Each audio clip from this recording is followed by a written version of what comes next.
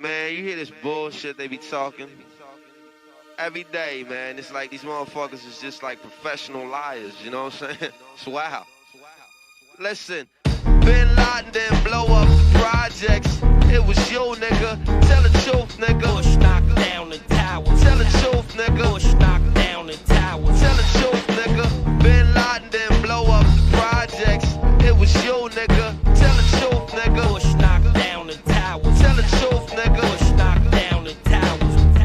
Pledge no allegiance, nigga, fuck the president's speeches. I'm baptized by America and covered in leeches. The dirty water that bleaches your soul and your facial features, drowning you in propaganda that they spit through the speakers. And if you speak about the evil that the government does, the Patriot Act attract you to the type of your blood. They try to frame you and say you was trying to sell drugs and throw a federal indictment on niggas to show you love. This shit is run by fake Christians, fake politicians. Look at their mansions and look at the conditions you live in. All they talk about is terrorism on television. They tell you to listen, but they don't really tell you their mission. They funded Al-Qaeda, and now they blame the Muslim religion. Even though Bin Laden was a CIA tactician, they gave him billions of dollars, and they funded his purpose. Fahrenheit 9/11, that's just scratching the surface.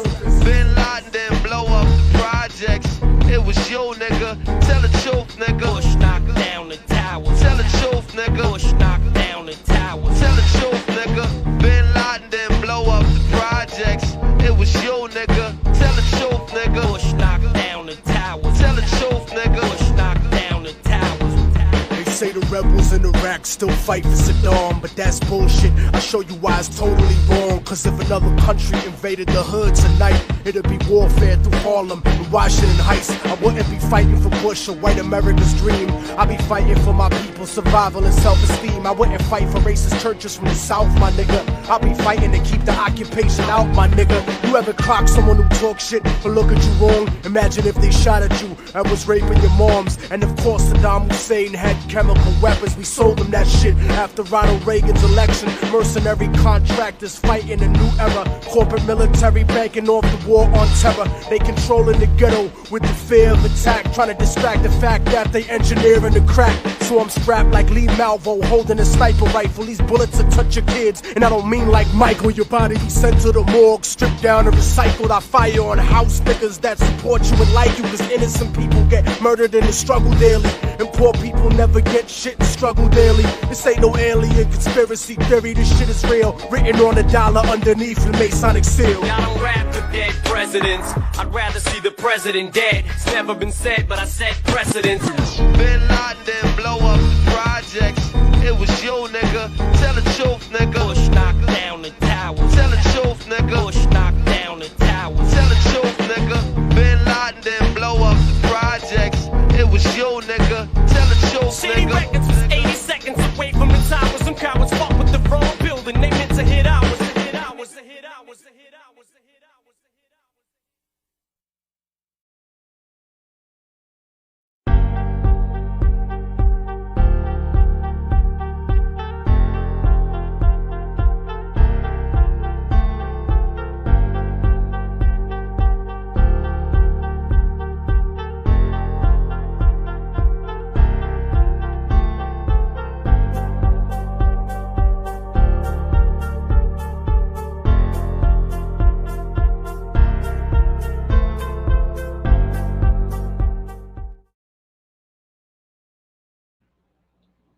September 11th, 2001, the day that everything changed. At least everything that we thought about a country that was supposed to be ours. But with one act, our government basically stole everything away from us. But we're going to get into that, and we're going to get into not only how they did it, why they did it, but also what absolutely cannot be true and what was fed to us. Good evening, everyone. I hope everyone's doing all right. I want to acknowledge a few people in the chat. Nunya, I mean, you were supposed to help me with that Nightbot thing, so I can't really do much about it. We've got Snowman in the building. You guys can't see me or him, but we are both here. So, Snowman, say hello to the crowd. What it do, what it do, what it do. What it do exactly. So, Snowman, you and I are roughly the same age. What were you doing during the attacks? Where were you? Dude, this is going to be the whitest Pookie story you ever heard in your life. I'm ready for it. I swear to God. Okay, because it's really kind of ironic, man. You know how I call myself a reformed Pookie, and it's a just, title. At that time, I just broke up with my baby mama. All right, and I had started dating this. Not dating. I started fucking this older chick who had just got divorced or was in the process of divorcing her husband, and we both lived in the same trailer park. This is wild, right? Already really wild. Well, anyhow, long story short, I was at that time I left my baby mama, who was really fat from just having a kid that I didn't know that she was having. And I remember I was laying butt naked in her bed, and the roommates that lived with her, because she wasn't living at the trailer park at the time, she was living in this house with these people. I don't know why. Gotcha. Anyhow, I was laying butt naked in a bed, and this lady comes running up to one of the roommates. She's like, "We're under attack. We're under attack." Dude, I still remember it clear as day. I was like, "What the fuck are you talking about?" Because I worked, second shift. So I worked and I drank all night long until the bar closed. All right. Gotcha. And she kept, "No, we're under attack. A fucking plane just supposedly," this is exactly what she said. "A plane just hit the towers in New York. One supposedly hit the Pentagon, and one is on its way headed toward the White House." I was like, "What the fuck are you talking about?" So she went running downstairs, and obviously I heard that. I get up, I go downstairs. I'm sitting there in my boxers, and dude, I shit you not, I was only sitting there for like maybe 2 minutes, Casey, and I saw that other plane fly into the other tower on the TV, right, live on TV, right? And not live. So I'm just going to like that for now, just because this is first time saw it, dude. Just it was the wildest shit I'd ever saw in my life. I didn't know what to think. I really didn't. It was the first look, man. The one thing I will say about 9/11, I had never in my life for a great length of time saw this country as unified as it was. Ever. That is the most unified America had ever been as a collective of people. For sure. We went like that for probably 2-3 years. I mean, I know you remember the fucking paper flags that everybody had in their windows that came in the newspapers when that happened. Oh yeah. Everybody wanted to sign up to join the military. Like, you didn't have to ask. People were volunteering to go to the recruiting office. Dude, it was,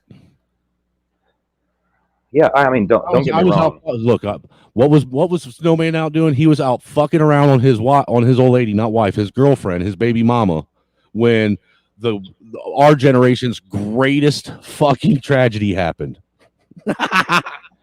The real tragedy is that you were doing that. Probably you were not having safe sex, I assume. Absolutely not, dude. I was having the most unsafe, inappropriate sex that any white man could ever have.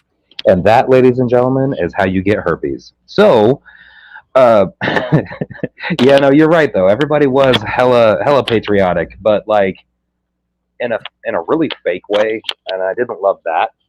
Like, just putting up a flag was good fake, enough. Though. I mean, for a good moment, was it really fake or was it real?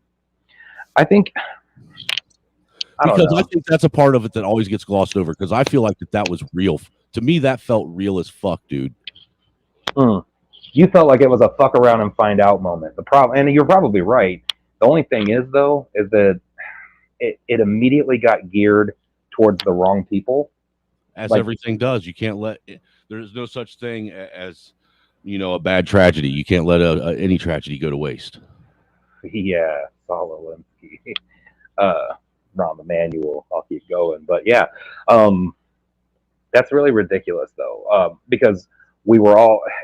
It's weird. So it's weird for me because yes, patriotic. What the fuck, right? I'm 3 years out of the army at this point. I got a medical discharge, and I'm thinking, man, I should probably go and re-enlist. Because I've got to fight whoever did this. Mm-hmm. But it didn't take long before I realized that I didn't need to re-enlist to fight who did this. Anyway. Well, yeah, because they're here. It wasn't right. It wasn't who we were told it was, and that's a really big thing. So, and actually, it was and wasn't. So here's the irony of this whole thing. You know, and we'll get into the finding of the passports, right? Because that's a super interesting thing. Well, just to start out, just point out that the one thing that was beaten into our heads after this happened, there was something that was beat in, like, you know, at the beat of a drum, or like how drill rap beats these subliminal messages into people's heads, you know, at this steady beat. Terrorism. And the other one, immediately, don't believe wild conspiracy theories. Well, I want to hit more. The conspiracy theory, I don't think it's really as, you know, I think the terrorism, homegrown terrorist, terroristic threat, the constant use of terrorism that was forced on the American people after that was more of a mind control technique than anything that was forced on the American people. I mean, yeah, it definitely became the word terrorism, just like conspiracy theorists. Both of those became a part of the zeitgeist like they had never been before. Mm-hmm. So, because everything was, dude, if somebody was acting funny, I used to be like, dude, you're acting real Al-Qaeda-ish right now. Right? You know what I mean? Like, it became a part of the everything. Muslim hate was real. It was real, dude. In this country. I would, dude, even black people didn't want to be Muslim at that moment. It's so wild, though, right? Because you know who was never implicated in it at all whatsoever? Two countries. Two countries were never implicated whatsoever, but that was the fight. What, Iran and Kuwait? No. Afghanistan and Iraq. They were never implicated in those attacks in any way, shape, or form. Yeah. I missed what you're saying. Yeah, you're right. Those were the places that we went to right off the rip, and no evidence came out at either of them places. Dude, that day. Dude, how long? Here's what's funny, too. Now, and I understand this is, well, no, this makes even less sense because of what time it is now. Okay, so 2000, it was 2022 when Epstein got killed. I'm sorry. Quote unquote, committed suicide. When he committed suicide with a bed sheet. Yeah. I mean, although that's also physically impossible. Right, and then somehow disappeared afterwards. Right, but that was 22, correct? Yes. No, it was. Actually, I think it was earlier now. I think that was even before the pandemic. I think that was like more closer to 2018, 2019, sir. That makes it even worse. Because think about this. That happens. We still have no information on who all these pedophiles were, right? Meanwhile, we were talking about 9/11. We are, but listen. Meanwhile, take it back to 2001. The day the shit was happening, we already knew who all the bad guys were. No investigations at all. Just boom, we know it. What the fuck kind of silly shit? Well, of course we knew. We're the ones that created them. Well, man, ain't that the truth? But just before anyone wants to talk and say anything about conspiracy theories, blah, blah, blah, blah, blah. Okay, no matter what you believe about 9/11, there was a conspiracy. Whether you believe that our government conspired to do this, or you believe that bearded cavemen who can't point out the United States on a map conspired to do this. And there's theories on how this happened. For sure. But either way, there was a conspiracy. Of all conspiracies, the official story is literally the weakest. It's the one with the least amount of evidence, and you have to suspend not just most reality, damn near all of it, and including the laws of physical science, which we'll also get into. Damn, you're not giving it no fucking chance, dude. No leeway. Dude, there's not even an error margin in this. Not even a little bit. There is zero question. There is zero question about whether or not it happened the way they said. That's bold, hands down. I can't even think of a single element of it that sounds like it makes sense. You are being bold, sir. You're being bold. Well, so here's the thing. What we do know is that the shit happened. People died. And that's a tragedy, right? A bigger and not just here, but in Iraq and Afghanistan. A lot of fucking people died over this. And the bigger tragedy than even that is that we as Americans lost a lot of freedoms because of this. What freedoms did we lose, brother Mo? Oh man, you no longer, because of the reaction to 9/11, you no longer have a right to privacy, and you no longer have the right to not be engaged in illegal searches and seizure of property. Brother Mo, if you don't have nothing to hide, you don't have nothing to worry about. That is the dumbest shit I've ever heard in my life. That is the worst reason to give up your rights, because you're not a bad guy. What do you mean? I'm not hiding anything. Why wouldn't I want to just let them know that I'm okay as a person? Because as a human being, you have the right to not be searched. You have the right to your own privacy. Because if you don't have privacy, you don't have autonomy, which we don't. So, I mean, welcome to the new America. The new America that was planned, by the way, because this entire thing was actually all written out in a report called the New Century American. It was written by Donald Rumsfeld, and he talked about how they needed a new Pearl Harbor in order to pass this kind of shit. Donald Rumsfeld, wasn't he the Secretary of State at one time? Yeah, he's a real piece of shit. He's a piece of shit. Karl Rove's a piece of shit. George W. Bush. Dude, be honest. To this day, every time you see that look on W's face when he's reading that book to them little kids, and he looks over at that fucking Secret Service agent, and then he tries to look all pensive and shit afterwards. You tell me you know what's going through his head. Just, I can't believe them motherfuckers really just did that shit. You know that's going through his head. No, you know that he knew. He was planning it. Yeah, but that's what I'm saying. He's sitting there saying, "No, I cannot fucking believe they just fucking did that." No, dude, he was planning that look. Trying to pretend like I'm reading to these kids with an upside down book. Right, dude. He was planning that look all day. He practiced it 10 times in the mirror before he sat down in front of that class. And then when it happened, it just didn't come off right. Dude, he was trying so hard not to laugh while he was sitting there trying to look concerned. Bro, it looked like he was trying to squeeze out a silent fart, but it was still making noise. Dude, that'll always be iconic in my book. That look, that expression, because that was that was the wildest shit ever. Hey, man, what'd you think that night? Remember, because they made any all of our airspace was unimpeded for like 3 days. Remember, not completely unimpeded, because it was unimpeded by anybody but the Air Force. Nope. There was one plane that was allowed to not only leave but go international. Oh, is that Air Force One? Nope. The Bin Laden family was allowed to leave the United States. Oh, really? Yes, because they were actually in Texas meeting with the Bush family. Really? Yes.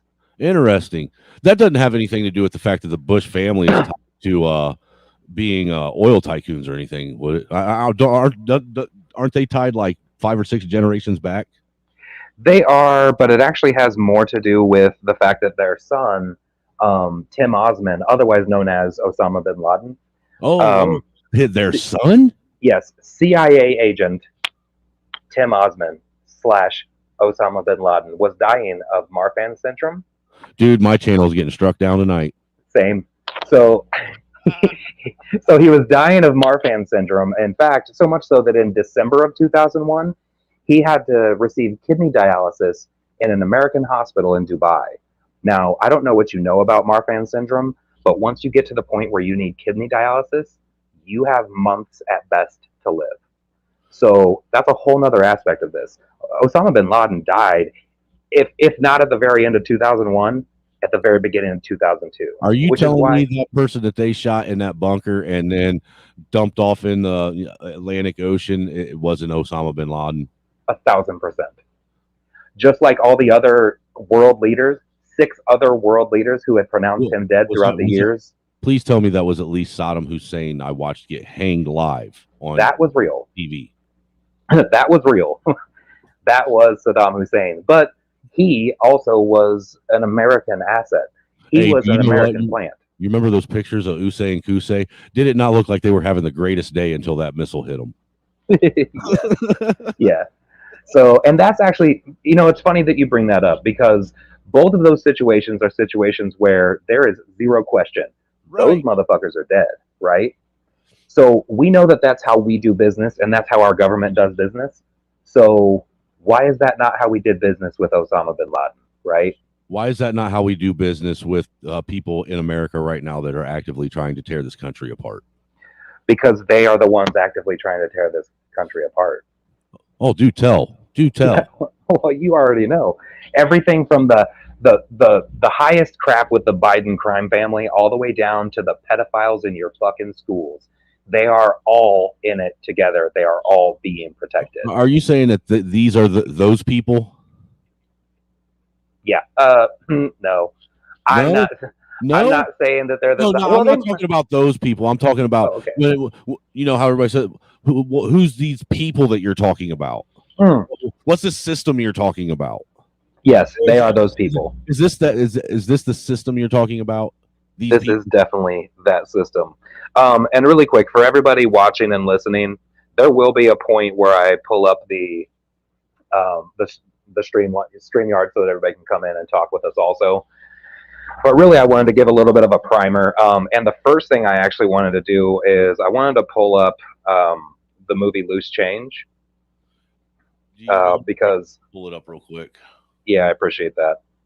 And I wanted to do that because I want people to I want you to get a base knowledge of what we're talking about. Loose Change, there are a couple of things that the best documentary you'll ever watch. It's a really good one. There are some things that they were a little off on, but they're so small. But as an introduction into it, someone who's just trying to find some general knowledge, that way they can find other ways to research it. This is probably one of the best introduction documentaries there are. Absolutely. This is definitely not the end. This is the beginning. So this is where people need to go in order to really get their first crack at what we're talking about. And there's a lot of information in it. Okay. And it will challenge. I got one up here where I can give, it says it's a preview, I guess. It's not the whole thing. There's some that's the whole thing. I gave you the whole thing. I know, but I'm trying to transfer shit from my phone to my computer, and I already got it on my computer. All the way to the base. I gave you the whole thing all the way to the base. All right. That's like the 2-hour one. Yeah, it is. Well, you guys are not watching it too. I'm not sitting up here and doing a 2-hour documentary. Well, and we're not going to play the whole thing through necessarily. Timestamp for it on where you want it to be.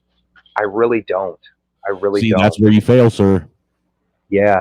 It's almost as though I tried to get people to help me make this happen. I know, right? And the only one that showed up was the unreliable meth head. Right. The only one I couldn't get a hold of the entire time ended up being the only one showing up. So I mean, there is that. But yeah, no, I mean it's a real thing. So, but real quick, let me backtrack just a hair. So the reason the Bin Laden family was here that week is because of this plan. What they were doing is, listen, we know that your son is dying, and we need a boogeyman. We need somebody to take the fall, and we understand American people somebody to be afraid of. Correct. They need a boogeyman that they can move around the global chessboard to scare people, right? So here's the thing. Your son is perfect. He's already on our FBI's most wanted list, so that works. He's dying anyway, and because this will besmirch your name a bit, if you do this for us, we'll give you the contracts for all of our international military bases. And they did. From that point on, the Bin Ladens built our international bases. So, yeah, I mean, those are Batman. What'd you say? I said, say it ain't so, Batman. It is so. It's so much so that it sickens me that people really don't know that these things happened. Because these things are really important, and they're not the only things that are important either. The what was it? Was it $2 trillion or was it $3 trillion that went missing from the Pentagon, from the defense budget? I think it was 3. I could be wrong. I know it was the first time that it was an amount of money that was within the trillions, which kind of panicked the government at first. Well, they pretended panicked at first. Well, you know what's really lucky for them is that the accounting section of the Pentagon was literally where the airplane, quote unquote, went into the Pentagon, destroying absolutely every bit of information that had to do with that. So, how big was this airplane? well, it's funny you say.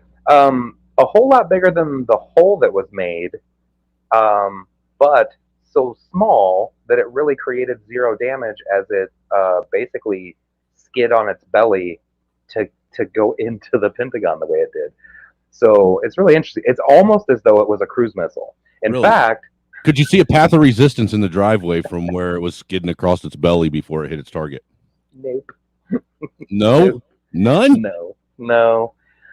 Not one consistent. There wasn't a single disturbed fucking No, parking stone. No, No, I didn't say that. I didn't say that. I just said that there was not one that was consistent with a commercial airliner 757. I see what you just or did there, 737. trickster. Thank you.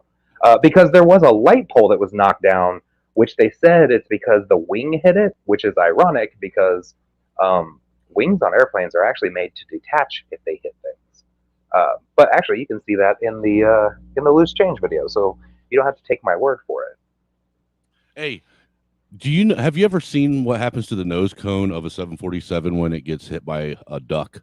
Oh, it gets obliterated. Really? But that's because those airplanes are made out of aluminum.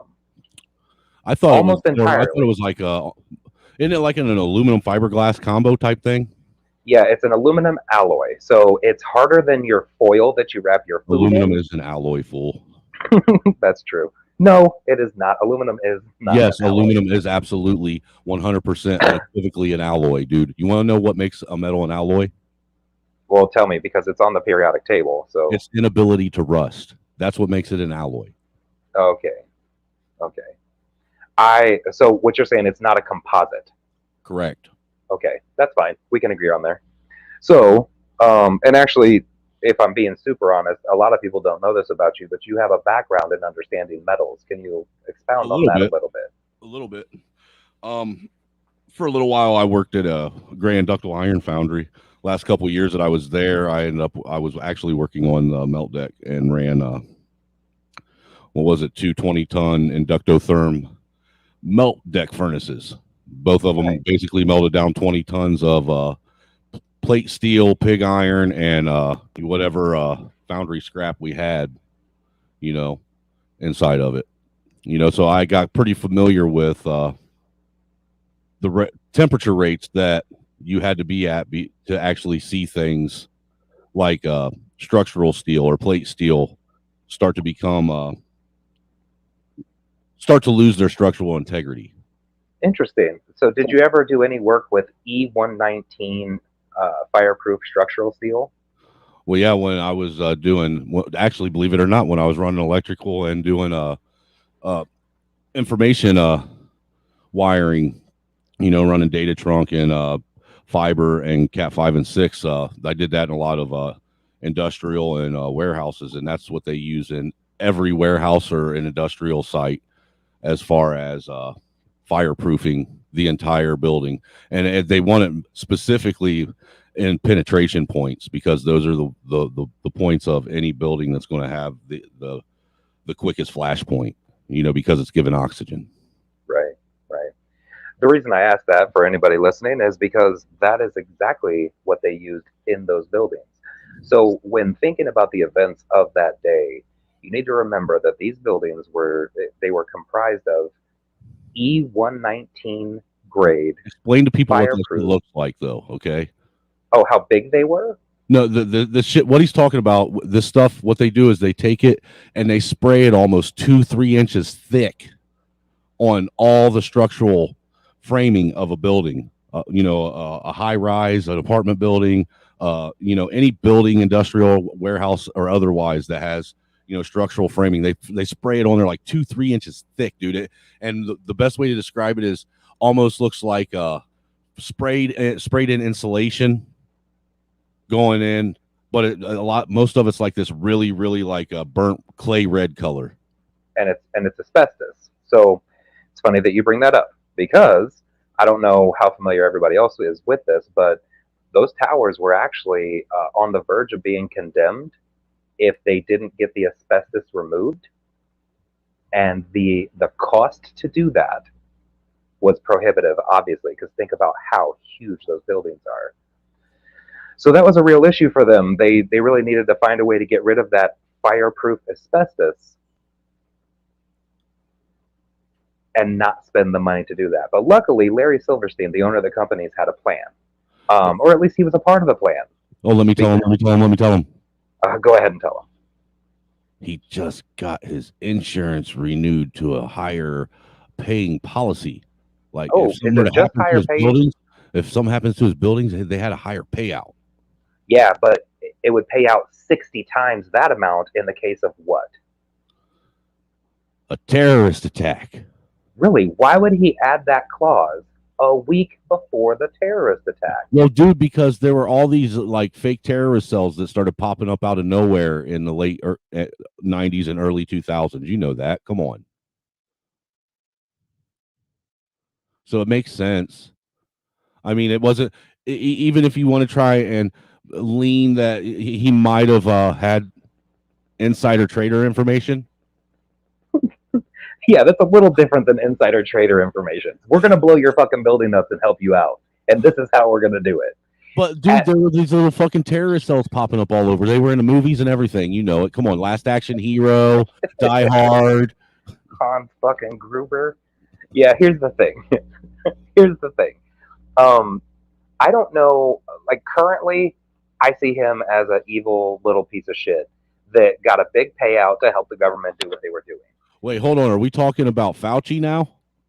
Sure. Both guys, really. Because they basically play the same role, just in different scenarios. So here's my question.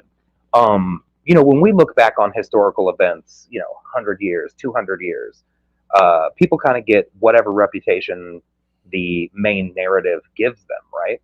So do you think 100 years from now or 200 years from now, do you think that Larry Silverstein will be considered a great patriot for what he did for this country? Silverstein or Silverstein? L'chaim. I don't know how to say his name. I don't think anybody's going to even remember who the guy is. Yeah, to me, he doesn't look Jewish. I really don't. You think about it, most of the stuff when it comes to what you're talking about, what you're going to start asking, everybody's already forgot anyhow. That's probably true. Most of the people in the chat have probably already forgotten half the shit I've already said.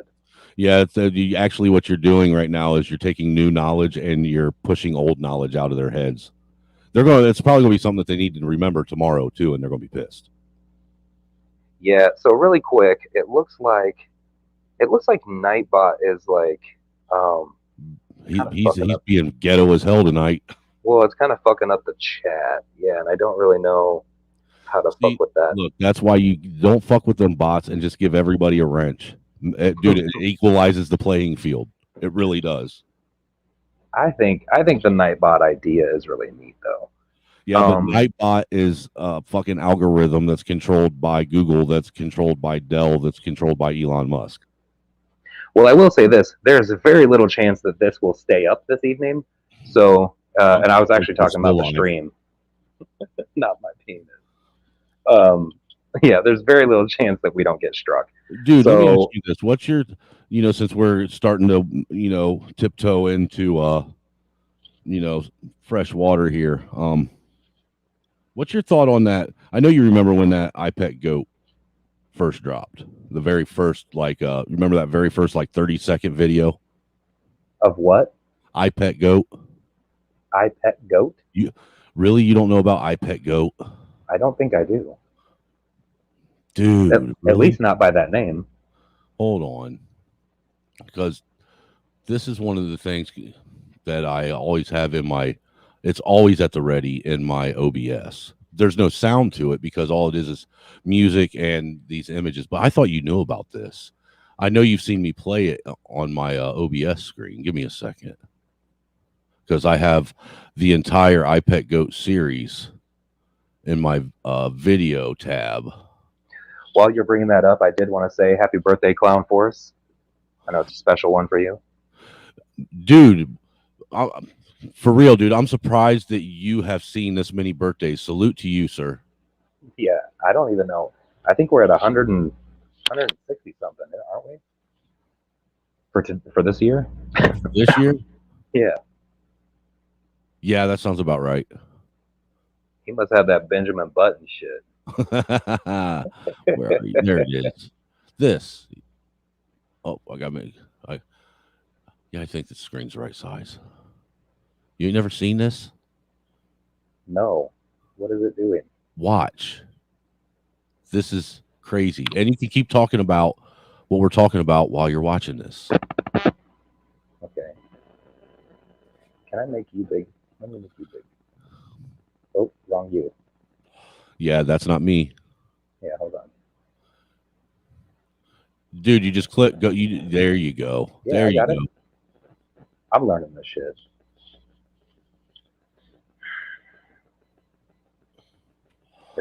But yeah, he's saying it's not rocket surgery. I forget where we were now. I just lost my place in time. Why did you bring this up? Why did I bring this up? Mhm. Because what's the image? What are we seeing right now? Is that not Bush? Definitely Old W at the fucking school in Florida? Well, it just was, but Just let's talk about it, and you can let this play, and you'll see how this is. It's giving. Somebody did this. Probably a conspiracy theorist type. You know, probably Alex. This was one of Alex Jones's lackeys that probably made this. Okay. well, if it were, I definitely would have seen it because I was listening to InfoWars every day from like 2003 until the Sandy Hook shit. Dude, but he wasn't wrong about Sandy Hook either. Yeah, I won't say that he was wrong. I also won't say that he was right, but the shit's fishy. That's what I will say. It's really fucking fishy because nothing adds up. That's the one school shooting that makes no sense at all. Right. It really doesn't. How do you have a school shooting in a school that was condemned?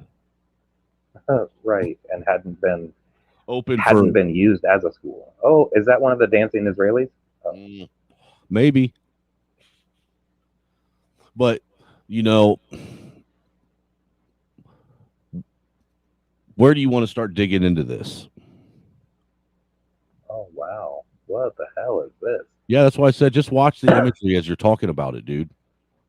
Yeah, that's why I played this. That's why I brought this up, because I really thought that you'd seen this before. I thought almost everybody knew about this. No, man. But you got to remember, I mean, okay, now I get that you and I are basically the same age, but I'm older. Yeah, I know you're 16th, and I'm only that's not what I was 99%. That's not what I was going to say. I'm just older. Like, I'm just really old school. I'm not technologically savvy at all. I never really got into the social media shit. Like I strictly stayed radio. You know what I mean? That's what this is radio, though. Well, clearly not. It's really a nicely done video. No, but what we're doing is radio, sir. I guess like the new version. Radio. Everything's radio, dude. Just look at it as everything's radio, and then it simplifies it all. Well, I'm getting there, you know. But again, I'm just old school in my thinking processes. So again, like I don't know. My kids had to show me a bunch of shit. Did you hear me tell the story? This has nothing to do with 9/11. But did you hear me tell the story about because I drive my work truck is a Ford Ranger. Yep. And for months, I had people like at stoplights and even driving down the highway. They'd be like honking and pointing and shit. And I roll my window down, and they're like, I know that truck. That's a Ford fucking Ranger, right? All that shit. And I'm like, yeah, clearly it's a Ranger. I have no clue what they're doing or talking about. One dude even sang a fucking song, right? And it had those words in it, right? And then finally, someone shows me the damn meme, and I was like, holy shit! I've been like a moving meme for months and didn't even realize it.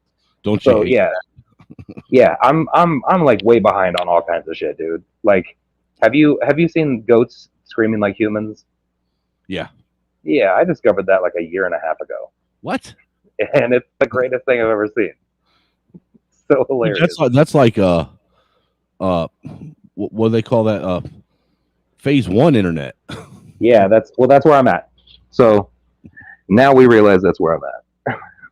but yeah, Ford fucking Ranger. I ain't no stranger, right?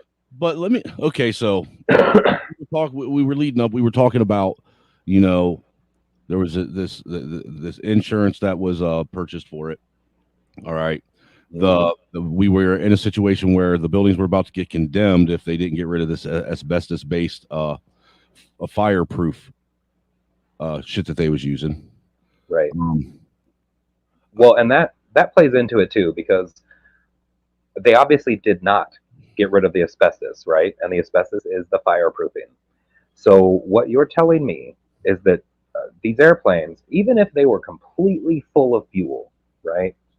We're talking about jet fuel. Jet fuel is, chemically, it's kerosene. Yes, that's what I was about to say. The easiest way to describe it to people that aren't familiar with gases and chemicals is it's basically kerosene. It's kerosene. It's the more refined version of it.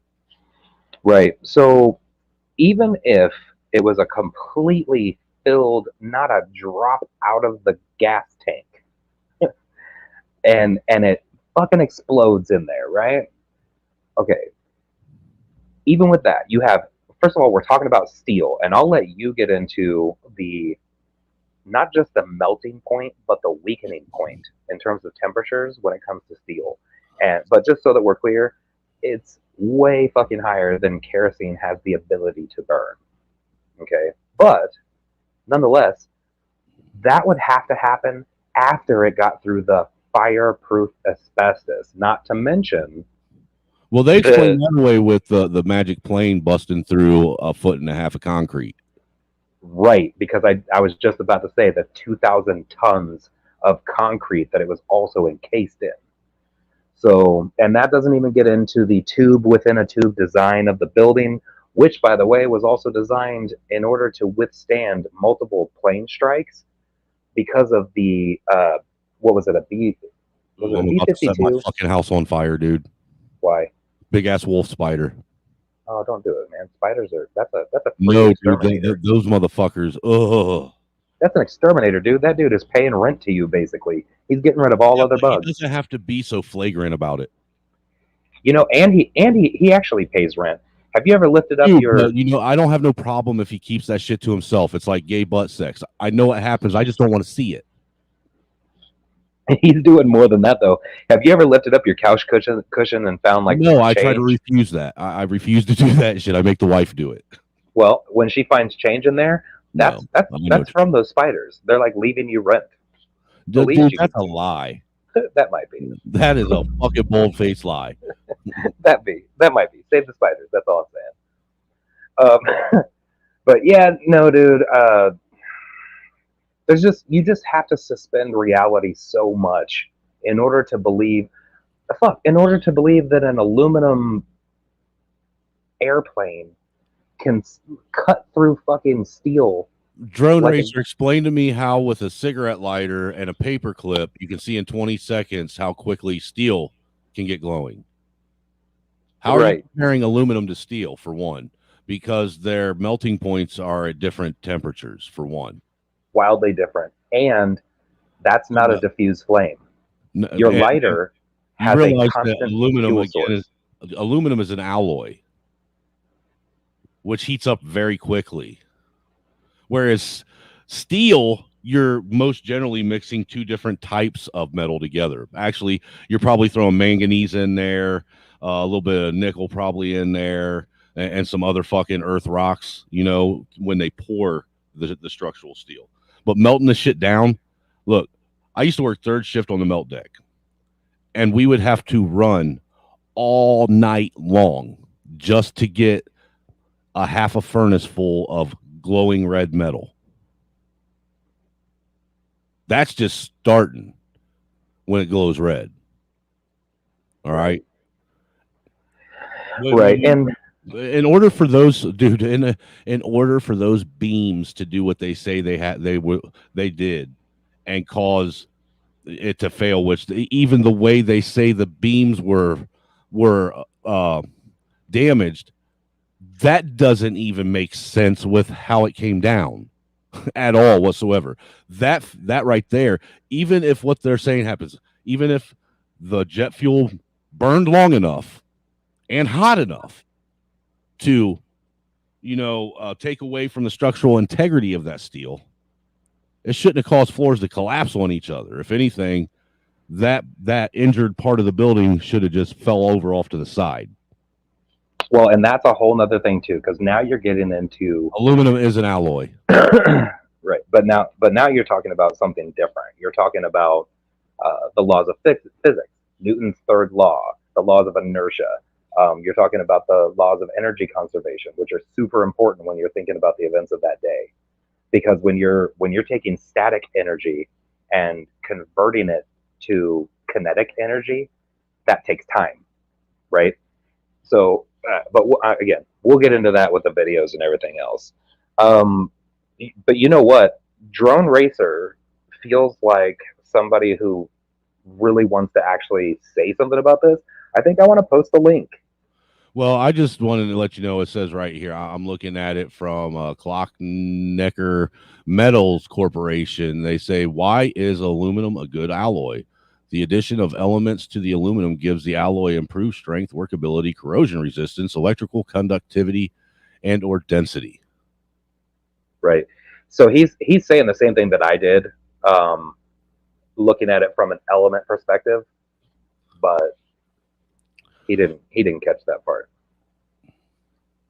We're not looking at the periodic table. We're looking at aluminum as a metal itself.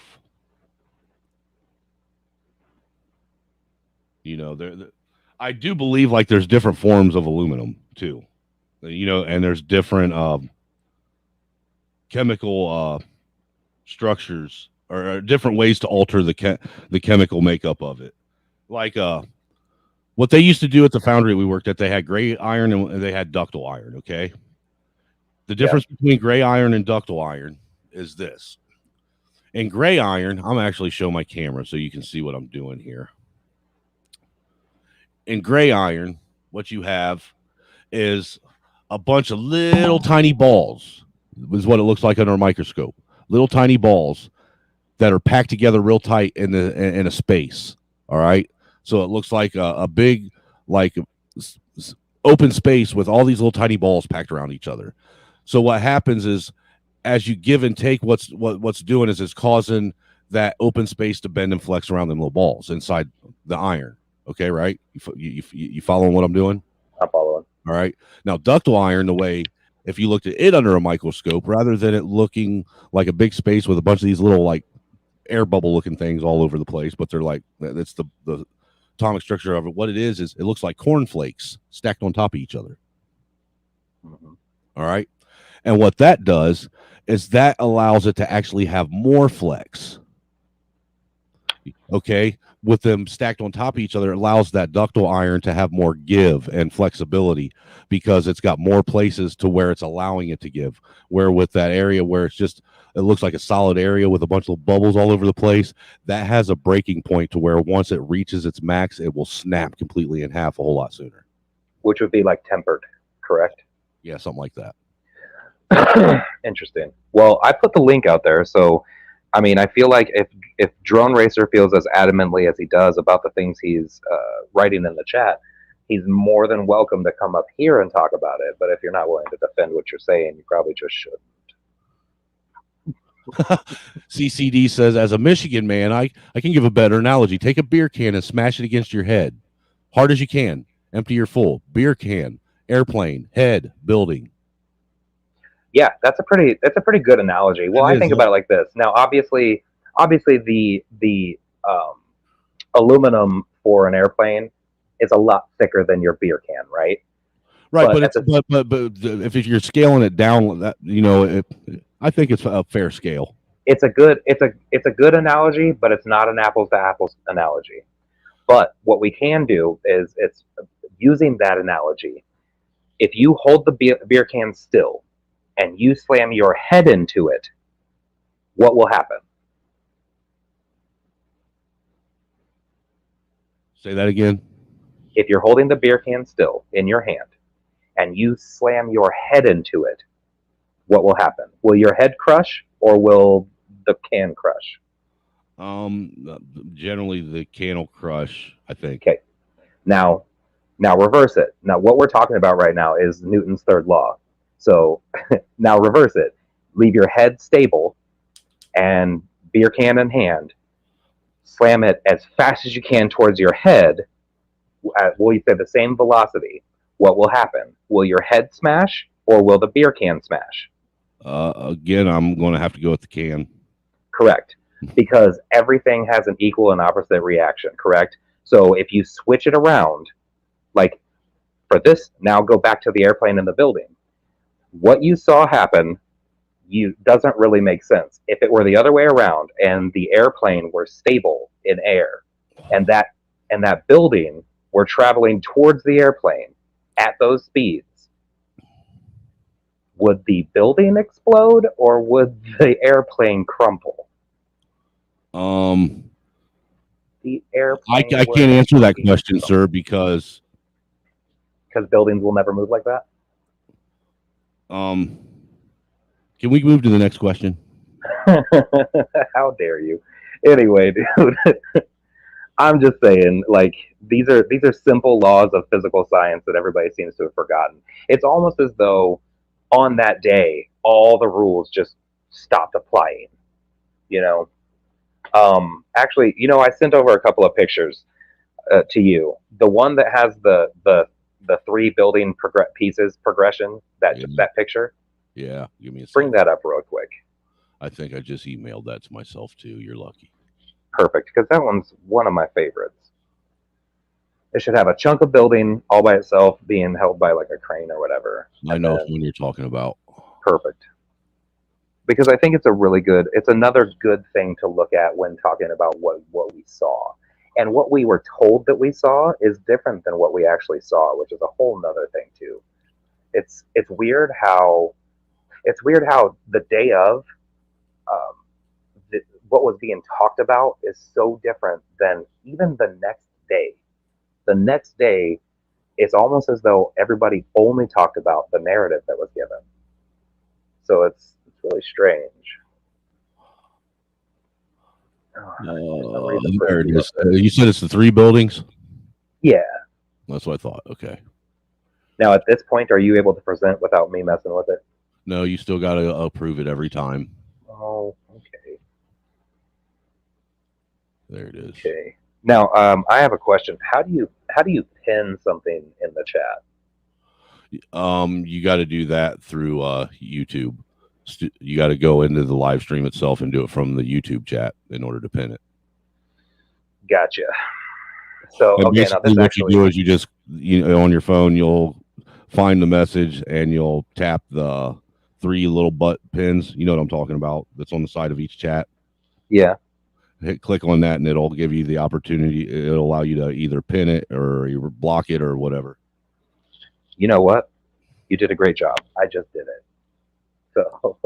So fantastic explanation. Okay. So because of my old ass eyes, I actually can't. I will try and make that bigger. No. Okay. Well, give me a second. There we go. Oh, here. Yeah. There we go. Yeah, so bring it. Yeah, no, that was good, but just bring it down a little bit so I can read that and then people can look at it. So basically what it's saying is that pancaking the affected floors with the idea of weakened steel. No, it says pancaking the affected floors with the ridiculous idea. That was in quotes. Of weakened steel would have caused an uneven failure in the structure like this, what we'll see underneath, given that the lower portion was completely unaffected by fire nor impact. Now scroll it up so that we can look at that. Because what it's showing you there, the first one is where the impact happened. You see how it's a little cattywampus, right? So the next one is it starting to fail, and then the third falling off. Now, ironically, what we did see, and we'll see plenty of it, right? And you've probably seen plenty of it. But what you do see is when that top part starts to go, it actually starts to collapse inside of itself. The tower, or it was a tower, right? Like the antenna. We'll call it the antenna. The antenna of that motherfucker sunk deep into the building as it's crumbling. So what that tells you is that where this quote unquote failure happens has to be in the middle of the building where all of those core columns, all 19 of those huge core columns. Interesting that you say in the middle. Right.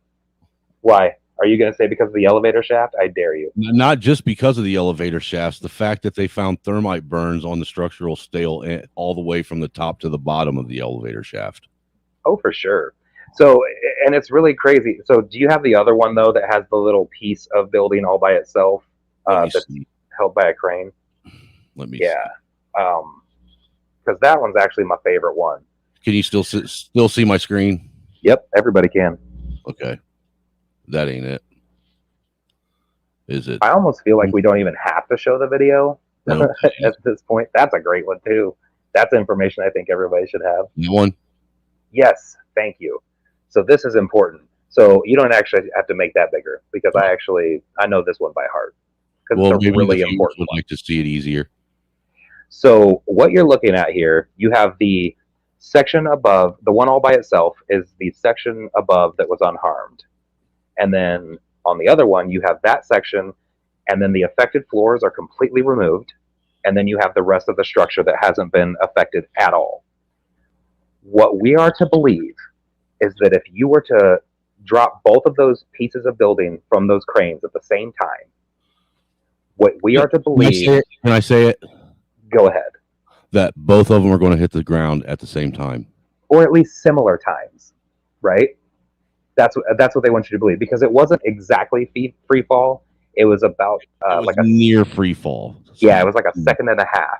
I think they gave like what 20,000 either way or some shit, margin of error or some crap. Yeah, it's pretty goddamn ridiculous. So what you're saying is that piece of unharmed building above the affected floors moved through the path of most resistance. And that's hundreds of trillions of tons of concrete. It wasn't trillions. Can I gaslight a little bit? Other people do. No, there's no reason. The sad part is there really isn't a reason to embellish. But I want to. Because it's so ridiculous. But yeah, it's funny. I've never actually heard anybody give even close to a defensible argument about 9/11. People who believe the conspiracy theory that bearded cavemen, like who can't point the United States out on a map, like conspired to bring down these buildings in the least probable or even possible way. Bro, the fact that people really believe that some, thrift store towel wearing fucking hillbilly farmers, these were goat herders, folks, took 757 jumbo jets and pulled off a maneuver in an inner city, not once, but twice.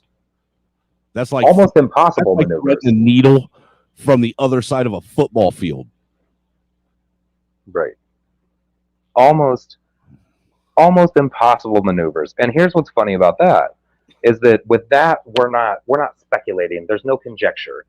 We have accounts from the people who allowed them to fly in their airspaces when they were quote unquote practicing. And these instructors said that these quote-unquote hijackers could barely handle a single-engine Cessna. They were flying a big-ass jumbo jet. Right, but then they pull off maneuvers that seasoned veterans could not do. This is my boat now. Right, I'm the captain now. Stupid. Like, that's super stupid. And let's get into it, too. So you believe that these fires are burning, like, hotter than Dante's motherfucking Inferno, right? So not just hotter, but long enough. Right. Because, mind you, even his example, when he's saying that you take a cigarette car lighter to a fucking paper clip, that is a controlled burn right there. You are controlling all the variables. Not only that, but what I mentioned when you guys were initially saying that out loud, is that your lighter, that's not a diffused flame. That has a constant fuel source. And the same way a melt furnace works in an iron foundry. Exactly. Whereas with this, here's the funny part. Everybody wants to say how, it was the length of time that really did it, even though that's not a real thing. And I know that I sent you the shit about burning buildings that have collapsed due to burn. None. Right. There's never been the trade towers were the first 2 buildings to ever collapse due to a fire. And the last ever 2 in the history of high rises ever. And the last 2. It's never happened since either. And we have examples of buildings that were on fire much longer with more floors that are still standing. Well, I sent you that. Do you have that? Is that a video? Nope, just a picture. Okay. Yeah, I wanted to give as many pictures as possible because that's fun and easy. Nope. No, that's me going on a diatribe. No. Damn it. But what I was gonna say is one of the most unfortunate. That's just straight facts. That whole thing right there. People should absolutely. Read I may not have emailed it to myself yet. Damn it. But here's the thing.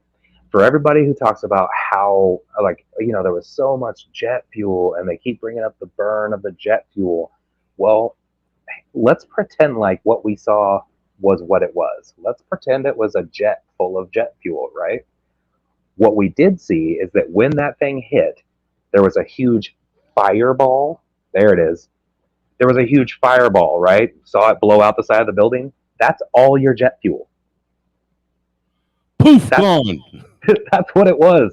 And you know that it wasn't still burning super hot because people were literally standing in the hole. In the cartoon cutout shaped hole of an airplane and waving and shit, help us, right? Because it was so hot, it's melting steel, but they're able to just stand there in it. I think they were up there playing Where's Waldo, personally. Now, do you want to zoom on that shit there so it can be read so that people understand what those pictures are of?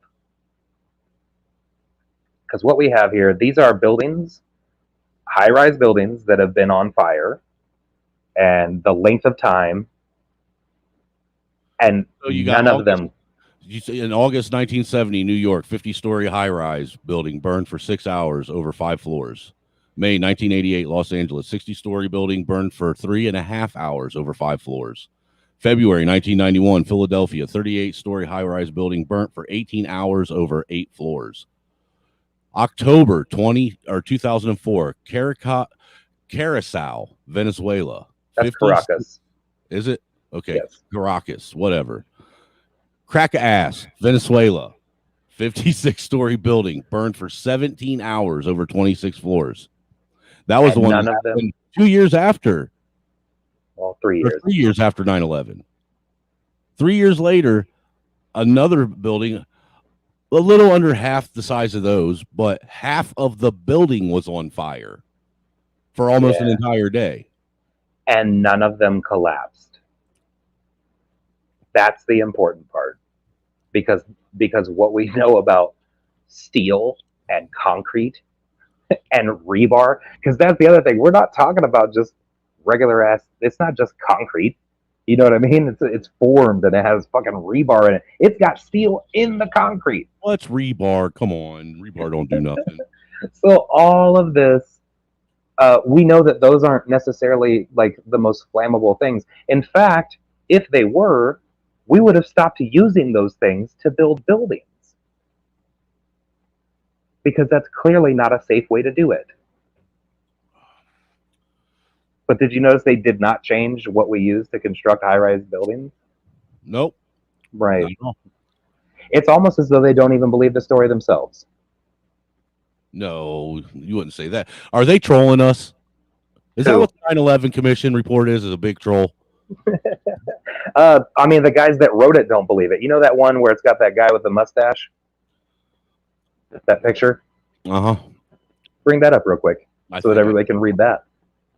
Is that the one that says 9/11 report on it? Yes. It's fantastic. And it's important information for people to have because the people who wrote the freaking report don't believe it. This is bullshit. You told me all I had to do is make pictures, not read. Not that. No, not this one. The one with the guy with the face. Guy with the face. Yeah, I mean, there's only one with a man's face. No. You only gave me 6. This one. There he is. So, because the U.S. government made a decision not to tell the truth about what happened. Here we have that's a Jake quote from State Farm. John Farmer Jr. Senior counsel to the 9/11 Commission. Note, 6 out of the 10 9/11 Commission members have gone on record since to admit there was a U.S. government cover-up. Damn, I don't know where I got that half from. That shit just just added it for no reason. On record since to admit there was a U.S. government cover-up.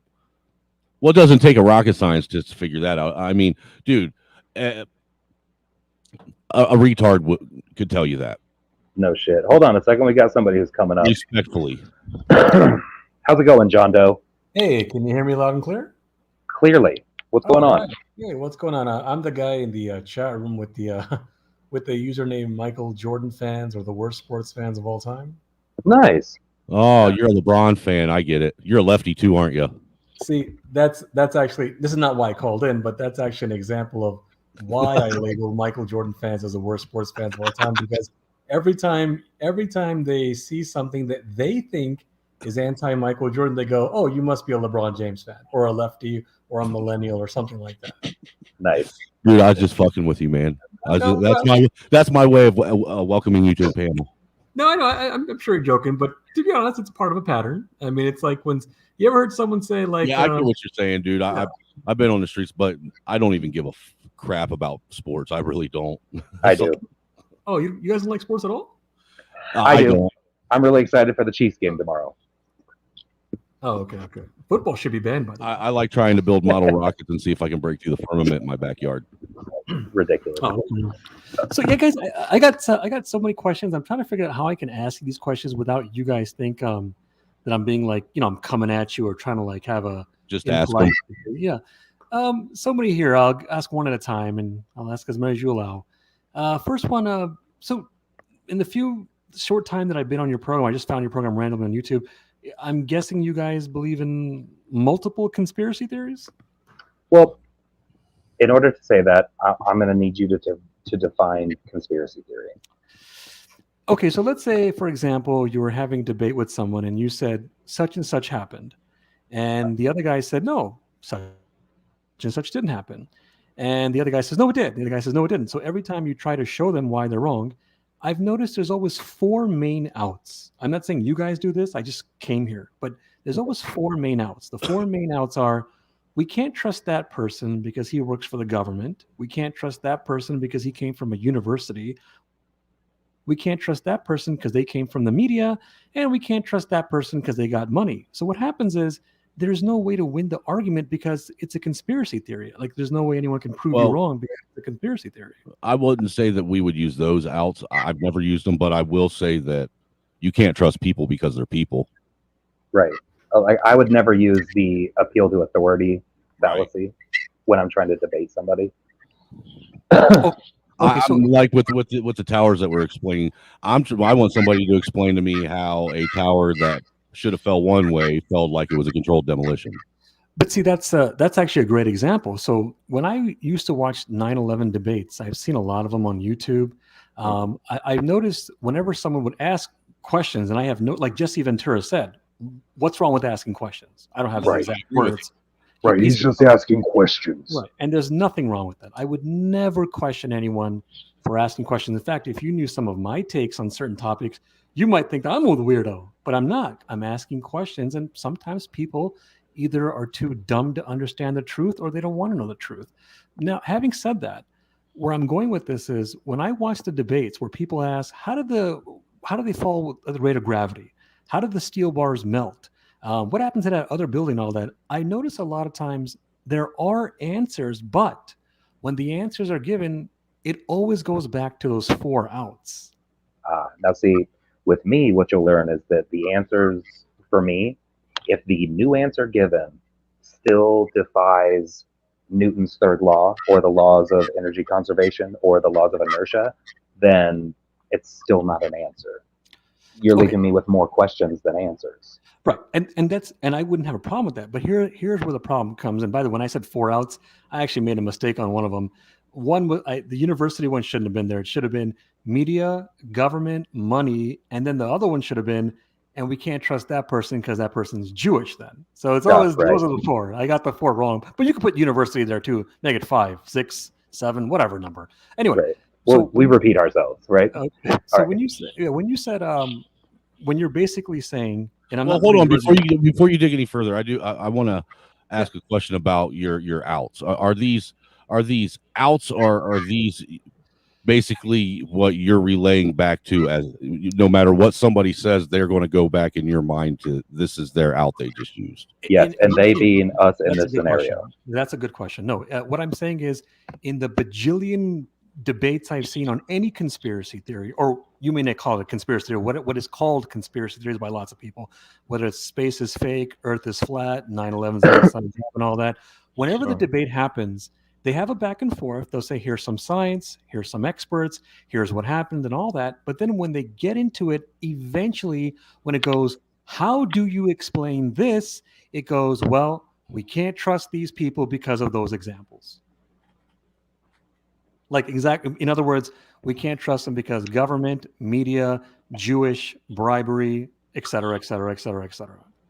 So Well, are you saying that those things don't happen though? Right. Not to the point where everything gets dismissed. And if it does happen to that point and I'm wrong, then the logical question would be, okay, hold on real quick. Are you insinuating though that this is the whole world's in on it fallacy? Is that what you're alluding to? Just to make sure. What do you mean? What do you mean? Like, how do you get this many people to agree on the same thing and nobody come out and? I think that's a good. I think what I'm saying is essentially twofold. One, how do you convince someone that they're wrong if they're always going to say we can't trust because of this, this, this, this? And two, if you are wrong, let's assume for the sake of argument. Let's assume for the sake of argument you're wrong. How would anyone prove it to you? Because you're always going to say it's the Memento movie. You're always going to convince yourself there's something that's not acceptable. Right. Well, what I will say is that I'll use 9/11 because that's the whole point of this stream. So with 9/11, I've spent years researching and really started from the opposite end. I started researching this to prove what I called at the time a truther wrong. So that's where I started. So any argument that I'm going to have is going to be based off of my research and not based off of where information comes from. So that's because so for example, I'm sorry. Go ahead. I think I was just going to say is there definite corruption in media? Absolutely. Is there definite corruption in really any authoritative group or figure? For sure. Are there agendas at play basically at all times? Absolutely. Does that mean that absolutely everything that comes from those are not to be trusted? I think you should look into it. But there are some things. Actually, I just made mention of one earlier today. So the History Channel doesn't have a whole lot of accuracies on really anything. But what they did about the Revolutionary War was fantastic. Okay, right? so for example, when I came in the room, and I'm assuming you guys think I've been very fair and respectful and no finger pointing, pretty reasonable. Look in your chat room. Look at all the things that I'm getting labeled as. I'm muddying the waters. I'm denying facts. I'm all over the place and all that. You see that mindset? That's where you don't. When you get on a panel, I mean, respectfully, you've taken yourself away from the chat, and now you're talking with people on the panel, and you just ignore them. They're doing their thing. We're doing our thing. But the reason, that's a fair point, but the reason I did that was not to jump on them and ignore your points. The reason I'm showing you is because when I talk about this mindset of the topics that I'm bringing up, you guys are not the only people in the world who think like this, and I'm trying to show you a pattern. Sir, respectfully, I can show you the same pattern. If I was to sit here and start talking about flat Earth, I'm going to get the same attacks. Yeah, and you're possibly getting right now, and I guarantee you, by the way you're talking, that you would probably agree with them. I agree that you're gonna get attacked. If you say nothing, you'll get attacked. If you say something, you'll get attacked. If you're nice, you'll get attacked.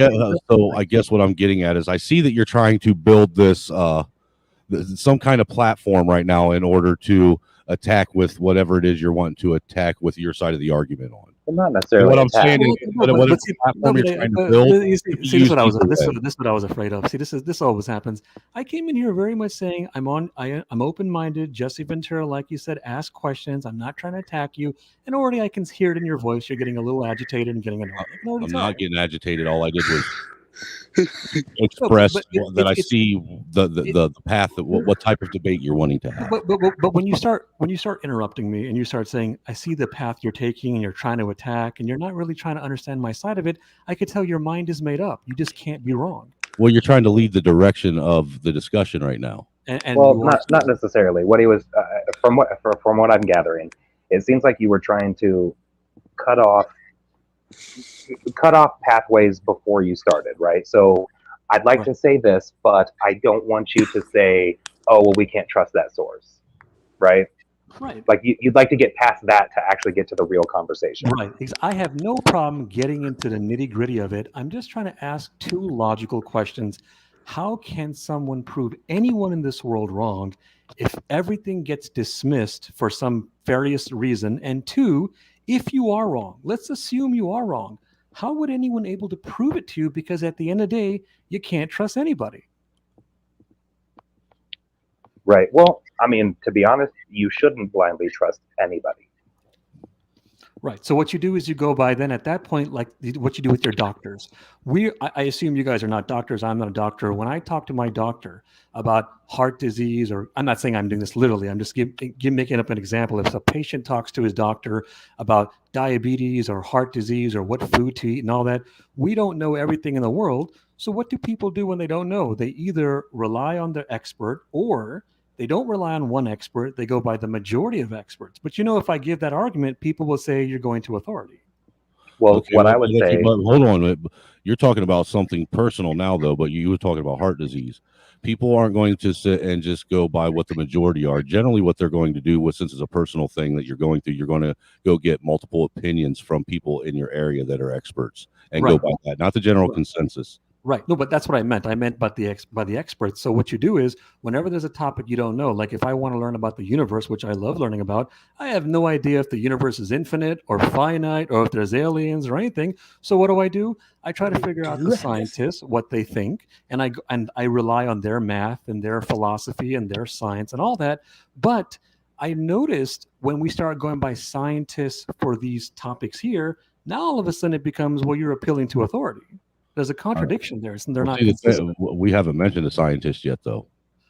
No, you didn't say it directly, but when you're talking about how can these things melt, why would they build buildings like that if it wasn't safe? Why would they do this and all that? You're denying what scientists are saying.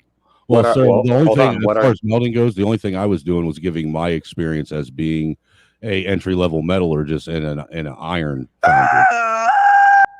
What was that? There's somebody who decided they wanted to be on here, but then not. It's actually why I didn't have us on screen.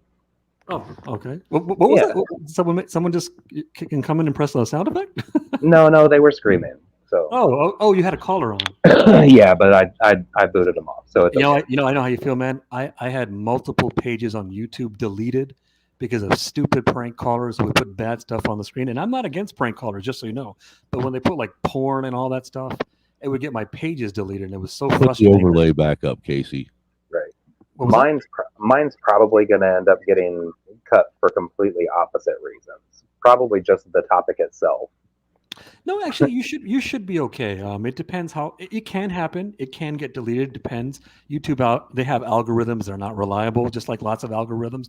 But as long as you don't put anything bad on the screen and you're just trying to have an open and honest debate, you should be okay. I think they changed some rules recently where they say, what was it? If you question the election, you're not going to get your page deleted. Well, before we get too far off into the woods, I would like to know what it was that you actually wanted to come up and challenge so far as what we've been discussing.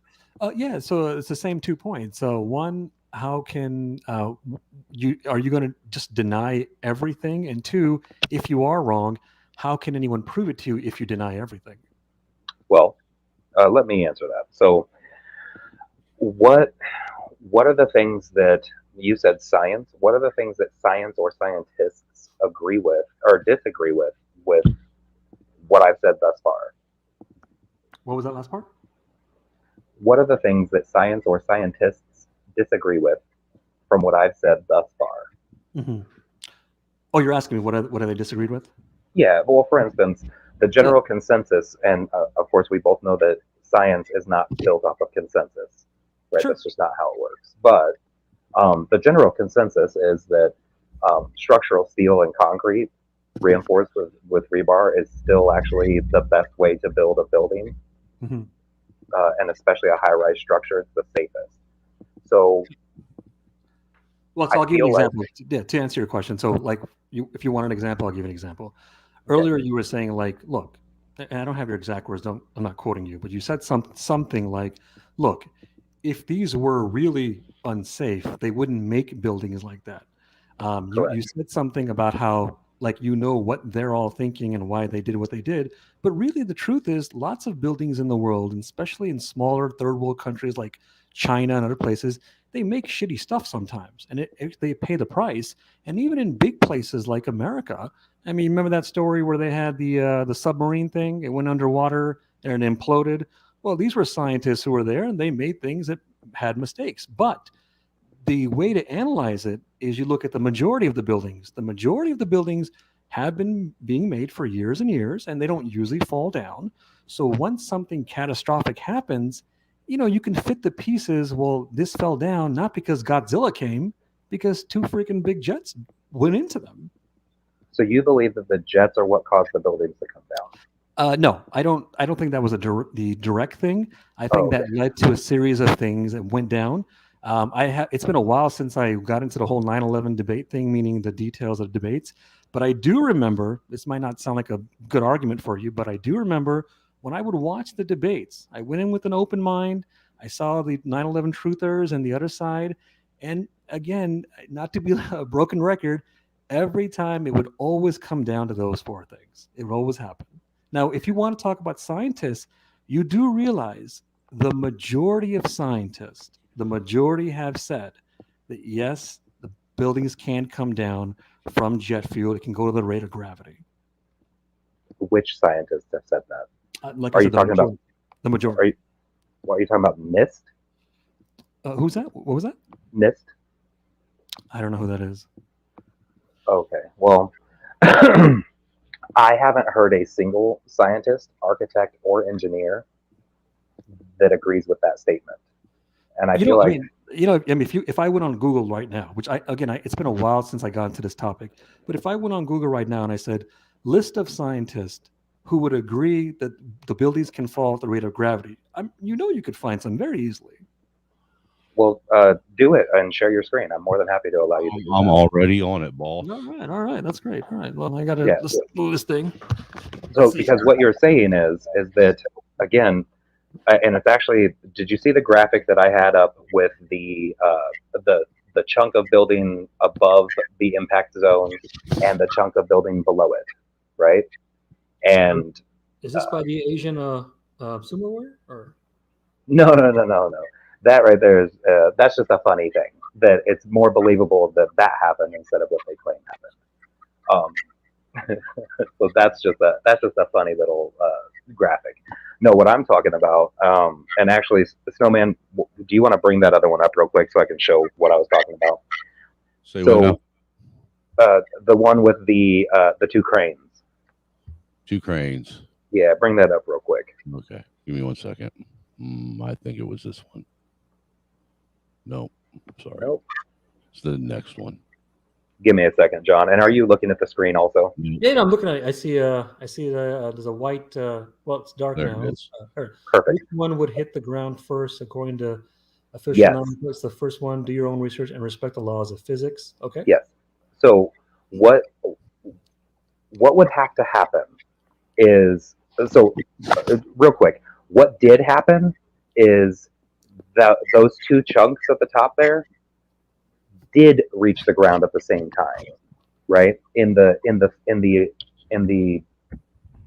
official story, that's how it worked.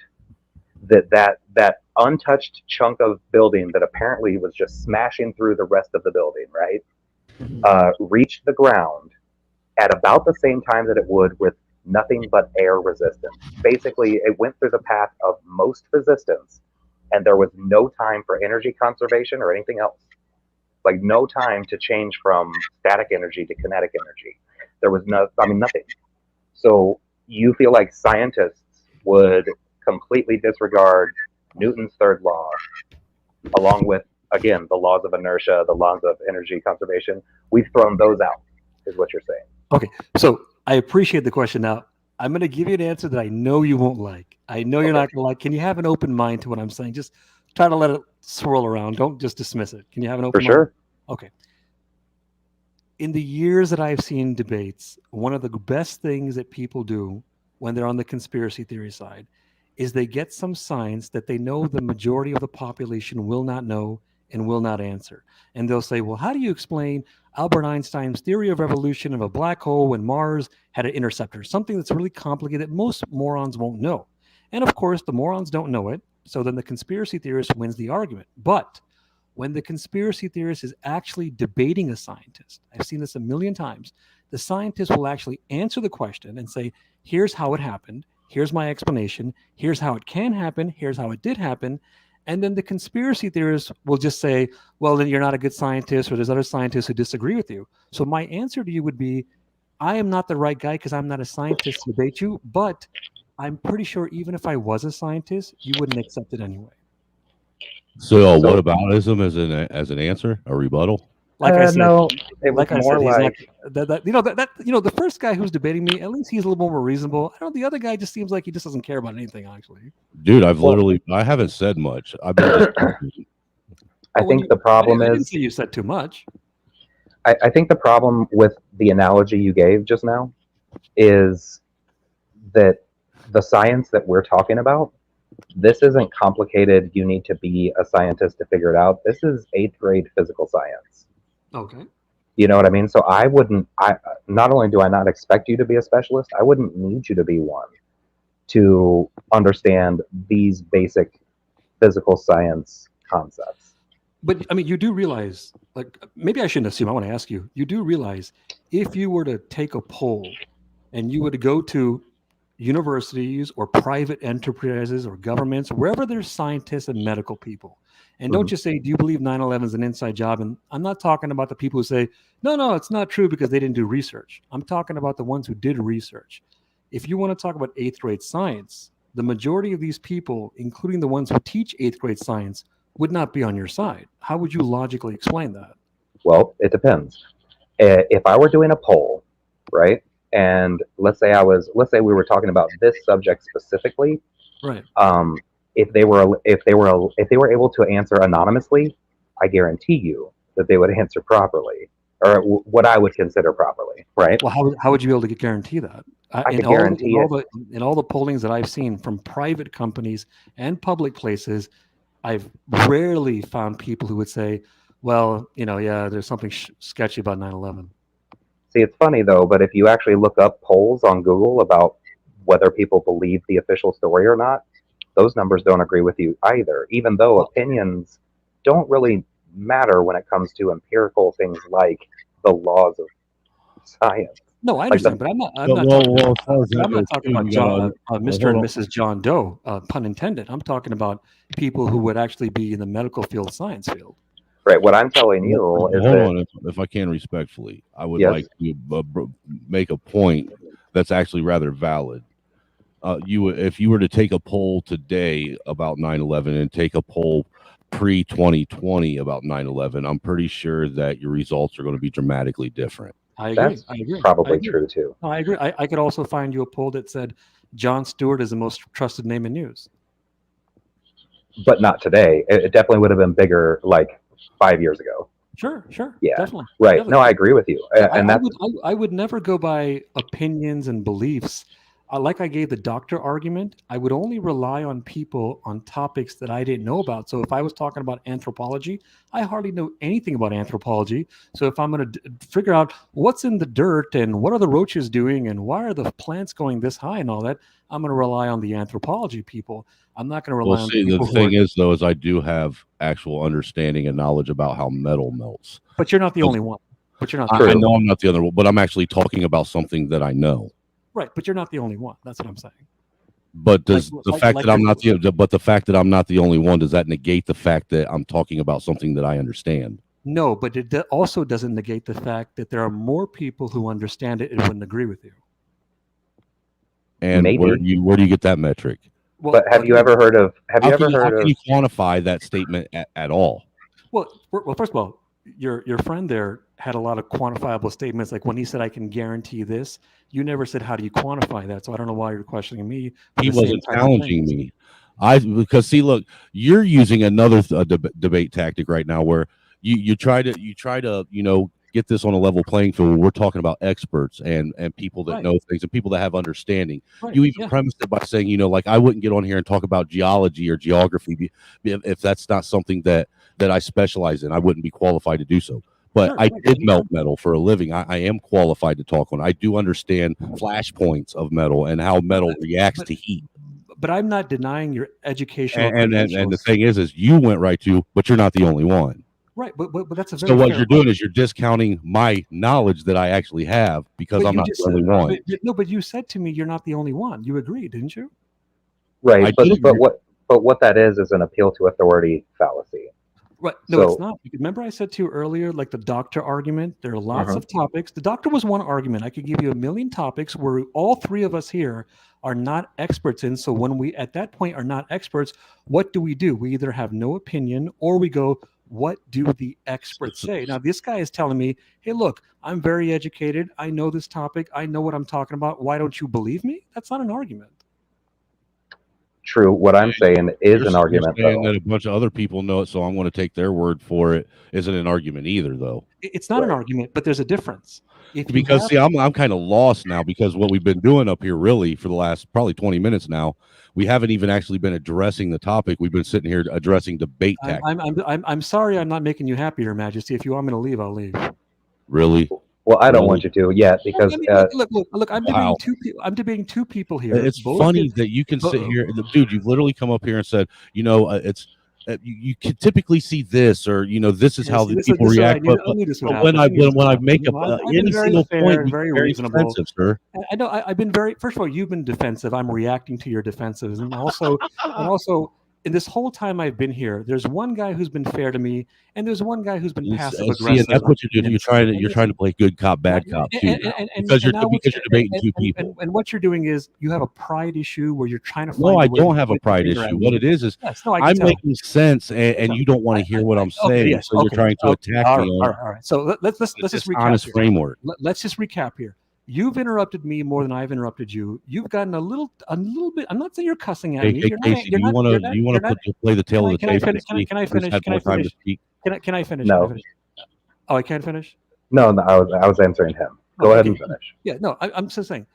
Even though I disagree, I like the other guy, not because I'm playing good cop, bad cop, because he's actually reasonable. He's listening to me. He's not coming at me. I'm not saying you're cussing at me and shouting. You're not shouting and cussing. Respectfully, have I not listened to almost everything you've said in full? Can I just give me a chance to just lay the foundation? Until you started with these ad hominems. Then I started interrupting. Let me just say, anyone can play the tape of what happened. You have your version. I've had my version. I never did anything negative at all. You have accused me of playing good cop, bad cop. You've accused me of appealing to authority. You said, I don't know why we're talking about this. We've been spending 20 minutes on this. You've had a little bit of a tense, not meanness, but a little bit of like a cold coming at me. Just, what are you doing, caller, kind of a thing. Passive aggressive, never wrong in anything. And then when I try to show you why you're wrong, oh, now you're playing this game where you're doing this, and now you're playing this game where you're doing that. The other guy hasn't done any of these things. That's a rather very well descripted. Hang on. I'm almost done. Don't worry. And when I try to show you, look, if I'm really such a questionable guy, why would I not have a problem with the other guy? And you go, oh, you're playing good cop, bad cop. In other words, you just can't be wrong and you're stubborn. Okay, whatever. We'll ask the chat though. Chat, do you agree with what the caller just said? I love how earlier I'm the bad guy for questioning the chat, and now he can do the same. No, well, I'm actually a host, and it's my job to interact with chat. So again, you're never wrong in anything. Well, wow. I can be wrong, but what we've talked about so far, which we haven't actually talked about much.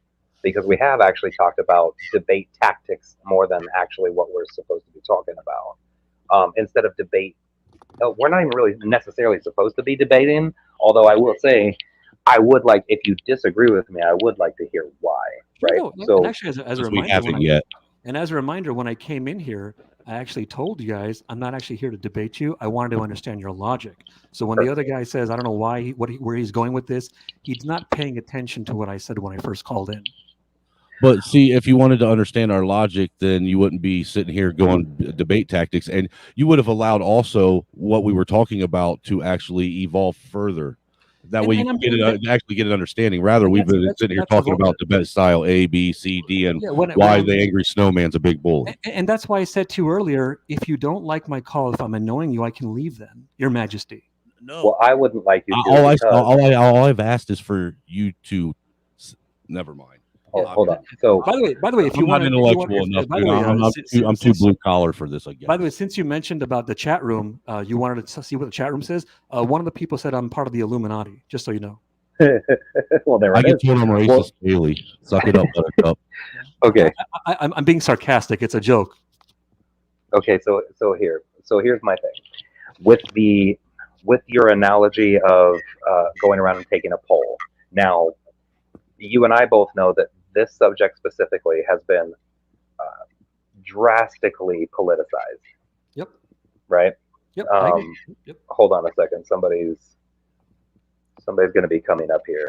Maybe he's part of the Illuminati too. It's possible. So, Christopher, I have you up, but just please don't interrupt while I'm talking right now. Thank you. Okay. How long? So, yeah, go ahead. I'm sorry. No, I'm sorry. Go ahead. We have a delay, just so you know. That actually adds on to the frustrations between callers and hosts. There's a delay also. I got you. Well, so we both know that this has been dramatically politicized over the years. So if I were to conduct a poll, I wouldn't do it with this as the actual example. What I would do is I would choose apples to apples comparisons and use that as my question, having nothing to do with 9/11. I would never even talk about 9/11, right? And I would give them two scenarios. For instance, like what you see here, like in that picture that I had up, I would show this. Bless you, whoever sneezed. I would show this to the people and say, which of these two blocks hits the ground first, given what you know about physical science. Okay. And I promise you, there's not a single person with an above 8th grade level understanding of physical science who would say the first one over the second. You can't promise me that, because I've seen people in this world think all kinds of silly things that make no logical sense. And I've seen people think really ridiculous things. Like one guy told me space is fake on my program. I've definitely heard that also. I know what you mean. Yeah. Are there outliers? In other words, I'm on your side if you guys want to say you can't just go by popularity. I'm with you. Popularity does not equal factual. I'm 100% on your side. What I'm trying to understand is when there are topics that are very complicated, science is not a simple thing. I know you said it was 8th grade stuff, but there's a lot of factors that come into play when a building supposedly, I said supposedly, gets hit. You have fire, heat, height, weight, a bunch of things happen. You can't just go by, well, what do people think? You got to go by what do the actual experts think? And if I'm wrong and you say we can't rely on them for whatever reason, maybe they don't want to tell the truth because they're scared of losing their job, maybe they're hiding it, maybe they're on cocaine or whatever. At that point, if we can't rely on the experts, it becomes, how can you be wrong? Because you're going to deny everything. Well, I think I could say the same exact thing, only turn it around for you. Okay. So there is a very large contingent of architects and engineers who have their own organization that's called Architects and Engineers for 9/11 Truth. Okay. Who, even though they risk losing their jobs and livelihoods, are willing to step out and say, no, this is exactly how this is possible and isn't possible. These are people who do know not just the scientific part of it, but the practical application. All right. So with that, now, obviously right now you'll have to take my word that exists. Sure, I'll take your word for it. Okay, so with the existence of that, how would you be able to then hold the position that you have, knowing that the people who do this don't agree with you? You're right. I would say if there was no other scientists in the world, you'd win the argument. But there are other scientists in the world who have questioned them. I've seen tons of places in the world. I'll give you a great example. In southern India, in Hyderabad, there was a I forgot the name of the company. It's a long Indian name. It's a little hard to pronounce, but it starts with an R. Rajivan Singh South. They questioned that what you brought up, Share my screen. and they said, here are the fallacies, here are the holes in their arguments. Now, because it's been years since I've gone over a topic, I just don't have it in front of me, because when I called in, I wanted to just go over the conspiracy theory side of it. But to answer your question, Make my screen center.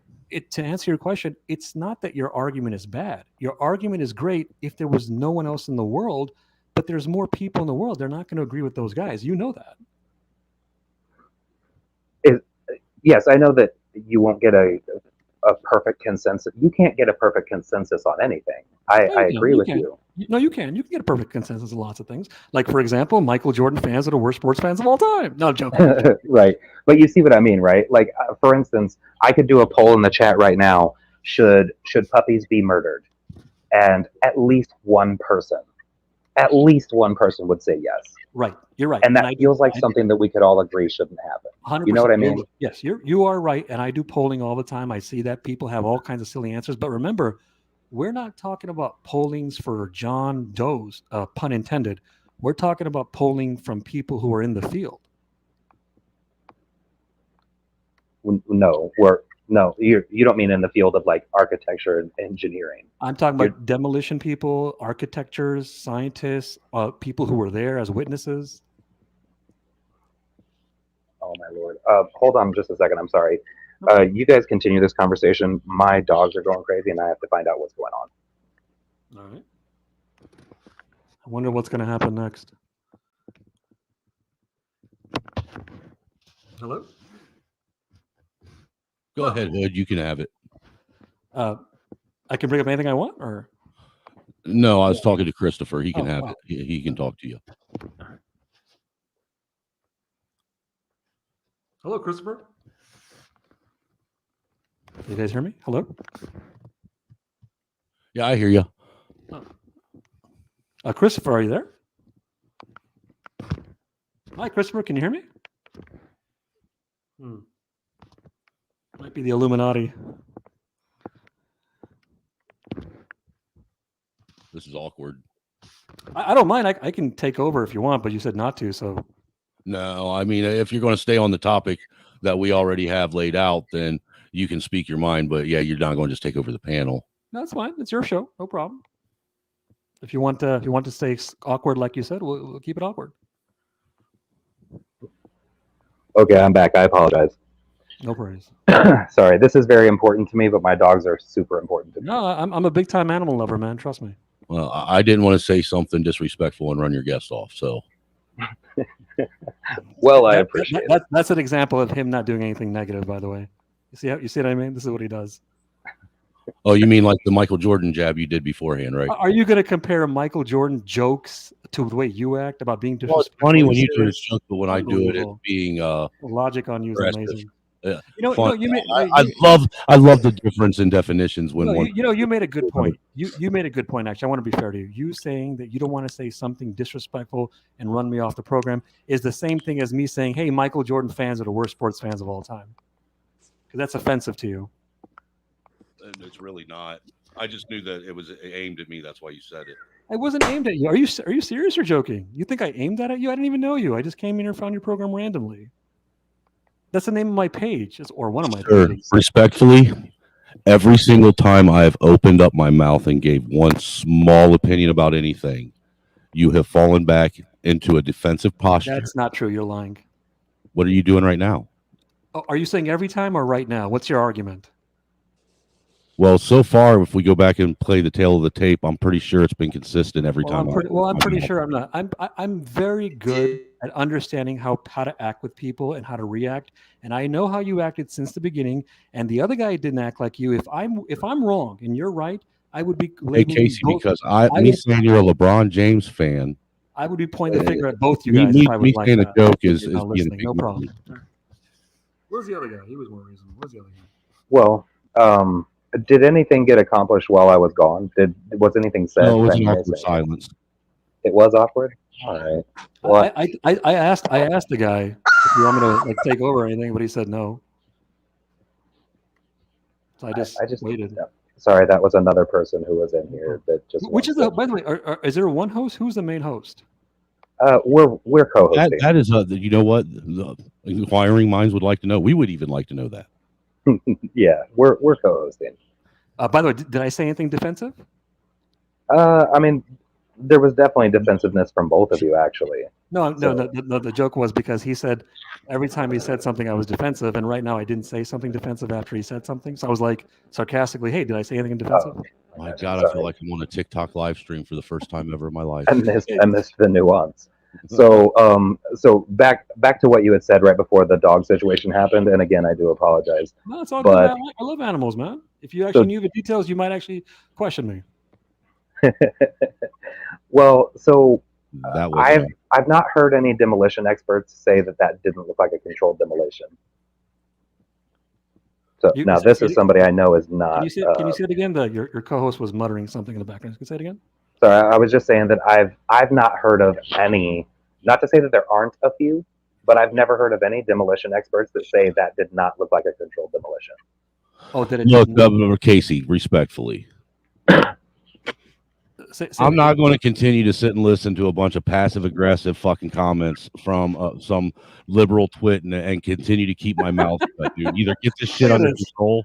Look at this. Look at how angry he is. What's good? What's going on, everybody? This passive-aggressive I'm a liberal twit now. me, dude. Snowman, who's bothering you, Snowman? That dude bothering you? My 7-year-old and my 2-month-old infant right now. You know what? What's going on, Casey? You're not smart. And you can't handle losing. You're a prideful guy. And what have we even discussed yet? That I'm a liberal twit. What have we even discussed for there to be a I'm loser a LeBron of? James fan. So are we talking about controlled demolitions? Yes. We were talking about the controlled demolition on 9/11. That I'm passive aggressive, and there's more. Dude, you're going to let him keep ruining your stream. That's what he's up here doing, Casey. You realize that, right? If you want me to leave, I'll leave, dude. If you want me to leave, actually, leave. I would love for you to get the hell off the panel because you're ruining the stream. Okay, you're an old fat weirdo and an Okay, fine, I'll take it. Bye. Deuces. Thank you, John. Yeah, Mike, we were talking about controlled demolition. Oh, okay. Yeah, but to be honest, we weren't necessarily talking about that.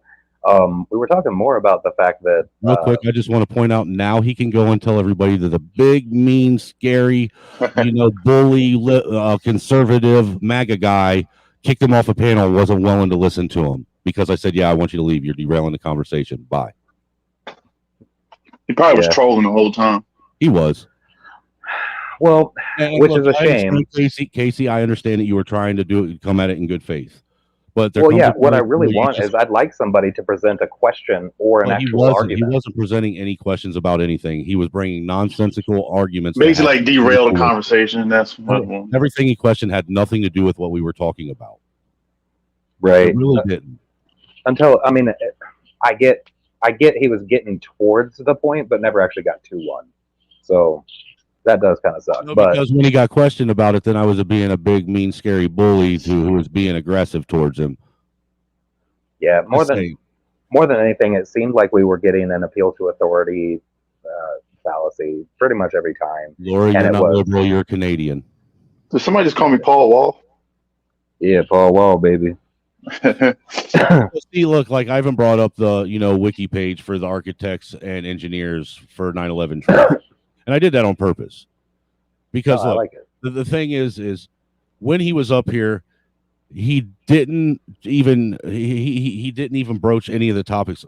Well, actually, what he did is he tried to invalidate the fact that I actually have experience in something and saying that my knowledge doesn't mean anything to this altogether. Right, but because there are other people who have knowledge also that might not agree with you. And that's what I'm talking about. That's an appeal to authority. I won't listen to you because you don't know as much as this person. And I won't have an opinion. I'll just take this person's opinion because they're better than me in some way. Look, the thing was he was appealing to you because you have that nice, soft voice. It was inviting. Me, I have a deep, manly voice. Snowman. He said I was soft.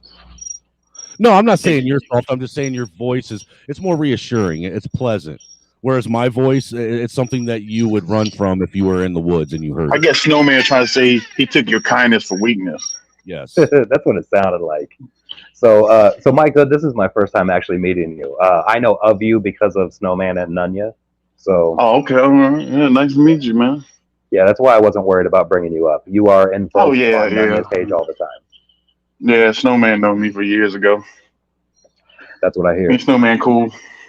I gotta say, I actually know Mike Hood longer than I've known Mike Rage. Nice. Don't Yeah, you me do and that. Snowman talked personally plenty of times on phone.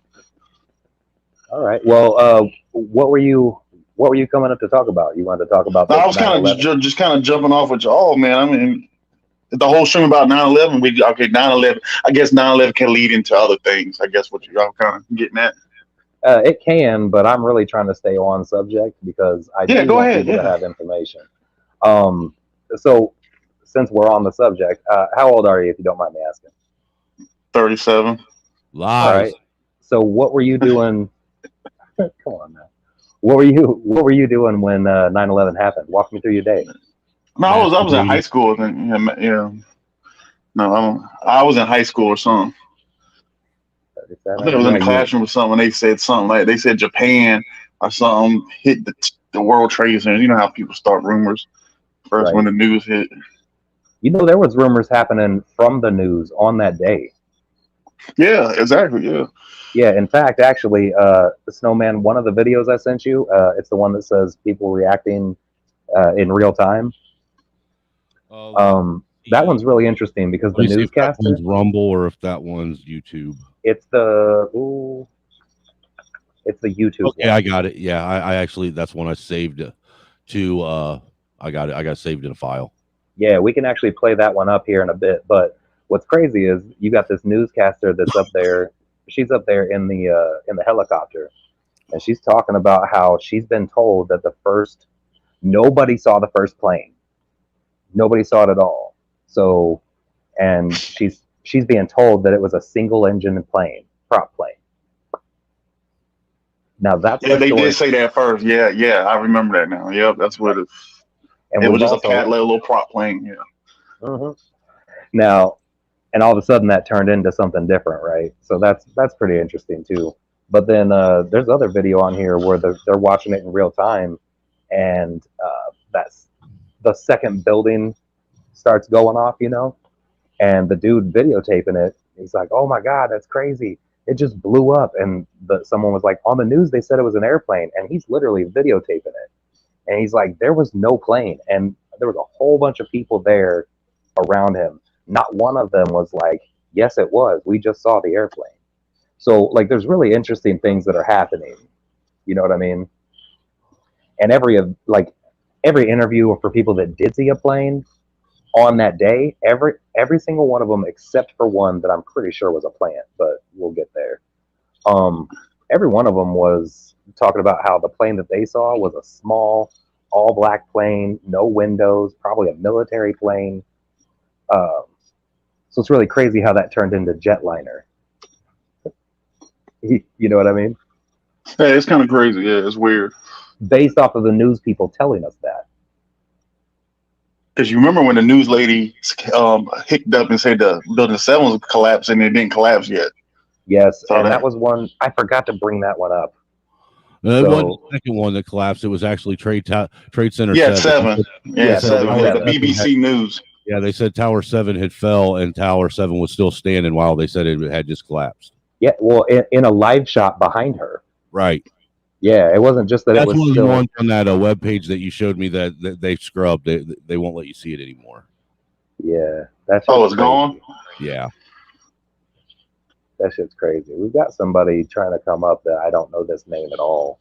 Dude, just keep an overlay over the screen while Yeah, you gotta block your screen while you just leave it up there. Otherwise, scan them. look, if you can keep this up without it getting struck down, it'd be great. But there's no sense in just inviting helicopters up here to do what they're going to do, because that's what that guy was. He's part of a group right now that's trying to either aggravate you to shut your stream down, derail the conversation, or porn bomb you. One of those three.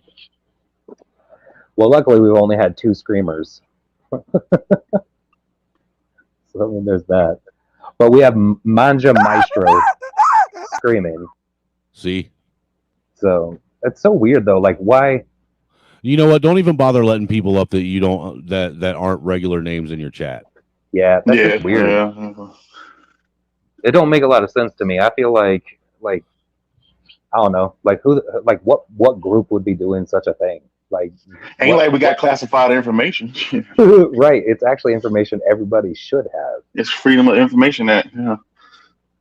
Yeah. Well, some of it. There's still some that's classified. Why would a 3-letter come over here anyway? It's just dumbass motherfuckers just got no time on their hands. Yeah, but how did they find mine? You know what it is? They probably just like go to YouTube and search live. No, what you do is you go to YouTube and you put StreamYard in the search bar, and then you hit search, and then you go to the settings of it. Yeah, and you actually click the live. Yeah, there's a bunch of them. Yeah. Where you can do the advanced search part. I see. The filter part. Yeah, when you filter it down and you filter it to live StreamYards, it'll give you every live stream that's running through StreamYard right now on YouTube. Well, it looks like Nightbot is being like really atrocious to Clown Force and a cyber toxin. Well, that's because Clown Force, no matter where he goes, he is assaulted and accosted by Nightbot. Except for Nunya's stream, because she knows how to control Nightbot. I don't. Yeah, so she had to give Clown Force a one of the super wrenches. That way, nobody could fuck with him. Nice. What's a super wrench? Something that you have not earned yet, sir. Damn. Fuck you, so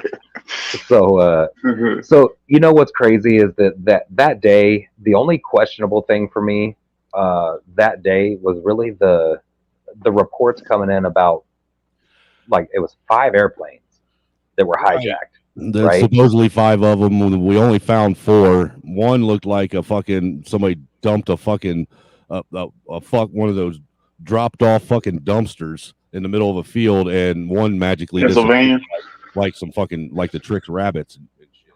Well, I'll tell you what, that Pennsylvania one. So, can we just talk about that for a minute? Because you saw that it was basically a scorch hole in the middle of a field, Wasn't right? even that, man. Like I said, it looked more like somebody ordered one of them roll-offs, filled it up and said, "Hey, go dump this out in that field over there, so I ain't got to pay for it twice." Yeah, because you think about a plane like that, you'll have wreckage everywhere. Right, but there was no plane wreckage. So the plane evaporates. Plane anywhere. Right. So the airplane evaporates, but what doesn't? That's a common theme, though, with all of this. Every one of the planes evaporate. But the only thing that didn't evaporate was the red headband that the fucking guy was wearing. That's how they knew it was the hijacker. Bro, let me tell you something. The Pennsylvania one, all of the people on the plane evaporated. Right, and including the guy wearing that headband. Yeah, so, but the trash managed to survive. Not just the trash. Hold on. That means that this thing incinerated all of again, because the airplane's made of like aluminum, right? But the engines are made of like tungsten. You know what I mean? And titanium. So these things aren't just like. So this is like a raging inferno, and it burns up everything except for that dude's headband, and he's at the face of it, right? Because he's at the front of the damn airplane, right? So that's really stupid, and people believe that that's like really what happened. Like, be honest, I think they shot a missile into the ground. Right. Well, I think they did too. I don't know. Dude, so that was a trial run on direct energy weapons. That's not so okay. So we're getting way into the weeds because I know, right? I'm hoping that one caller is losing his motherfucking mind right now that I can freely speak again. Because I wanted to mention. Go ahead. No, you go ahead. I was going to mention when you were talking about like controlled demolitions. I know I was hearing a report that 6 months before they had got rid of the canine dogs and all that, and they had construction workers all into their elevator shafts and all that. Right. I guess y'all know about the thermite and all that. Right. Well, thermate, not thermite. Okay. Thermate is basically a super thermite, according to Dr. Stephen J. Jones. That's who you're talking about. The guy that did the testing on it and it found all the little orbs. Yeah, but that's legit. But that's a whole other aspect of it that nobody really wants to talk Oh, about. by the way, when I did do that Google search, I couldn't find a list of any. No, you're not gonna. You wouldn't find But because what, but that's what I, asinine. well, what I did find was that architects and engineers for the truth. That's what I did find when I looked that up. Yeah, I'm gonna be really honest with you. The only quote unquote experts, and I say quote unquote because they're not experts, but the only quote unquote experts that have talked about it are NIST, which is what is that? The National Institute for Standards and Technology, Mm-hmm. and Popular Mechanics, which what the fuck do they know about structural steel and shit? You know what I mean? And they've been debunked so hard, like I don't even think they even exist anymore. I just found it interesting that dude got on a panel with somebody that actually had understanding of metallurgy and how smelting works, and his information didn't matter; it was invalid.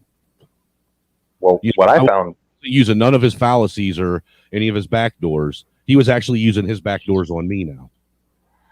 What I found interesting is that every time I brought up the laws of physical science that everything on this planet is bound by, we didn't get an answer for any of those. Well, if he gave you an answer for that, then he would have to negate everything that he argues about biology. I guarantee it.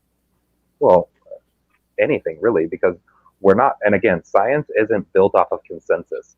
So saying that a bunch of people have an opinion really is irrelevant.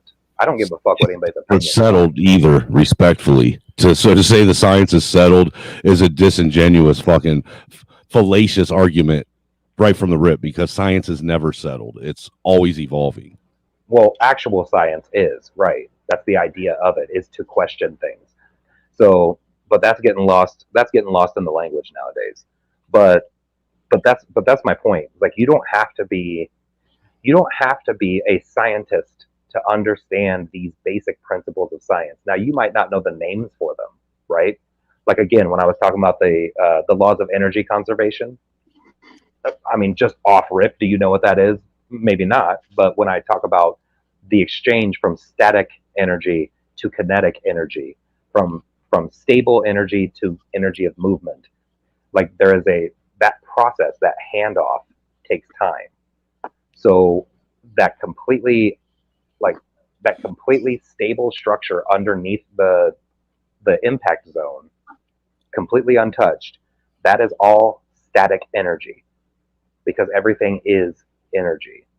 And in order for that to go into motion, there's a handoff, and that exchange takes time, and it takes even more time with resistance.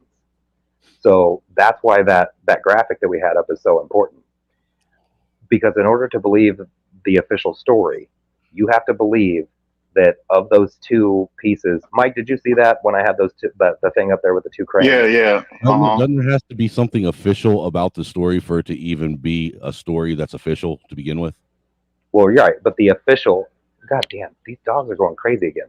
Hold on, you guys talk amongst yourselves. I'm gonna go beat a dog, I think. I think tomorrow I'm going to pull that clip from this stream, and then Monday we're going to discuss it. Yeah, definitely do that. You guys talk amongst yourselves. I'll be right back. Go ahead, Doolittle. Doolittle.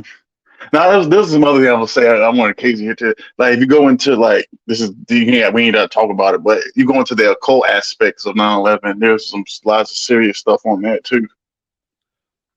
Somehow the occult always gets tied up into this, and I don't know if it's necessarily, if they're synonymous with one another.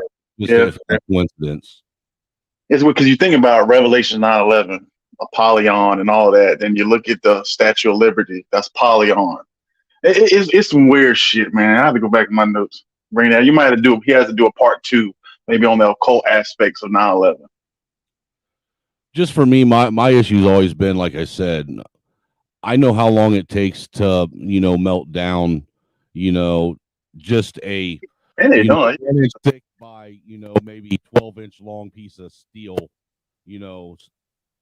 and it doesn't melt. That look, dude, it takes hours to get it to where it's days, probably. Yeah. No, hours. But see, the thing is when you're doing that, the furnace will be running at a controlled rate where it's staying at a constant, like 21 to 2200 degrees Fahrenheit. That's really fucking hot. And jet fuel burns at what? I think the flashpoint of jet fuel that I saw, don't quote me on it, but I think it was either 1500 or 2500 degrees. But the rate at which it burns so fast, you know, it's like a welding flash. That's how fast it burns. You know, it's a more refined gasoline, so it doesn't take as much for it to combust. Because I can understand that, but you get to think, just say if it was jet fuel that burned and made it collapse, I don't think the whole building would have collapsed down to the floor ground. Maybe a couple floors you could have lost, and that was it. What it did defied its building. They put specific technology into those buildings. That way they would do what that one diagram showed. That say if a plane, first off, they were already built to withstand the hit of a 757 jumbo jet. All right. They were designed specifically in case one of those were to hit it. All right. Then how they had, if you look at the frame of the towers, they're actually in segments going all the way down. All the way to the ground, deep into the ground? Yeah, that way if something was to hit it and actually mess with the structural integrity, only a segment of it would fall rather than the whole fucking tower. Floors or something, you know what I'm saying? Yeah. Not 98 floors. Yeah, Jet Black Watch, you ain't lying. Jet fuel atomizes really fast. You know how you can take and watch gasoline vaporize if you put it in your hand, but it does it at a slow rate. You can even do it with like colognes and shit because they're flammable. You can like take a cologne and you know, like for instance, you know the old school plastic school chairs that we had. You know the brown ones, they get real hot. If you sat one of those outside, just in the direct sun for a couple hours, and then take and poured some cologne over top of it, which is a flammable fuel too. All right. That shit will evaporate so fucking fast as soon as it hits the air and the sun and the heat. So jet fuel is going to evaporate even faster as soon as it is released into the air and it becomes its gaseous state. You got to remember, while it's inside the fuel tanks, it's in a liquid state, right? Yeah. And once that vacuum is breached, I guess, and you allow air in, now it's got other chemicals in it. Dude, it just evaporates so fucking quick. You know, so there's absolutely no way physically with physics that jet fuel could have burned long enough, hot enough for it to even cause any deviation in the structural integrity of those beams. For it to even fall sideways, let alone for it to cause the fucking floors to pancake on each other and collapse. Not in one tower, but two. I mean, the shit that those towers did, and that didn't just do it once, it did it to two towers. That's like winning the lottery and getting struck by lightning twice in the same day. Yeah, you could say one, but like you said, in structural integrity of that building, it goes four, like, hey, what is it, 8 stories underground?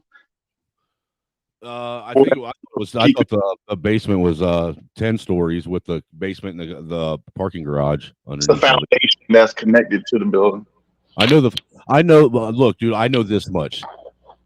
There was absolutely no fucking logical reason for there to be molten lava in the footprint in the basement underneath all of that rubble, like there was from fuel that already burned up, off, and evaporated 98 fucking stories above what this puddle of molten lava was. That didn't even make sense. Hey, yo, so I'm back. Real quick, shout out to Tiny for mentioning one of my favorite songs in a movie. I know that makes like no sense to what we're talking about, but it's important to give Tiny a shout out because he's shout out to you, Tiny. All right, real quick. So I heard you guys talking because I kept my headphones in while I was running around doing my shit. And by the way, dogs are fine. I didn't have to beat one, so it's all good. Okay, and that code word for kids. What's that? Is dogs code word for kids? No. My youngest is I was about to just turn making sure 17. because I just want to let you know that this is a safe space. You can openly say you beat your kids here. I won't judge you. Oh, I see. No, that code word is cancer. So when I tell people I'm like, I beat cancer, what I really mean is kids. I love it. I love it. Yeah, but yo, so check this out. What you were talking about, the design of those buildings, what you have to understand is with any high rise, but especially a huge project like that, because you have to remember when these were built, this was like the biggest project ever, right? Yeah, they were So actually breaking new records and all that shit. And exactly. didn't they transition? The tower started in one kind of like quote unquote industrial development revolution and ended another. Kind of with the years that it was. Yeah. So because it did take years to complete these. So but here's the deal. The specs on that, like in order to be up to code, I guess you would say, each floor has to be able to withstand basically 8 times the weight of the floor above it. Does that make sense? Right. And from what I read, they did everything above specs because of how important this building was. So that's important when you're thinking about the floors themselves. But what you have to remember is in a pancaking scenario, because of the tube within a tube structure of the building, The entire frame should have still been standing. The entire inside of the building would still be standing. So if the floors were to collapse, which by the way, that still couldn't happen the way it did, and it still couldn't happen nearly as fast as it did, but they would only be able to. It did. We're going to say it did. But they would still only be able to affect each floor on the outside rim and not the interior structure of the building itself. That entire elevator shaft should have been there. It's not just the elevator shaft. I mean, it's huge. Those 19 core columns is actually a huge space. Or could it just been a couple floors that pancake? That was it. Well, that's just it. So let's say, because it has to be gradual, correct? Right? So let's say we have 8 floors that are affected, right? Because I don't remember how many floors were actually affected, but we'll say 8 because that's a huge space. So let's say they're almost completely gutted and it's teetering, and all it takes is a little bit of warmth to make the steel all of a sudden act like it's not steel anymore. Let's pretend that happened. One floor would collapse onto another one that's still able to withstand 8 more floors before it even starts to have a structural issue. So why was there such an instantaneous failure on all floors? Explosives. It was explosives. And I'd go, I don't know, I could go even. Well, look, I don't know about you, Casey, but I remember watching news reports and looking at the expressions on everybody's face in New York after that first tower fell. And then the second one goes, the look of sheer utter, everybody was in disbelief. They couldn't understand what they just witnessed. You know what's funny though? And you guys can tell me if you remember this differently. But while I was watching, I was waiting for them to fall. Even though that so as I do, I swear to God. And it doesn't make sense because they shouldn't and couldn't. Something felt wrong. It was so wrong. Right? But you felt the same way, Mike? Yeah, were you like? Yeah. I just felt something was wrong. Yeah, like dude, it's like being on Pornhub when you're not supposed to. Yeah, that's crazy. There's something interesting about it that doesn't seem right. That keeps pulling you in, but you ain't supposed to be there. Yeah, so for me, I feel like we were conditioned, and I mean, like you have to go back to movies and shit like that. But I feel like we were conditioned. That was the Fight Club. Yeah, like I said, Casey, at the beginning of the stream, you got, what was it? A Die Hard, right? Where you had that rap album with them rappers had a little target on it on the album. And look, we were conditioned our whole life in every single any kind of government type style movie that was, anything like that was like Red Dawn style or anything like that, or like the what I'm talking about type of movies. They all somehow the towers were always brought in as something being attacked. Yeah, and that's really weird too. That was always a target in all of the terrorist takeovers. Right, with movies. So here's what's funny. So and I want you to be honest. So if I'm being really honest, I knew that there were Twin Towers. I knew that there was a World Trade Center. But I didn't know where until then. I wasn't even like it's in terms of like big things nationally for us. That probably ranked 15. What's that? I always thought they were in California because of the movies. Oh, I didn't know they were. I didn't think they were in California, but I didn't feel like they were a really big thing. Like, what's the first things you think of, especially in terms of like symbols of liberty in the United States? The first thing you think of is the Statue of Liberty. Yeah, right. That pagan deity That's that they Polygon, man. Yeah, that's a Polygon. Apollo, right? That's a man. Right, and so this is, and yeah, I agree with you, by the way. But so here's my thing: that's us in America feeling that way. So these people who are not from here, don't have this culture, don't know anything about this country.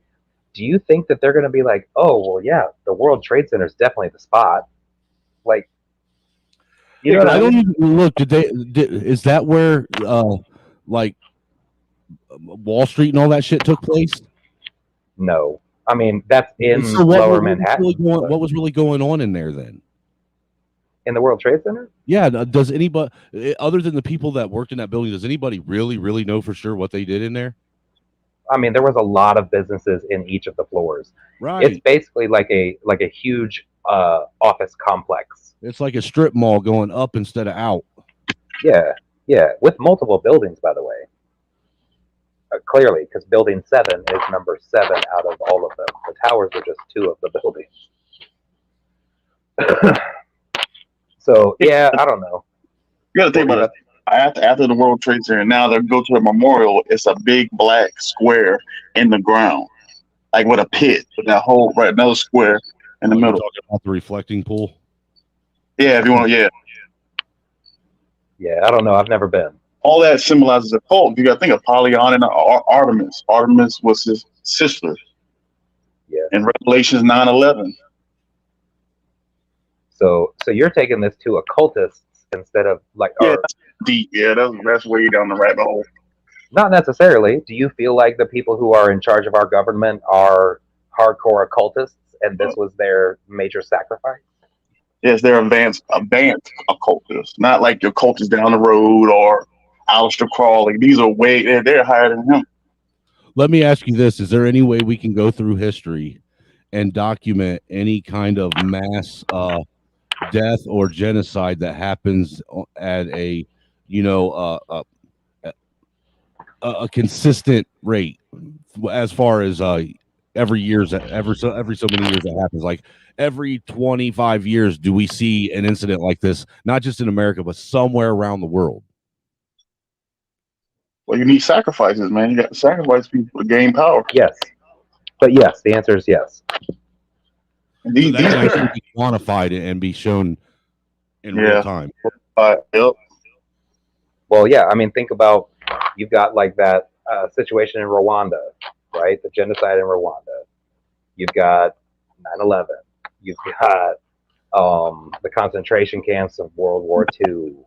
I mean, like, you've got all kinds of events that are like this. I don't know that they're necessarily spread specifically 25 years each. But I think old dude missed the one comment that I made too. I know you caught it when I said if you were to poll people about the towers post 2020 and pre 2020, that the poll results are going to be night and day different. He didn't miss it. He actually agreed with you. No, I don't think he. I don't think that he caught why though. Oh, right. Why would be different. He did miss that. Possibly. I mean, I don't know. I'm not in that. Because that instance right there is the one thing that we have now in real time that debunks that whole not everybody in the world is going to fall in line and not squeal on this fallacy. I'll tell you what. So, and I've said this to you. I've said it to people in talking about doing this stream. I can't stand when people say, in order for a conspiracy to happen, too many people would know, and that many people won't keep their mouths shut. That is the dumbest shit I've ever heard in my life. Because I'll tell you what, with the 3 people up here right now, and the shit, I don't know how many people, 16 people. So we're talking about 19 people, right? If we were all in on what the fuck, whatever, like let's say like a murder, right? All 19 of us are in on this murder, right? And one of you motherfuckers talks shit about it, like starts opening your mouth, I'm gonna kill you. And then the other ones will know, oh, if I open my mouth, Casey's gonna fucking kill me. You know what? They're gonna keep their mouths shut. Especially if they believe that Casey's going to kill them. Right. And as evidenced by the first murder. Like for sure, right? So and here's the thing. The other thing is, oh, well, if there was so many people involved, which by the way, there doesn't have to be so many involved that know what's actually going on. Compartmentalization is a huge part of a large project like this. Dude, just look at the Nazi Party, prime example. You don't even have to go that far. Think of the Manhattan Project. There are so many people who were a part of the Manhattan Project that didn't know it until the bomb dropped. They were like, oh shit, that's what I was working on, right? So that's a real thing. So, but let's say everybody involved knows they're involved. The first person, like the first people who started talking out about it, they're all dead. All of them. So now you have to ask yourself, well, wait a minute. Because you know what they did? One person talked and they killed the whole group. Right. Well, not the whole group, but yeah. So like there were a lot of people who got killed over this. And then people say they left one person alive to basically tell the story. Well, so here's the deal. So people know you're going to die if you talk about it. So then when people are like, well, how come nobody's talking about it? Well, that's a damn good reason not to. So there's that. But then when people start coming out later, it's so late that people just disregard them as nuts. Like, oh, come on, that's just some stupid conspiracy bullshit. And they'll say that to people who were fucking there. And it's real easy to, just brush something off as conspiracy theory because it basically it goes against all the things that make you feel comfortable. Who created that after the JFK assassination? Conspiracy theory? Actually, it's funny. George Bush Sr., Bush 41, is the one who coined that phrase. And George W. Bush is the one that made it popular again in the days right after 9/11. Because he specifically told people not to listen to wild conspiracy theories about what happened. Which is fucking nuts since what they're presenting us is a really whack-ass conspiracy theory. These motherfuckers are that is the fastest fucking encyclopedia I had ever seen written in my life. What are you talking about? The 9/11 fucking commission report. Oh, bro. I mean, they wrote that in record time, bro. Well, to be fair, though, they were, planning it for a long time too. But dude, they had that book out. Dude, I think wasn't it like the New York Times bestseller before they even had the rubble cleaned up? Maybe, but no, because the rubble, yes, but all the evidence was shipped off to China immediately. Well, yeah. Oh yeah, I remember that too. I remember hearing about that. Yeah, on the barges they had the pictures and videos. All the pulverized concrete and what was left of the structural steel. Isn't that crazy though? Isn't that funny? The little details that you forgot about until somebody brings it up. Mm-hmm. Yeah, I remember that when I was like 19 years old. I was weeks after, right? Because I was watching that shit for like months. It's stuck on the TV. Well, they replayed that same one. You would see that one plane coming in because if you recall, all we ever thought we saw was one plane strike. We never saw the first one. Nobody did. But when you see that second plane strike, what we think we see is a plane striking. Have you ever noticed that every fucking video image of it is all from the same side of the building, almost the same angle? Yeah. No matter what news agency we're talking about. And y'all didn't see the video of the UFO that was there before 9/11. It was a tourist in a helicopter. Bruh. And the UFO by the hill. You being real about that? Yeah, it's a footage of it, yeah. Real quick, Red Illusion, you were in a chat. Was I being nice or mean? Was I being a bully? You are actually the reason I didn't come up because I didn't want him to feel like he was getting ganged up on. Jesus Christ. That's funny. Well, for me, I don't know, man. I just think it's real. Going back to what we were talking about, I just think it's real interesting how the narrative, the official story, has been the narrative and talking points for most people for a very long time, and it makes no sense because, again, it just doesn't match. It doesn't match what you saw. It doesn't match even what you think you saw. But everybody's okay with just regurgitating it, and I don't understand why. I had an acid trip once when I was 22 that made more sense than this does. How you gonna just cut my cut off like that? Yeah. Do y'all think the truth will ever come out? No. In about 25 years. It'll be heavily redacted. The full truth? Yeah. It'll be like MK Ultra. Everybody involved has to be dead. You'll see the and this, there, and a bunch of black marker. No, because we've already got some of that anyway. I think once everybody involved, everybody who benefited, once they're dead, yeah, then it's possible. So, like JFK, for instance, we still don't have that because everybody involved still ain't dead. I think we'll get that sooner than 9/11. I mean, we should, right? If it goes chronologically. Well, we don't even have all the fucking information about Pearl Harbor yet. Oh, I don't know. We've got some pretty damn good information. Nah, we got some damning evidence on Pearl Harbor. I still don't think they've released all the information that they have on that. They released the most important piece, which was Lyndon B. Johnson saying, like, basically talking about them faking the incident in the Gulf of Tonkin. Like, yeah, that was early too, and it was because going back to how come everybody keeps their mouths shut? They didn't in the Gulf of Tonkin. The soldiers came back and they said, no, we were never fired upon. You know who else didn't keep their mouth shut, bringing it back to 9/11? All the fucking firefighters. Yep. All the firefighters, every single one of them. In fact, that first Rumble one that I sent you, Snowman, actually, Snowman, bring that up. The first Rumble one. Are we going to actually play it? Because I brought up every fucking video clip you've asked for, and we haven't played one yet. Yeah, let's play this one. Anybody wants to mention something that's going on in the video, just say stop. We'll stop it. We'll make that happen. Well, it's going to take me a second. Oh, I'll be right. Yeah, no problem. So the biggest part of 9/11 eyewitness testimony on Rumble, right? Yes. Yes. Sorry, I had to think for a second. That's what that was. Yeah, it's the one with the police officer with a white helmet on. Yes.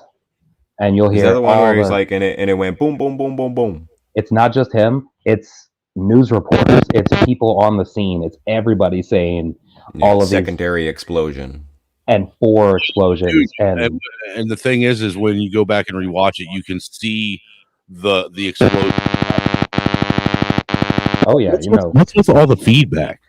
Damn, was that a black helicopter? I don't know. Is that on my end at all?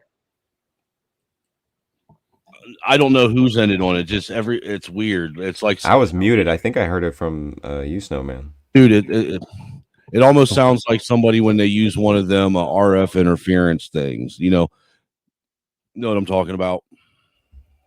Yeah, take your Faraday cage apart for a second. No. While I was gone, was it happening? No. No. Oh, so maybe it's me. It's fine now. Oh, okay. So Red just wants to be a facetious prick and blame everything on me because I was bullying the liberal. No, well, I actually wanted to talk to him. I did, but I didn't want him to feel like he was ganged up on. Because there's this thing, it's like, I call it the marbles up one's ass phenomenon. Where, I could say 2 + 2 = 4, right? And then I shove marbles up my ass. And people say, oh, don't listen to him. He shoves marbles up his ass. Well, me putting marbles in my ass doesn't discredit 2 + 2 = 4. And we were trying to talk about was the math. 2 + 2 = 4. And that guy just kept talking about conspiracy tards who shove marbles up their ass. Typical straw man argument. And the problem with a lot of these... Go ahead. I'm sorry. What I was going to say is what I found interesting is that what he brought up for his research was debates about it that he had watched. When he said that he didn't know what NIST was, which is where Yeah. almost the entire official story comes from, that's when I knew that I wasn't talking with somebody who even really has a real opinion on this. All he has is opinion that he built off of watching other people talk about it. Yeah, he has expert opinion, and that's what it always comes down to. No, he doesn't even have an opinion. All he was up here to do was derail the conversation and send it somewhere else other than what we were talking about. And you were allowing him to do it for a minute until I said, no, this is dumb. Well, I was hoping that he was. What I was hoping is that he was trying to lay the groundwork so that that wouldn't be the argument, so that he could then ask a question. But he never actually did. I wanted to ask him because, once you start using Occam's razor, they start looking like coincidence theorists. So I would say, okay, 2.3 trillion went missing from the Pentagon days before. Right. Security in all the towers was lowered days before, including getting rid of bomb-sniffing dogs. That's a fact. We know that. Right. We don't need scientific consensus to know that. And then just NORAD was running a practice simulation for the trade towers being hit with a plane that same day. Those Multiples. three things, do you really think that is a coincidence? That is like the biggest lottery winning coincidence that ever happened in the history of man. Those aren't even the only ones. Yeah, that's just off the top of my head. Yeah, those are important ones, but they're not the only ones. What about the put options on United Airlines? Like I could go like a week before. And insurance and where the money was coming from and all the movies about it, the weird symbolism. Right. And then again, the only portion affected in the Pentagon just happens to be the area where they were housing all the information on that $2.3 trillion.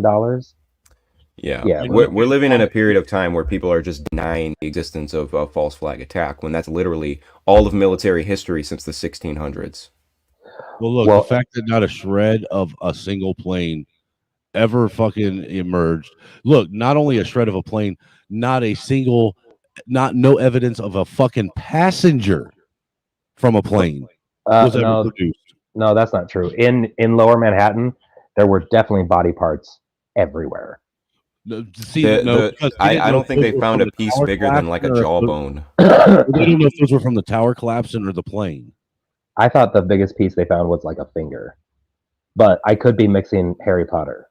But if you recall, wasn't it like 3 years after all that and they got it cleaned up? Didn't they try to convince people that they found one of the engines that hit the towers like 3 blocks over, lodged between a dumpster and a building? No, when I was researching, I never found a picture of that. Landing gear. Ironically, I just saw that today. So that's really weird. But it was supposed to be landing gear, is what they said. That's the Mandela effect, because when I first read about it, it was an engine. No, the engine, what you're talking about, that's at the Pentagon, and it was a small engine that's never been used in a Boeing 737 or a 750. Oh, yeah, I saw that. Yeah, you're probably conflating those two things. No, I'm not, because the one was actually lodged, where it was lodged was by Tower 7. Yeah, the engine. See, I heard about that. I heard about an engine being found around Tower 7, but I never found like evidence of it. And look, it just like appeared out of nowhere. Nobody saw it in the entire like 3-4 years they've been cleaning shit up, and then all. And why would the engine be in Tower 7? How far away was it? It was like half a city block. Building 7 was close enough to get hit by the debris, right? It wasn't. Yeah, it was close enough to catch on fire and start fires in the building, but those fires were definitely not enough to bring it down. No. Dude, those fires weren't even hot enough to cook a hot dog. There isn't like hold on a second, because even we are right now saying things as though they're possible. There isn't a fire that can happen on planet Earth. A diffused flame that can bring down a structural steel building. Yeah, there was a massive skyscraper. I think it was Saudi Arabia or some Middle Eastern country, and they had a fire in like almost every floor, and the building was still standing. Yeah, we had already addressed it. It was actually a 56-story high rise, and 27 of the floors were on fire for 19 hours. Yeah, well, that one was in Caracas, Venezuela. Yeah, 2004. The one I thought Venezuelans built that.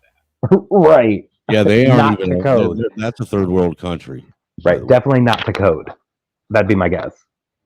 So, all right, well, hey, let's jump this video in real quick. And like I said, if you guys see something you want to address, just say pause. We'll pause it. Okay, I'm hitting play. Do this before bed to stop receding gums and decaying teeth before it's too late. 25% of adults over. Yeah, here's one of the guys who can tell you I'm okay. All right.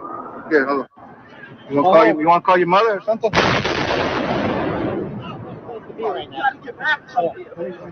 know that. All right. Get back. All right. Don't worry about me. You need to make calls right now. That was clearly not a tower, by the way. After the attack, many smaller explosions rumbled through downtown.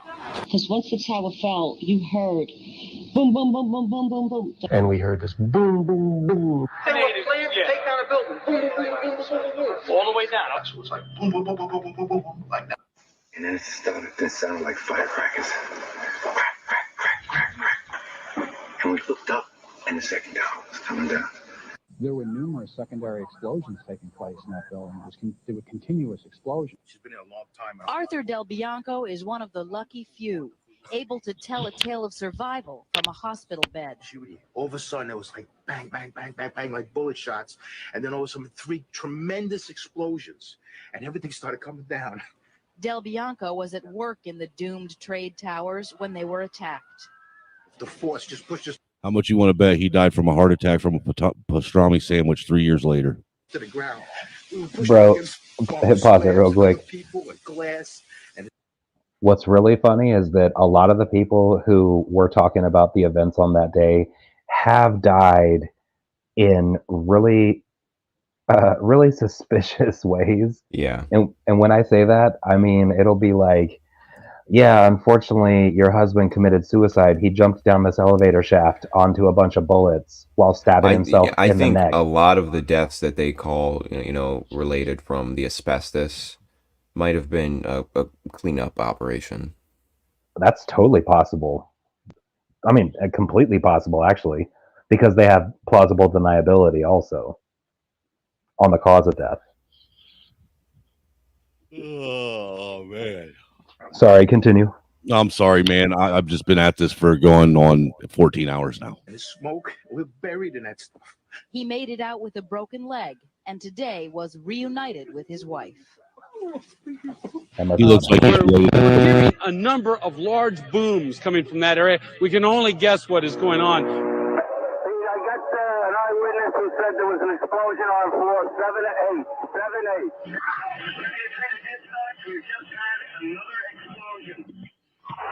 Warren Street because of the secondary explosion. We've got numerous Okay, people coming pause with that. us from the second. Because it's important to understand that. So the buildings at the time of these calls right here, the buildings are still standing. So these people have gotten out of the building before it collapses and are telling the police that they heard explosions while they were on the way down in these specific floors. Now, covered with dust from it. Right. Oh, don't just But wait, it never because- happened. Hold on, because there's also people in here where they're coming out of the building, it's still standing, and they're saying that the basement's the lobby is completely blown out. It looks like a bomb went off, right?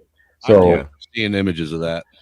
right. So, but what's important to understand is that when you have conversations with people who believe the official story, they'll tell you that all those secondary explosions, the boom, boom, boom, boom, boom, is the pancaking. But pancaking doesn't happen on floors 7 and 8 or it doesn't happen in the lobby. Right, that's what I mean. These secondary explosions are happening far before the building actually comes down, and then when the building comes down, you also have that, and you can actually see the explosions happening 12 to 13 floors below the actual crumbling. Yeah, and pancake theory is it starts top down, and it's a domino effect. Right. The only way you can't have preliminary explosions in the lower building. Exactly. Well, you can if the entire interior of the building is imploded first. If that evaporates, which it had to happen, it had to just disappear, right? Dustify. in order for the actually whole building to fall anyway. The magic jet fuel dustified the entire structure of the building. Think about this for a second. If that really pancaked, wouldn't there be a big, tall, like chunk of floors just stacked on top of each other? Yeah, there'd be a stack of pancakes at the bottom, a stack of crumbled pancakes. For that to do what it did, they basically had to take the floors out from underneath it. That way, they had nothing to fall onto to crumble like they did and keep falling. Dude, it's not only that, but again, going back to these basic laws of physical science. Let's say one floor drops onto another one, right? And then eventually it collapses onto the next one. So you've got 3 floors that are like pancaked, and then another one, right? Once you start getting, like, how long would it take for that to eventually go through every single one of the, again, completely unmolested floors underneath it? It would definitely stop at ground level. But it didn't. If it even got to ground level, I don't know that you could get it to go through. Like, again, we're not talking about like a shabbily built fucking shit ass wood structure or some dumb shit like that. We're not talking about the Chinese Trade Center. right. This isn't the Wish version. We're not even talking about the Mexican Trade Center. Right. This ain't the Wish version of the Twin Towers. Like, this shit was built. It was a fucking architectural feat. Like, it was damn near one of the wonders of the world. So, in terms of how it was built, and the design was something completely never done before. Like, we still haven't gotten to the fact that the floors on the outside were actually made to withstand the wind pressure, where the inside, it was actually the only thing that held the static weight of the structure. So do you think this was just some, feat of mankind that naturally happened, or do you think there was some groups within that knew this was that what they were building was eventually going to be destroyed and maybe rebelled against it by reinforcing? Ooh, I don't know, because so many words. Well, so here's the deal. I mean, it was obviously built to withstand multiple jetliner impacts, right? Yeah, a flying fortress. Yes, actually, and it was because of the one that hit the Empire State Building. That's why they did it that way, and that's actually the whole plan. And it didn't come down whatsoever. No, not even a little bit. I don't feel qualified for this discussion anymore. Well, then just listen and enjoy. But yeah, no, I just don't understand, again, how people are able to just not recognize what they saw or even remember, which is why I want these videos to play. What wasn't there like explosions before the planes hit? Because there was reports of we're watching the explosions. testimony. Yes, definitely. Tower, 1013 down with 2, and it's an major explosion and what appears to be a complete collapse surrounding the entire area. Who's involved in the secondary explosion? And the lobby looked as though a bomb had exploded there. All the glass was taken out. There were 10 foot by 10 foot marble panels that were once walls.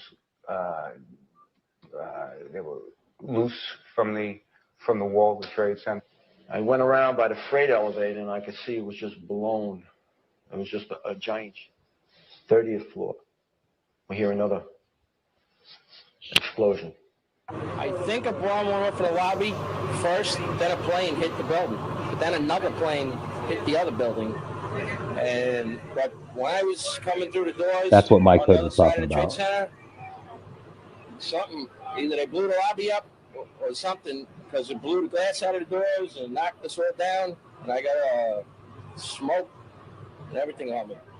I just feel a little shook up because I got blasted, so I'm just trying to, I want a drink of water. They don't have any water though. Sure. Can you tell me what happened? What'd you see? I saw windows coming out of the building and the ceiling falling on the floor where I was walking. That's when we started up heading for the exit. And And we got downstairs. We got to the first floor from the second floor. And all of a sudden there was this big explosion. I don't know. Everything went just like what you just seen. That's what we went through before we came out of the building. Then when we get out the building, then another smoke cloud came. Better go for that smoke cloud. Mom, I just want you to know I'm all right. The ladies that are with me were in the World Trade Center in the first building and escaped through the lobby where they report they believe there was a bomb in the lobby. We ran down the steps to the lobby. There was no lobby. Everything was torn up. And even the turnstile was burnt and it was sticking up. And they just told us to run. My boss ran out of the office. He said one thing, run. Everybody just ran. And we ran down the stairs. They told us to come back up the stairs. And we were like, come back up the stairs. Are you crazy? So we continued down the stairs. We came outside in the lobby. There was no lobby. The lobby was totally gone. Did you see other people? People. There was a woman there with her face blown off. And as we were coming out, we passed the lobby. There was no lobby. So I believe the bomb hit the lobby first. And a couple of seconds in the first plane. Yeah, hi. I am just about this one. between 5 and 10 blocks north of the actual site of where those two towers have come down. We're obviously having a bit of trouble right now maintaining our location because we just heard one more explosion. That's about the fourth one we've heard. The police are telling us they're either car bombs or they are simply cars that have overheated so much that they're exploding. But every time one of those happens, there's a flurry of activity. How is a tower coming down that already came down? What do you mean? I could have swore that this was one of them footages where in the back you could see that's what you saw behind her was the towers coming down. No, they're already down. What you're talking about, what Mike Hood was talking about earlier, it was a BBC reporter. This chick is clearly, in New York City. Right. Yeah, and she had the live shit on the screen behind her, the BBC reporter, and she was talking about how Building 7 has just collapsed, and that was, it was still standing. Like it didn't collapse for another like 30 minutes. So anything else in Rumble you want me to show while I'm here? What's that? Is there anything else? Wait. That looks very strange. Look at the buildings around her. It kind of looks like a green screen. No, that's just all the dust. I know it looks weird because she's so pristine and everything else isn't. Yeah, where's the dust on her? Well, she doesn't got it on her. I'm sure they wiped her down and stuff like that. You make her sound like a science experiment. Aren't they all? Yeah, what's the other Rumble one I sent you? I don't know. Let's look. I know you sent me two, though. I did. Because I think they're important. So, while you're going for that, let me ask Red Illusion and Mike Hood. Now, I'm sure you guys were listening. We were talking about it earlier. But since we know that aluminum can't cut through steel, ever, what do you think made those like cartoon, like Roadrunner cutouts on the buildings? Well, there is some suggestions of an energy weapon, but even if it was a plane and it was moving very fast, it would be like firing a bullet at a wedding cake. Now, the whole wedding cake isn't going to come down. It'd be more like, I didn't mean to cut you off, but the analogy used by one of the engineers that actually built the building was that it'd be like shooting a bullet through a screen door, or like pushing. Actually, Actually, he said a pencil. He said like throwing a pencil through a screen door. So if you think about it, there were some strange anomalies on them planes. You only sent me one Rumble. Go ahead, Hood. I didn't mean to interrupt you. Oh, you're good. But I heard some things that it was a missile and the plane was a hologram. I actually completely agree. A missile plus hologram, or a hologram plus energy Yeah, weapon. you could say, you can cover the missile up. So we can say it's planes and all that shit. And it looks real like a plane. You got hologram, Project Blue Beam and all that. Or maybe a plane-shaped missile. It could be that too, because you look at the fuselage and a lot of stuff under the undercarriage of these planes that were coming in. It was some weird, strange things under it. So check this out. So Snowman, the second video I sent. So Loose Change was the first one, which it seems like you're starting to fall out. So we'll probably not do Loose Change tonight. But I highly recommend everybody. In fact, I'll put it in the chat. The I'm actual sorry, link. dude, I'm starting to run out of gas. I ain't gonna No lie. problem, no problem. But the second one I sent you, this guy posits a pretty decent theory about those cutouts and explains why it can't be. Like at first explains why what it can't be, and then goes into what it could be. Right. Okay, I'll find one. That's the eyewitness. No, not the eyewitness one. What other one are you talking about then? I mean, if it has a label, you said one that was an eyewitness from Rumble and an eyewitness from YouTube. right? But I also sent you a YouTube one that talks about missiles. Oh, okay, yeah. Yeah, and actually explains which kind of missiles it could be. Right. Let me email that to myself real quick. No problem. So, and I always wondered this because, again, like we know for a fact, no matter how fast, I mean, I don't give a fuck if that airplane was going Mach 5, it would still crumble against the facade of that building. So what we saw, first of all, everybody's like, I saw it happen. You didn't. You saw the explosion happen real time, but you didn't see the airplane until later that evening. And everybody forgets that. Yep.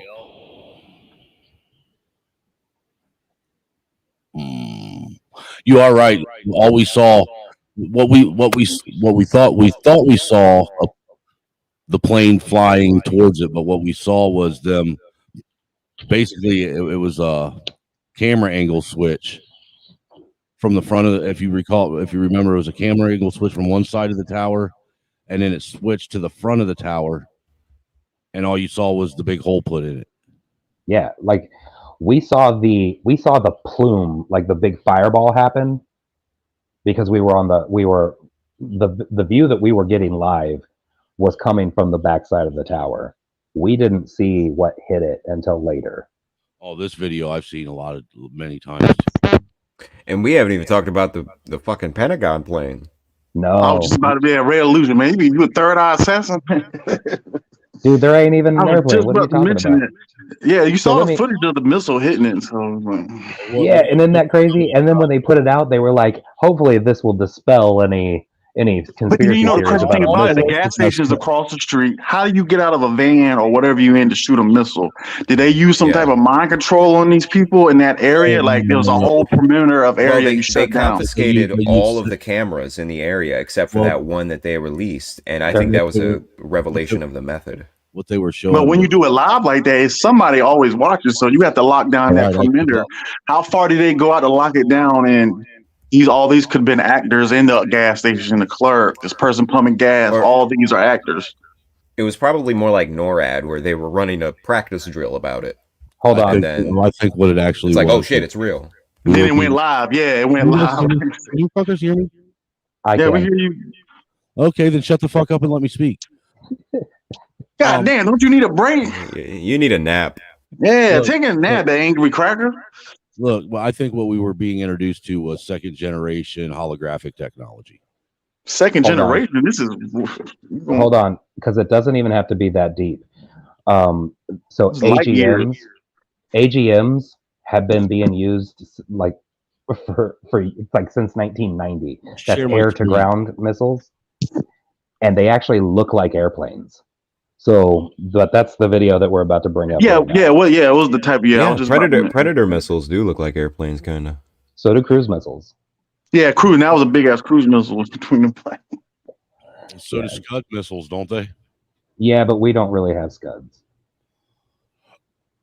You know, I was just trying to, participate. Fuck you, fascist. And if you think about that explosion, when you look at it right there, where's the plane wreckage? Something had to come off the damn plane. How it just evaporates in the September explosion. 11th was a crime on a global scale, but it was never investigated properly. Had that been done, it would have begun with examining the scene of the crime.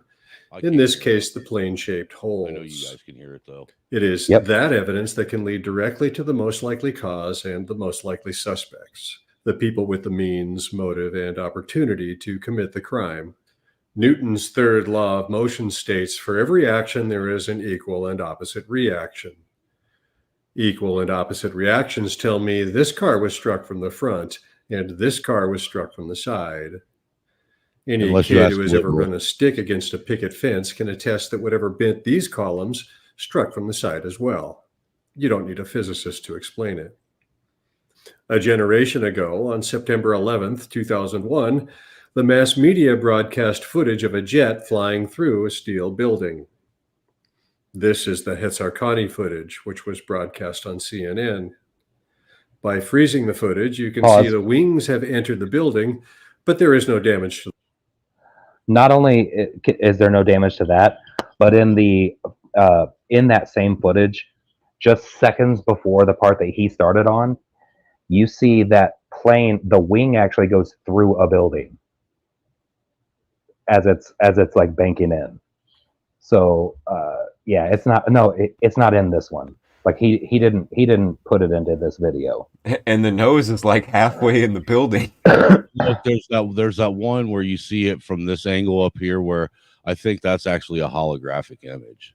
Oh, bro. Well, what's really funny is their hologram doesn't even make sense, because you see the one where this looks like it's like normal day. The other one broadcast footage Whoa, of a what are you doing? jet flying playing it. through a steel Like building. in the middle of me talking?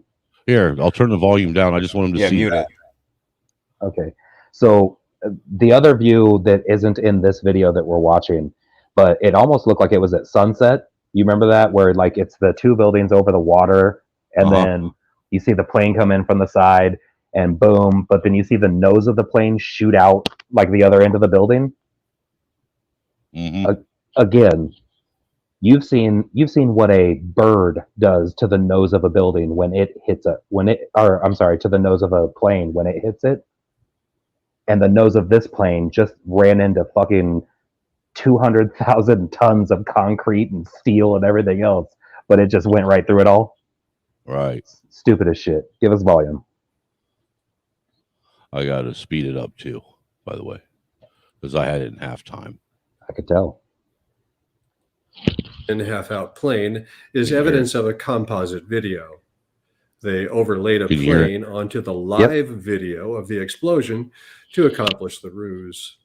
Government-funded scientists have written extensively about how what was broadcast on that fateful day depicted a real event, but few addressed the physical evidence of the impact holes, and those that did admitted in their own reports that they were just guessing. They didn't actually prove anything. For example, this is a clip from a video produced by Purdue University. Purdue calls it an accurate visualization of Flight 11 as it cut through the exterior walls of the North Tower. Even the wingtips slid like butter through the steel. Severed was the term used by the National Institute of Standards and Technology.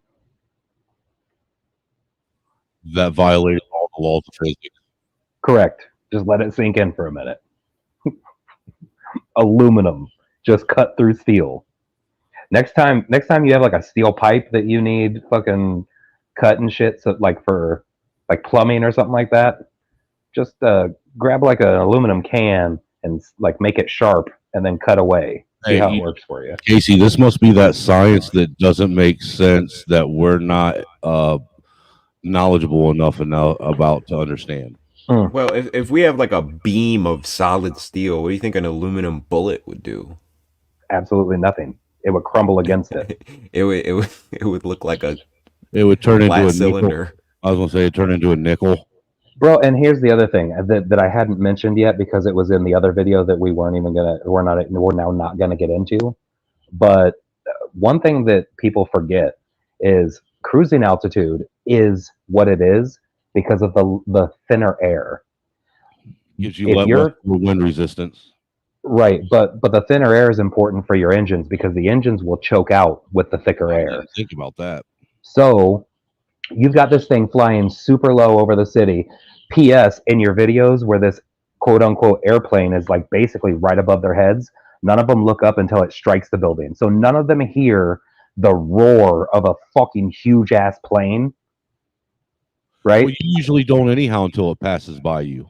No, bro, you hear it from fucking. Think of when they are at cruising altitude. You can hear that I shit live at near your an house. airport. I hear them like when they take off. Yeah, dude, they're loud as piss. But again, so low, those engines are out. So how fast are those planes actually going at that point?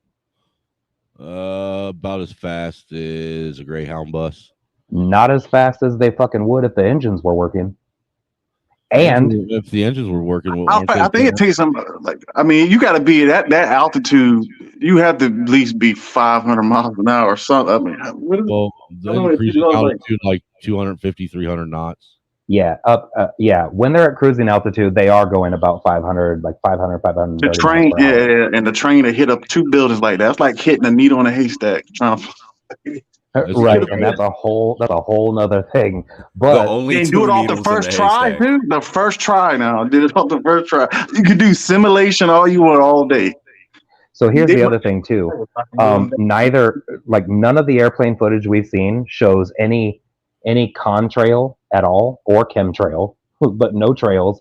And behind the airplane, just to make sure that we're all on the same page, if you go by their footage, even that airplane's engines aren't on because we have that shot from behind as it's banking in, and there's no swirl because you know how it swirls the air behind it. Yep. If those engines are on, it would swirled the air almost in like two circles behind that motherfucker. The same way a boat does when it wakes the water. Right. So again, even their image that they showed us doesn't match with what they told you. So all right, continue. I feel like I really feel like I'm being bossed around, but I'll go ahead and accept it. I really appreciate it. But when compared with the physical evidence, it's obvious the wingtips did not penetrate. The videos of the jet impacts produce visualization, and indeed the entire official story are not consistent with reality. At the point of impact, the columns were half-inch thick steel that measured 14 inches wide. Using the 14-inch columns as a gauge, apparently something much smaller than 14 inches wide collided with this column here. Whatever it was not nearly as big or as dense as that which gouged and sharply bent these columns over here. What did this was a lot closer to 14 inches than what did that. The columns were steel boxes, the sides of which protruded past the face. It is these protruding sides that are sharply bent to the right here, with the column face flattened between them. But this column wasn't struck so hard that the aluminum sheeting that covered it was knocked off or cut in half like these were. It was only whacked hard enough to dent it and pop out the bottom at the seam. The cladding was thin aluminum sheeting installed in 12-foot sections with the seams near floor level. This is a wingtip from a 767. We are to believe that this wingtip was only massive enough to dent this aluminum sheeting here, but a few feet away it was massive enough to gouge and bend steel in a completely different direction than the wing was traveling. Furthermore, if we believe the TV and Purdue University, then with the 30-degree sweep of the wings, the left wings would have impacted the columns on the right corners. And if the aluminum wing was somehow able to slice through the sharp steel of the World Trade Center, the damage would be consistent with it. The columns would be dented on the right and pushed south. But the evidence shows they were dented on the left and bent sharply to the west. But that's just the North Tower. Compared to the North Tower hole, there are very few photos available of the South Tower hole, probably because it's so incriminating. That's almost like two separate As objects with the in North it. Tower, there was lightly damaged Funny aluminum you say that. sheeting, Continue. Or a progressively bomb, a worse pre-cut, damaged and a steel, missile. and on the ninth column, an inward blasting hole. But the smoking gun is this lone, still standing piece of aluminum cladding. Remember, the aluminum sheeting wrapped the steel on three sides. The only way to explain this damage is with something impacting the column from the side, cutting through it, and exiting the other side. It gouged through the sides and face of the column, but passed behind the sheeting that covered the column, pushing it outwards as it went. Right here is all the proof anyone needs to know the official story is impossible, and all the videos of the plane crashes are fraudulent. This explains why, even though it was Flight 175 that was allegedly captured from multiple angles on live television, Oh, that's the Purdue one. used Flight 11 for their model. Holy shit! But faking the videos was the easy part. The hard part was that something still had to cut the holes in the towers. For that, there were limited choices. Artillery isn't accurate enough for the task, and its capabilities don't match the physical evidence. As can be seen in these photos from World War II, it would be quite recognizable on the walls of the World Trade Center. It's too big and too powerful to account for the dented aluminum sheeting, and too small and too powerful to account for the bent steel. Artillery doesn't fit. Damage from directed energy weapons, such as lasers, particle beams, and microwaves, is not at all consistent with the damage to the towers and can be eliminated as an option. The same goes for explosives. If explosives can be used to mimic the lateral impact of small projectiles, then they can be used to mimic the head-on impact of large jets. But they didn't do that. For this reason, even if precision munitions or secret technologies do exist that can cause this damage, to use Real quick, if I can, I want to point out that when he brought up the directed energy weapons, it is kind of ironic that, do you recall that there were a bunch of images after 9/11 of these cars where the windows were melted in them? Oh, yeah. You So remember for that? what he's specifically talking about is just this cartoon cutout. Right. He's I not- know that. Yeah. I know that, but that just piqued a memory when he said that shit, because I remember seeing all the cars parked on the side of the road where you'd see 3 or 4 of them in a row that looked like they just got bombed by a Scud missile. Well, before you push play again, he's about to get into the missile thing, and I want people to really pay attention to the way these look, but also all of our air-to-ground missiles from that point and all of our newer ones ever since, they all had nuclear warheads as well. So it's completely possible that these missiles actually had nuclear warheads, and that's why you have, again, molten steel and things like that on top of the thermite or thermate. That would make more sense, honestly. Yeah. All right, continue. Then they can be used to mimic the head-on impact of large jets. But they didn't do that. For this reason, even if precision munitions or secret technologies do exist that can cause this damage, to use them to contradict their own story makes no sense. What does make sense is this evidence indicates exactly what it appears to indicate, and it is so damning to the official story that the only way to deal with it is to ignore it completely. Evidently, a projectile that was at once small and flimsy in some areas, but massive and dense in other areas, struck at an oblique angle of attack, causing progressively worse damage to the columns the deeper into the tower it traveled. There really is only one option. Both towers show almost identical left-to-right damage in the same place, the left wingtips. 8 progressively worse damaged columns, followed by an inward blasting hole, which was nowhere near where the jet engines would have impacted.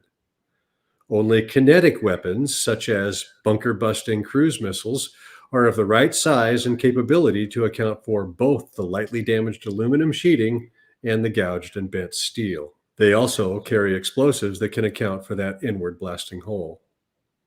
Most people immediately discount missiles as an option because they assume thousands of people would have seen them and would have reported them to the authorities. This is a circular argument because if missiles were used, then they would have been launched by the authorities the witnesses would have reported them to. There may well have been thousands of witnesses to missiles, but why would the authorities tell us about them when they were selling us a terrorist attack? Even so, early on, some witnesses did report seeing and hearing missiles. Some people said they thought they saw a missile. I don't know how people could differentiate, but we might keep open the possibility that this was a missile attack on these buildings. And at about 10 minutes ago, 15 minutes ago, there was a loud sound that I can only describe as it sounded like a missile, not an airplane.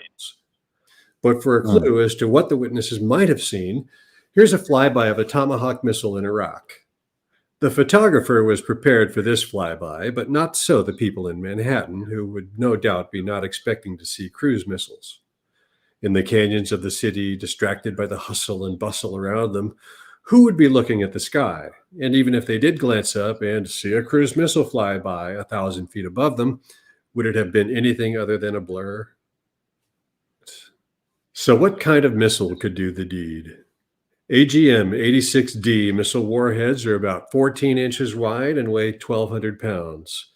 They are big, powerful missiles that have been around for decades.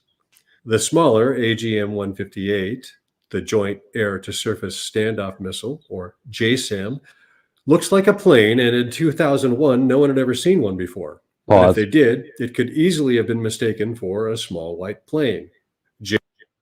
Now let me ask you guys. In your mind, you have like when I say missile, or when anyone says missile, you think cylindrically shaped, very long, might have a tail or something on it, right? In general. Okay, yeah, let's take the theory out of what happened.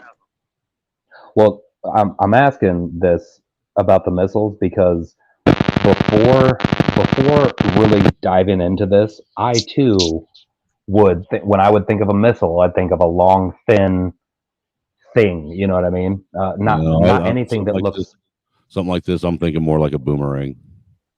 Oh yeah. Well, airplane, like these missiles look like fucking airplanes. Mm-hmm. And to be honest, before I started like researching into this, I would have never have thought that a missile would look like an airplane. So, and I just wondered if anybody else had that same feeling. I don't know, we might be getting a can of worms, man. You might have suits and ties coming to our house tomorrow. Right, because you saw those missiles, right? Yeah, you're gonna have some suits to be on. Snowman gonna have a suit and tie. Come on, man. You motherfucker. Man, I've already had them. You guys are destined to get me put in Terre Haute, aren't you? We're good. You're going to get Mo. You're gonna get Mo.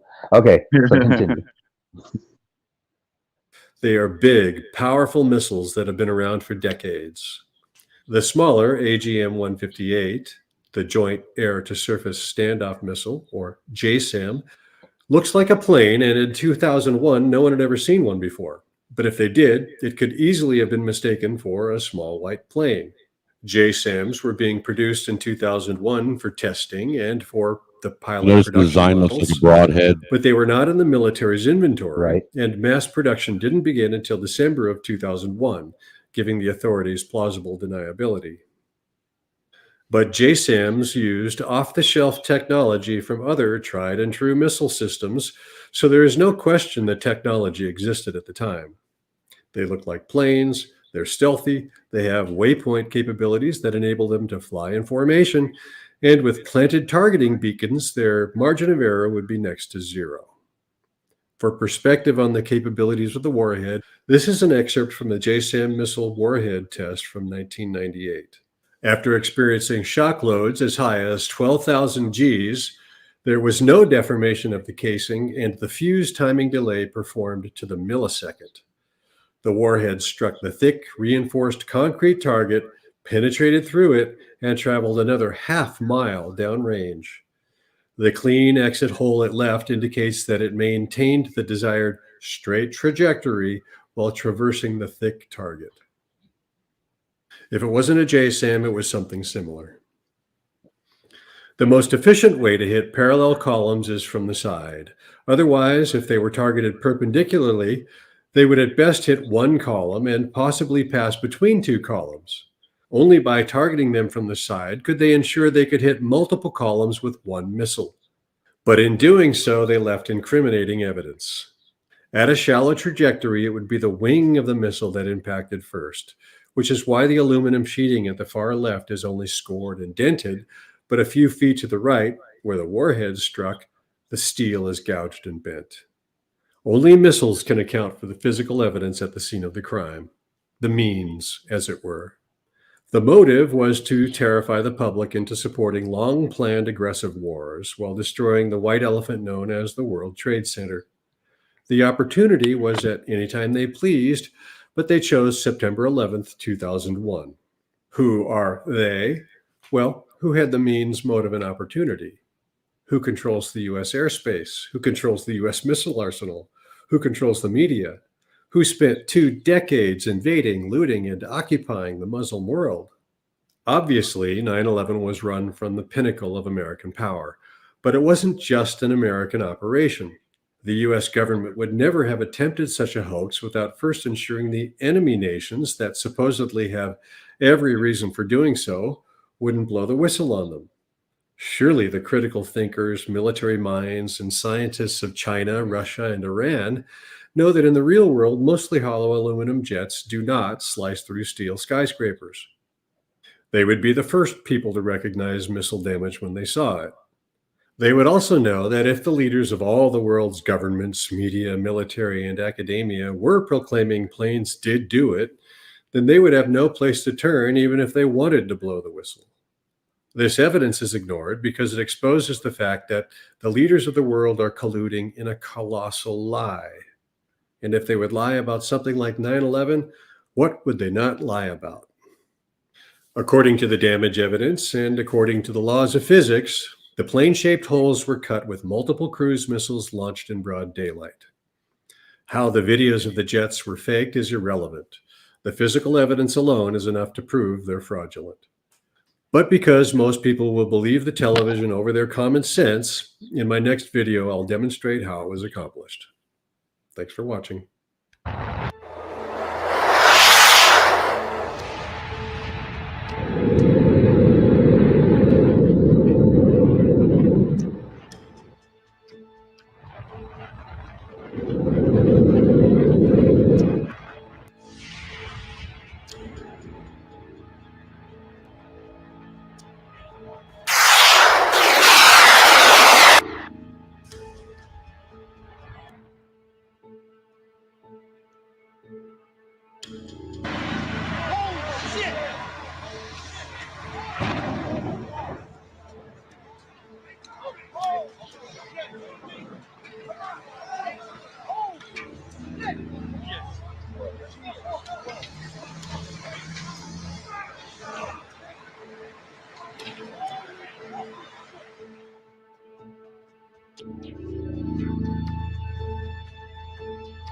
Bro.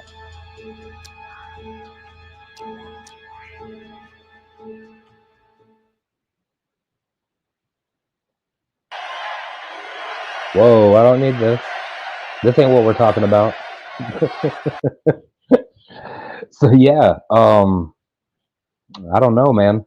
And there are other videos that I had ready to prop up that also show that there were some people who said they saw a plane, but what they saw, again, they said unmarked. Some people said that it actually had U.S. Air Force on it, but they said military plane, small commuter planes, no windows, and everybody forgets about that.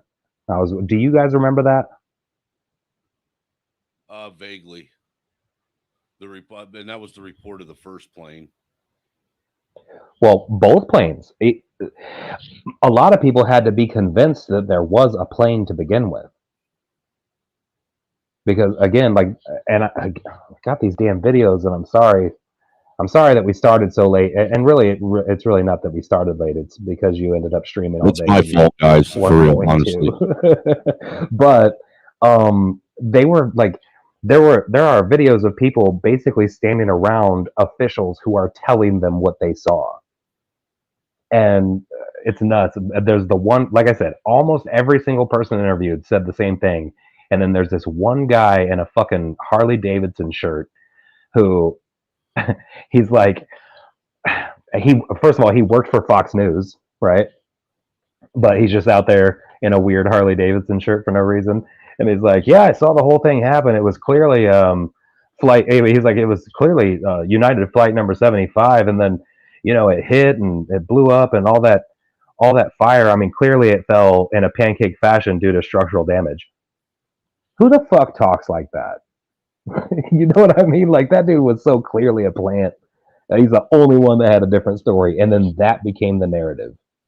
It's so nuts. But I feel like that really was the end of really anybody's trust for the news. Like, do you remember how nobody questioned the news until after 9/11. That's a pretty credible observation too. Right? I mean, think about it. Even people who don't believe that it was an inside job still have a distrust for the news, and it springs from 9/11. Yeah, and that's why I said do all these same polls after the 2020 lockdowns and watch and see how much that conspiracy mindset's been heightened in everyone. Fuck yeah. Totally agree. Well, I'm not going to hold you hostage for any of the other videos, but the link is actually pinned at the top. So anybody in the chat wants to come up and talk, we can just talk. We can continue talking about this, or we can talk about anything you want. It looks like cybertoxin's still out there. I'll be nice and I'll sit up here with you until someone else taps in. That way you're not up here by yourself. But anybody wants to hop up here, please do, because I'm nodding in and out as we speak. Yeah, I can tell you're out. So what's going on with the internet? Yeah, because look, y'all can hear me? Yep. Got what I was already gonna say. Damn, that's what they do. Hey, but real quick, man, shout out to everybody that came through. Make sure you show our host Casey Mo some love and hit that Cash App $ Casey Mo 816. You know, everybody deserves to get a little bit of a coin for putting in the work necessary to bring something like this to you to discuss. Remember, tomorrow, probably what did I say about early morning, late morning, early afternoon, we're going to be doing a stream posing one question. And the question is going this week, this Sunday, be directed to the Black community. And we want to ask them if they're going to be honest with themselves and tell us if they really think their ancestors will be proud of what they have done with all of the work they put in. Damn, Snowman, you getting better doing radio. You know, the pause in and advertise and all that. Damn, you been learning. So make sure you come over and check that out. Make sure you tell your friends, because I would like to get as many people, cycled through and have this continuing discussion on what the Black community thinks about themselves, really. Snowman, they're Indians, Snowman. Well, we'll address that tomorrow. The Aboriginals, like me. But Casey, thank you for your hospitality, sir. Of course, and do me a favor before you leave, throw your Cash App in the chat. Because you were the one actually making my videos run and everything else. So if anybody wants to do either one, I'd prefer you to do his over mine, but it'd be really nice. I will do that, and I appreciate it greatly, sir. Everybody have a good evening. Enjoy the rest of the stream, and I hope to see you all tomorrow. I'm going to get out of here. Hold down, Snowman. Later. Peace. So, Mike Hood, you keep changing your avatar, man. I'm not even sure who I'm talking to. Man. Who are you talking to?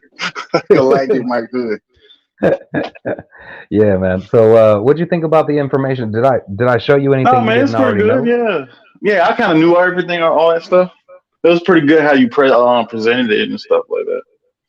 Well, I appreciate it. I didn't put a whole lot into the presentation as much as it's kind of we kind of knew all about that stuff. You know about it. Like at this point, just for the anniversary, right? Yeah. Like we're 22 years in at this point. Hey, Laura, if you want to jump up, you're more than welcome. Come on, Laura. Right. You're gonna do a little open panel for a little bit. Yeah, definitely. And like I said, we don't have to talk about what we just watched or we're just talking about. We can talk about anything, really. But Casey, do the cover King of the Clouds, man. That shit fits you. King of the Clouds? Yeah, Panic at the Disco. Oh, I'm gonna have to ask my son about that. Listen to the song. You ever heard it before? No, but my son likes them, so. Yeah, there's a few songs on them I mess with on Panic at the Disco. They're pretty good. So you've been lurking? Is that what you're saying? No, I know everything, man. I'm the all-seeing eye. I see. So you've been lurking on them panels, but you ain't jumped up. I see. I've been on panels when you weren't around. I go to like 100 different shows. Oh, I got you. You're all over the place. Oh, we got Laura. I've been doing this. I've been on Blog Talk since 2009. So not Blog me. Talk didn't work no more. I've been jumping on panels since July. July. So yeah, you got some work to do. Yeah, for sure. For sure. Yeah, I've only been around since I think April. Yeah, April. I didn't even know then I'm the YouTube had veteran. panels. Go I ahead, just Laura. like bumped into the panel community. Nice. Yeah. Well, with Ray, and I'm not talking about Sweet Baby Ray. Yes, I know. Yeah, I'm talking about my brother Ray. Right. He was starting to guest speak on a few panels and that kind of stuff, and he was like, "Yo, they're talking about a lot of shit that's in your wheelhouse, and you've got a voice that people can enjoy, right?" So he's like, "You should definitely do this with me." So I jumped on one or two, and it was cool. But like, he really wanted to start some shows, so that's why we really got this all together. Yeah, it kind of seems like you're open-minded about the stuff that's hidden and stuff like that. I'm really open-minded. Even when I feel like I'm damn sure I'm right, I'm still open, because the one thing I've learned, I haven't learned a whole lot throughout life. You know what I mean? Like life's taught me a lot of shit, but it's not stuff that I can really like give to other people. You know what I mean?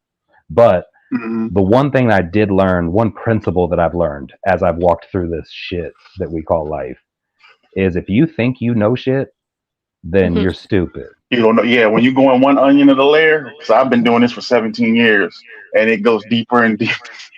I'll tell you what. So you find out more. So you've got this reptilian on your as your avatar right now. Are you familiar with David Icke?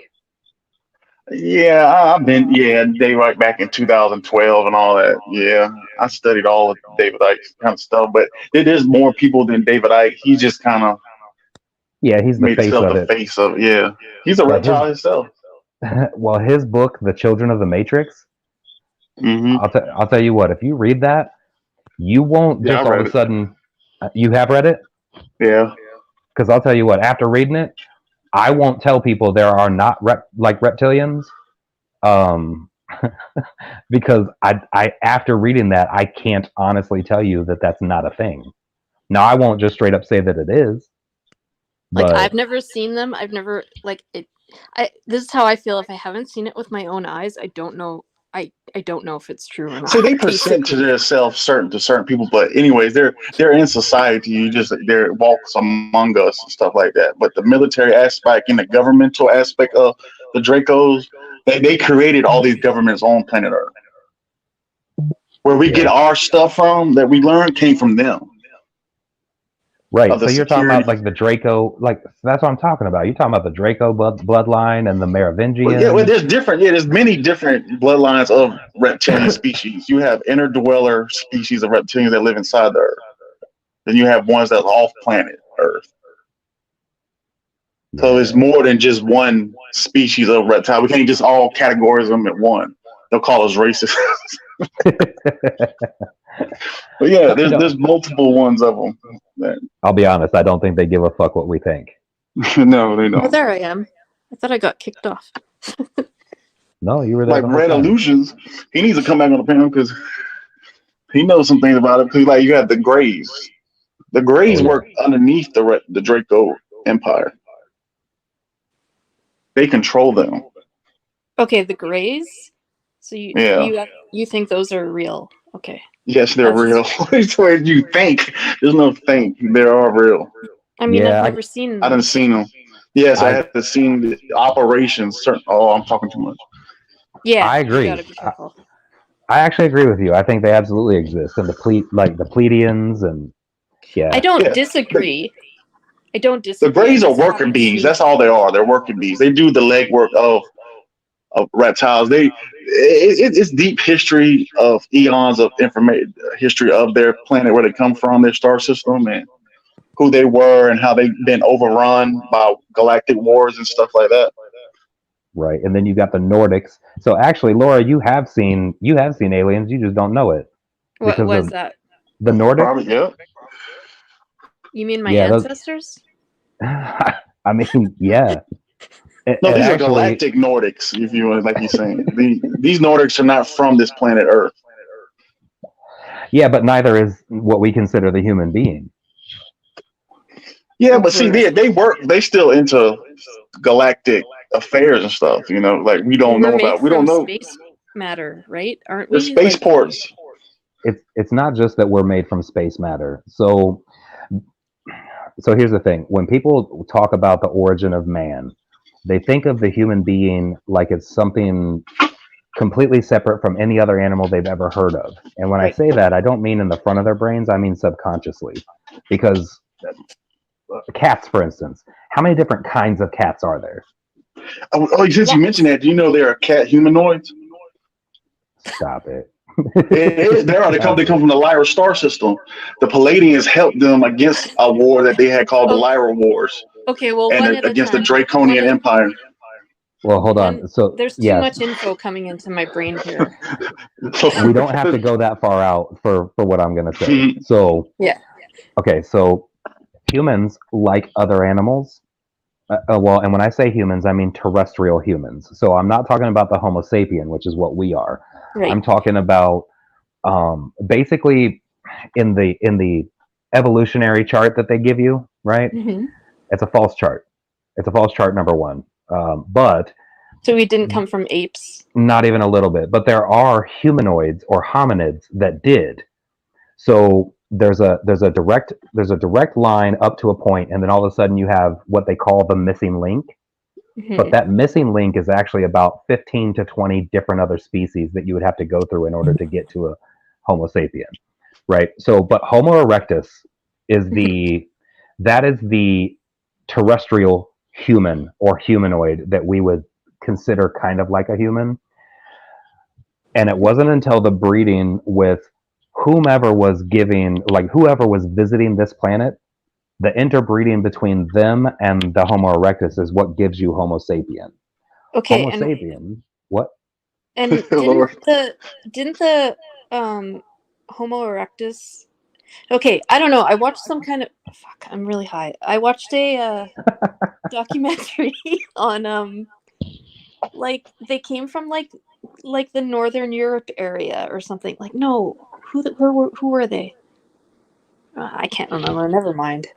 No, Forget it. Seems kind of like the about? Bible. Go ahead. What Nah, were you talking about? I don't even know where I'm going. I'm gonna have to look this up because I can't. Okay, convey well, what I'm thinking. Yeah. We you're jumped talking- star systems and then we landed on Mars first. You think so? Mars, So yes, Mars got destroyed. by nuclear war? I mean, it makes sense. Yeah. Not like our conventional nuclear weapons, more quantum level type. So If you want to think say there was nuclear. you think there was actually like vegetation and things like that? Yes, Mars on had Mars atmosphere, before? oceans, and all that. Yeah, it looked like Earth. Yeah. That's actually scientifically proven at this point. From the samples that we've gotten back from the rovers. Yeah. Yeah, like there's no question there was water, there was all kinds of shit. But then what if I don't believe that any rovers have been up there or anything because I don't believe anybody's passed the Van Allen radiation belt? A human could please not. don't. Hold but on. your technology. Yeah, a human could not, but your technology could, and be completely Yes, the whole of your starship can protect you from the radiation. Like flat earthers say we're under a dome, space is fake. That's a bunch of psyops going I'm on. not a flat earther. I'm just saying. You're a flat earther, Laura. No, I'm not. I just said that because my ex used to say that, and he was a weirdo. Well, so here's the deal. Here's the deal. I never questioned the moon landing personally. Okay, that one I do, and I have. Well, hold on. I never did until I saw an interview with a NASA engineer, and when he was asked why we haven't been back to the moon since 1969, Yeah. he said it's because we haven't figured out how to get humans past the Van Allen radiation belt. We don't have that technology yet. Right. Pause the video. That was a lie.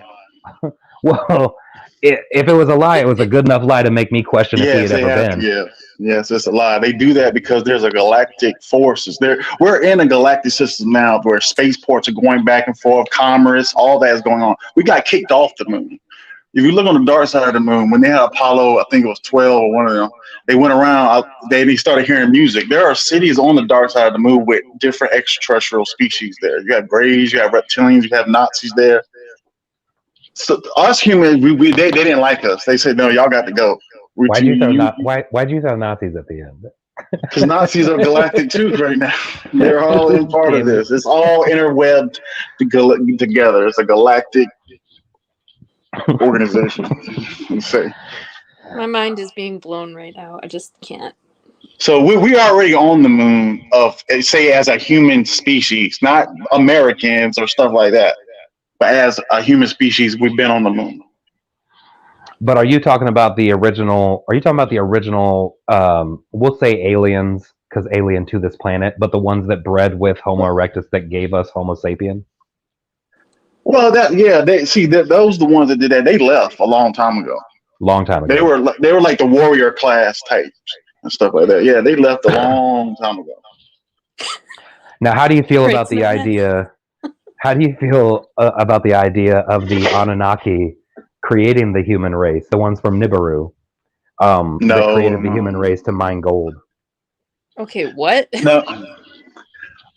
Anunnakis did have some power in this star system, the Milky Way, this sector, but it wasn't that much as power as humans try to make them seem as who they are. No, they didn't create humans. Because they look like to us, and especially to early human, that would look like a god. You know what I mean? I mean, because if you think, 20 foot tall and all that, and they build those pyramids. They were more or less like 9 feet tall. That 20-foot guy. Aren't those the giants that live in Middle Earth? Because my ex also told me that. No, those are the red. Yeah, those are the red-haired giants from North America. Okay.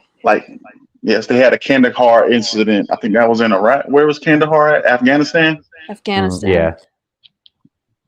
And they have 6 toes and 6 fingers.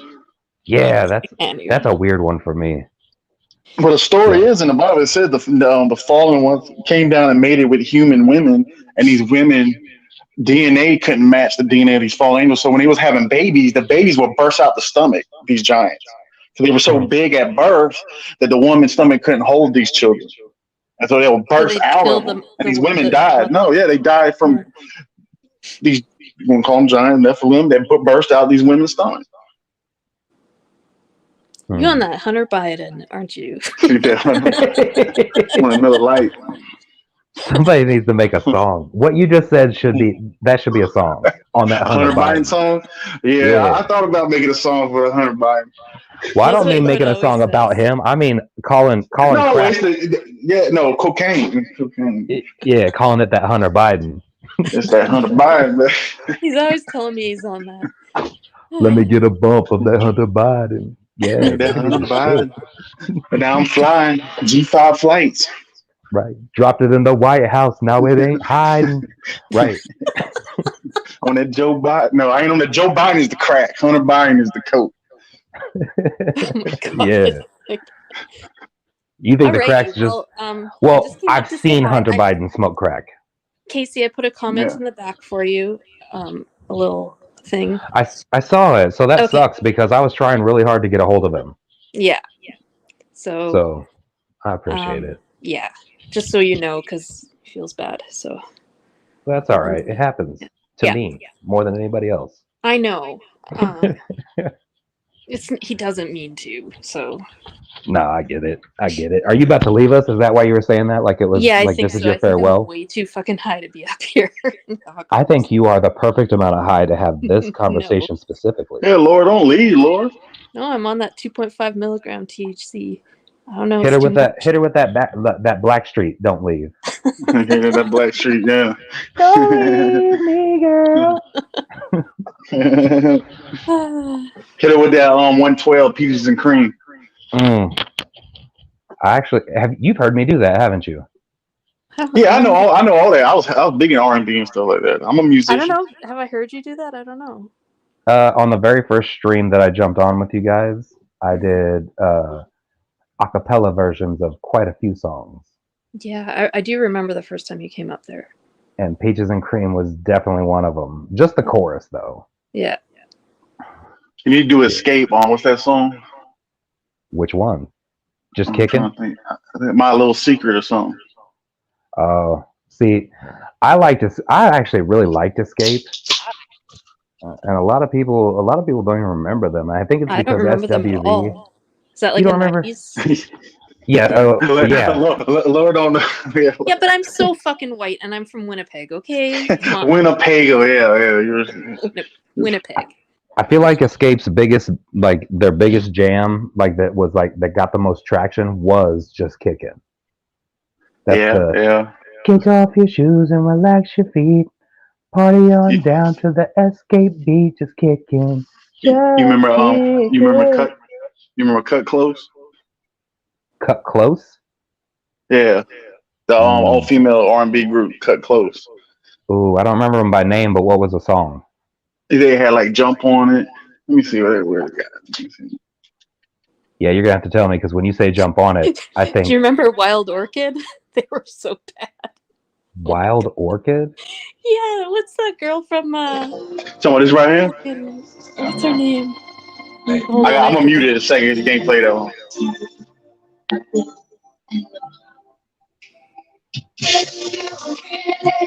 Let's see, Okay. that's classic shit. Yeah.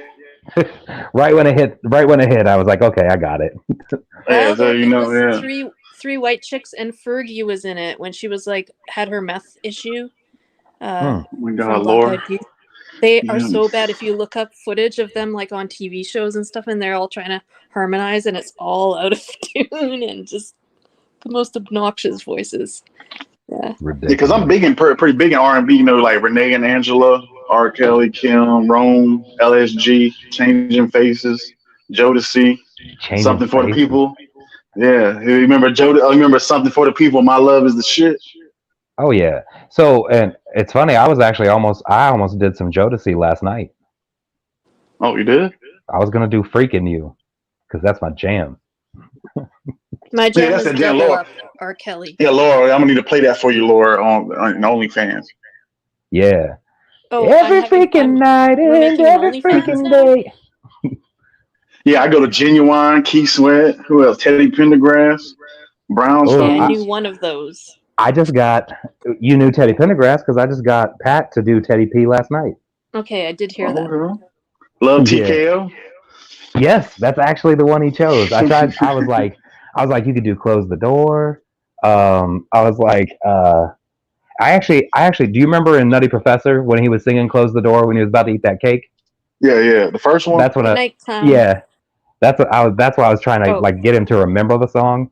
But I was like, what was the other one that I was trying to get him to do? Come on and go with me. Come on over to my place. Right. Oh yeah. Still, but he chose Love TKO, and he actually didn't do bad. Like it's a perfect song for his voice. Yeah, certain songs, and certain melodies, the beats and stuff like that fit certain people. Hell yeah! So classic soul and R&B is my favorite musical. Yeah, classic. I go to Dennis Edwards. Don't look any further. You You remember Guy? Oh yeah, Guy. Guy. That. And then we go to Guy. Who else? I got Silk. Yeah, H-Town. Actually, I offered to do Knocking the Boots last night too. Oh shit, Lord, hey. Yeah, so I have no idea who you're talking about. 702. Yeah. SWV. SWV, I remember. Which song do you remember? Weak. Well, I just remember them. I don't remember. Well, no, I get so. Do they sing? Yep, that's I Weak. get so weak in the knees when. Yeah, I remember that. Do you remember Right What Here? you know about that? No. Right Here. Right I Here only was remember on. stuff that was on on TV, and I didn't have MTV at the time. I had Much Music Canada. Hold on. Yeah, You saw VH1. You saw Free Willy, right? Yes. So do you remember Right Here, the song that they did with? They had Michael Jackson's song in it. No, I'm gonna have to look it up. Mm. And I'm never gonna look it up because I'm never gonna remember. You Now, need do you to go catch back that on Nightbot. Casey? Now, do you go back to like the 70s and 80s, like 70s R&B? 60s and 70s even. Yeah, like the the best. Temptations. Oh, I know that. You know the about the Stylistic. Delegation? You know Yes. Delegation? What you know about Betcha by Golly Wow though, with the Stylistics? I know all that. Yeah, you know Stylistic. Do you know the originals? Remember the originals? Yeah. Who was the one that I was just trying to talk about yesterday? Oh God. Fucking. It's a huge band. Like this is one everybody knows. Papa was a Rolling Stone. Fuck. That's a I thing. know Aretha the song, and I Franklin don't know on who. thing. I can't. No. It's a group of dudes. Papa Wherever was he wrong. laid his head was his home, and when he Oh, that was the died, OJ's, I think. I'm gonna look it all up. that he left us was alone. Was it the OJ? Papa was. No, that Put it on actually my might be the Temptations. Hold on. I think it I'll is. look it up. God damn. Yeah, but the OJs are dope as shit too. Actually, did you ever see the movie The Fighting Temptations with Cuba Gooding Jr.? Yeah, that was The when the dudes from the OJs were actually like in the movie with them, dude, that shit was so good. That's just, And yeah. Montel Jordan, he was a prison inmate. Oh yeah. Now I ain't seen that Oh, for so there you are. long. It was the Temptations. It was the Temptations. All Yeah. right. Yeah, and who did Reasons? Was that Earth, Wind, and What about? Fire? I think so, man. Damn. I gotta look at my catalog, man. My library. Yeah, I don't The know my. reason that we fear our feelings won't. Yeah, damn. Yeah, that's my You remember shit. Wilson Pickett? You remember this song right here? Yep. Remember that? Yeah. You know what's funny about that? So real quick, just a little background from me. I grew up in Kansas City, but like in the heart of Kansas City, like my neighborhood. East St. Louis. No. East St. Louis. Actually, East St. Louis is in Illinois. St. Louis is in Missouri. So you was in the hoods and shit. But yes, so like our house was green, but they called it the White House because we were the only white folks in really? like in any neighborhood anywhere near us, right? So being over at friends' houses, like all of their parents constantly had music playing, and it was always basically how I try to explain it to people is, do you remember those late night commercials where it's like, you know, like it'll just be called like Gentle Soul or something like that, and it has all those songs, you know. And you're That's supposed what. to buy the album, and it's like 20 original hits. That one. Oh no, it had all the good shit on it, but like, and I mean all the good shit. Like, what's that one dude? What's that one dude that's white that everybody didn't realize he was white until like 2 years ago? You know what I'm talking about? I bet you wonder where I've been. No. I searched to find a love within. Oh yeah, I can't think of it. I came back to let you know. Hey, I gotta say, like any other genre you would pick out of the Michael 70s, McDonald. 80s, 90s, I would know. That ain't Michael McDonald. You would know 90s shit? Dude, no, Yeah, that was, but not like I don't know my R&B. I don't. But do you know 90s R&B? A little bit, because you know Canadian R&B. I mean, there's a R&B. Is there? Yeah, I'm trying to think. Drake? No. I mean, like there's Snow. Like I don't even know. Informer. Now, when you say Snow, do you mean like Informer? Informer, yeah. You know, son of a told me I go blam. And I still don't know what he says. You should take them under sissy, never told me stop someone down the lane. I actually do know the words to that. How do you? I guess I never looked them up. But Yeah, check it out. I did, because the minute I heard it, I was like, nobody else is going to know the words to this. no one ever has. So I recorded it and then played it and played it and played it. So yeah, I'd be sitting there anytime somebody. What's up? I was saying, like, some of them songs there, I was already in the studio trying to sample some of them stuff and remix, recycle it. I have whatever song when I'm rapping off of it, samples other beats and stuff like that. But it costs a lot of money. Hell yeah, it does. Hell yeah, it does. Oh, money. And they were talking about one of them was like $400,000. I'm like, Oof, that's a lot. That's way too much. yeah. But yeah, people would be, you know, because Get your especially phone. right about that time. So about that time, you had Crisscross. Crisscross was still, I don't know, they had just come out. Well, no. That was the first. That was the first iteration. When they came back out with like the Brat, and they were doing like Tonight's the Night. Yeah, so I didn't follow them after that. You had the Brat, Brandy. You had Soul for I Real. remember Brandy. I remember. Soul for Real was dope. Yeah, Soul for Real. Yeah. Oh, what was So- that other band I The always original album. The original what? The original CD in the closet. Oh yeah. When you go to stores to buy CDs and all that records. Yeah. So this is I the miss thing that. in my house. We actually weren't like, I'd get in shit for listening to rap. My parents hated it. So I never owned any rap albums. If I did, it's kind of like the opposite of I remember, well, no, it's not. Okay, so I remember like taping the first Snoop Dogg album off my friend and just having the tape and only listening to it in my Walkman and things like That's that. one of the best rap albums ever, by the way. Yeah. And I remember when that came out because I was in like grade 7 or something. Laura's gangster. Dude, everything on it was a banger. Yeah. So the very first CD I ever bought, because I had a lot of tapes. Tapes. The first, yeah, I had all I kinds. still And, have a lot of tapes. man, I ganked BMG music for I can't tell you how many cassette tapes. But the first, because I didn't pay for a single one. But the first CD I ever bought was a Dina Howard, "Freak Like Me." See, and I don't know that. Yeah, I remember her Howard. Yeah. Yeah. The first tape I ever bought. School. You know that MTV videos. Hell yeah. Because I'm so white, the first tape I ever bought, I bought two. I bought Guns N' Roses, Use Your Illusions 2, and the Metallica Black Album with my babysitting money. Now, let me ask you this. Use Your Illusion 2, was that the one with like blue and purple, or was that the one with red and yellow? The blue one. Yeah. Okay. I now I have the LP. Because it's still like, I know it's so like shitty, but I still love listening.